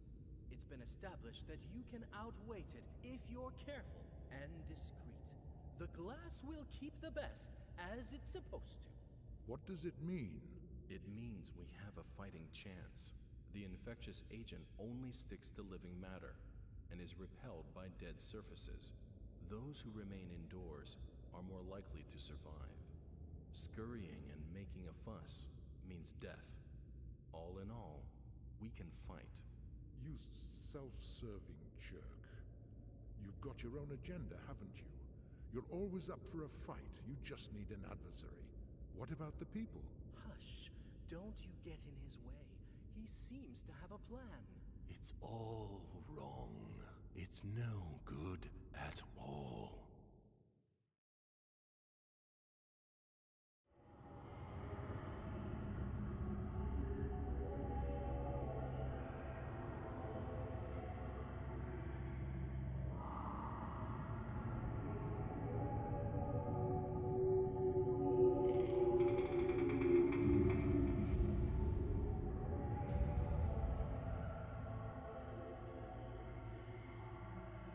God, I love weird interpretive Russian theater shit. It's so fun. I love these little cutscene movies. It's like a reward. Mark, do you have anything to say to me? Or are you just being a bitch? Okay. Day 3 is finished. We will pick this up next stream. If you want some hints for how to play Pathologic well, here's what I recommend. First off, day 1, you need to get food, and ideally extra items for selling. If you have a lot of items in your inventory at the end of day 1, you can sell them at the start of day 2. So yeah, that's kind of my general recommendations. Save lots, and know that everything is very doable. Even if it feels like it's impossible, it's very doable. And if you don't believe me, I got a bunch of VODs of me playing through the entire game on every stream, on every playthrough. So yeah, I'm also just like personally someone that like if you're gonna use guides, that's perfectly fine. I don't think you should feel bad if you look up a guide for Patho. Path is a really interesting work of art, and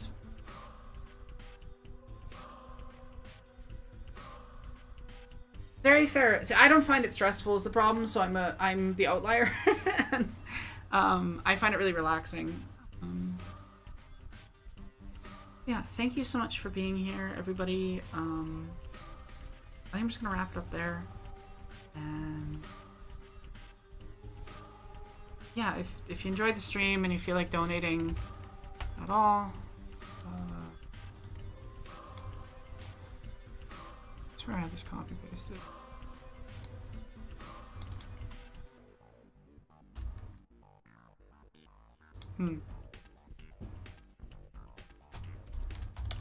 But yeah, if you feel like supporting, I think that was the wrong command. If you feel like supporting and you enjoyed the stream, consider doing so. You can redeem some stuff, and you'll have certain voices for next stream. There we go. It finally popped up. Nightbot got a little confused, but it figured itself out. Anyway, you all have a lovely night. Take care, and there's still time. That's what I meant. There's still time.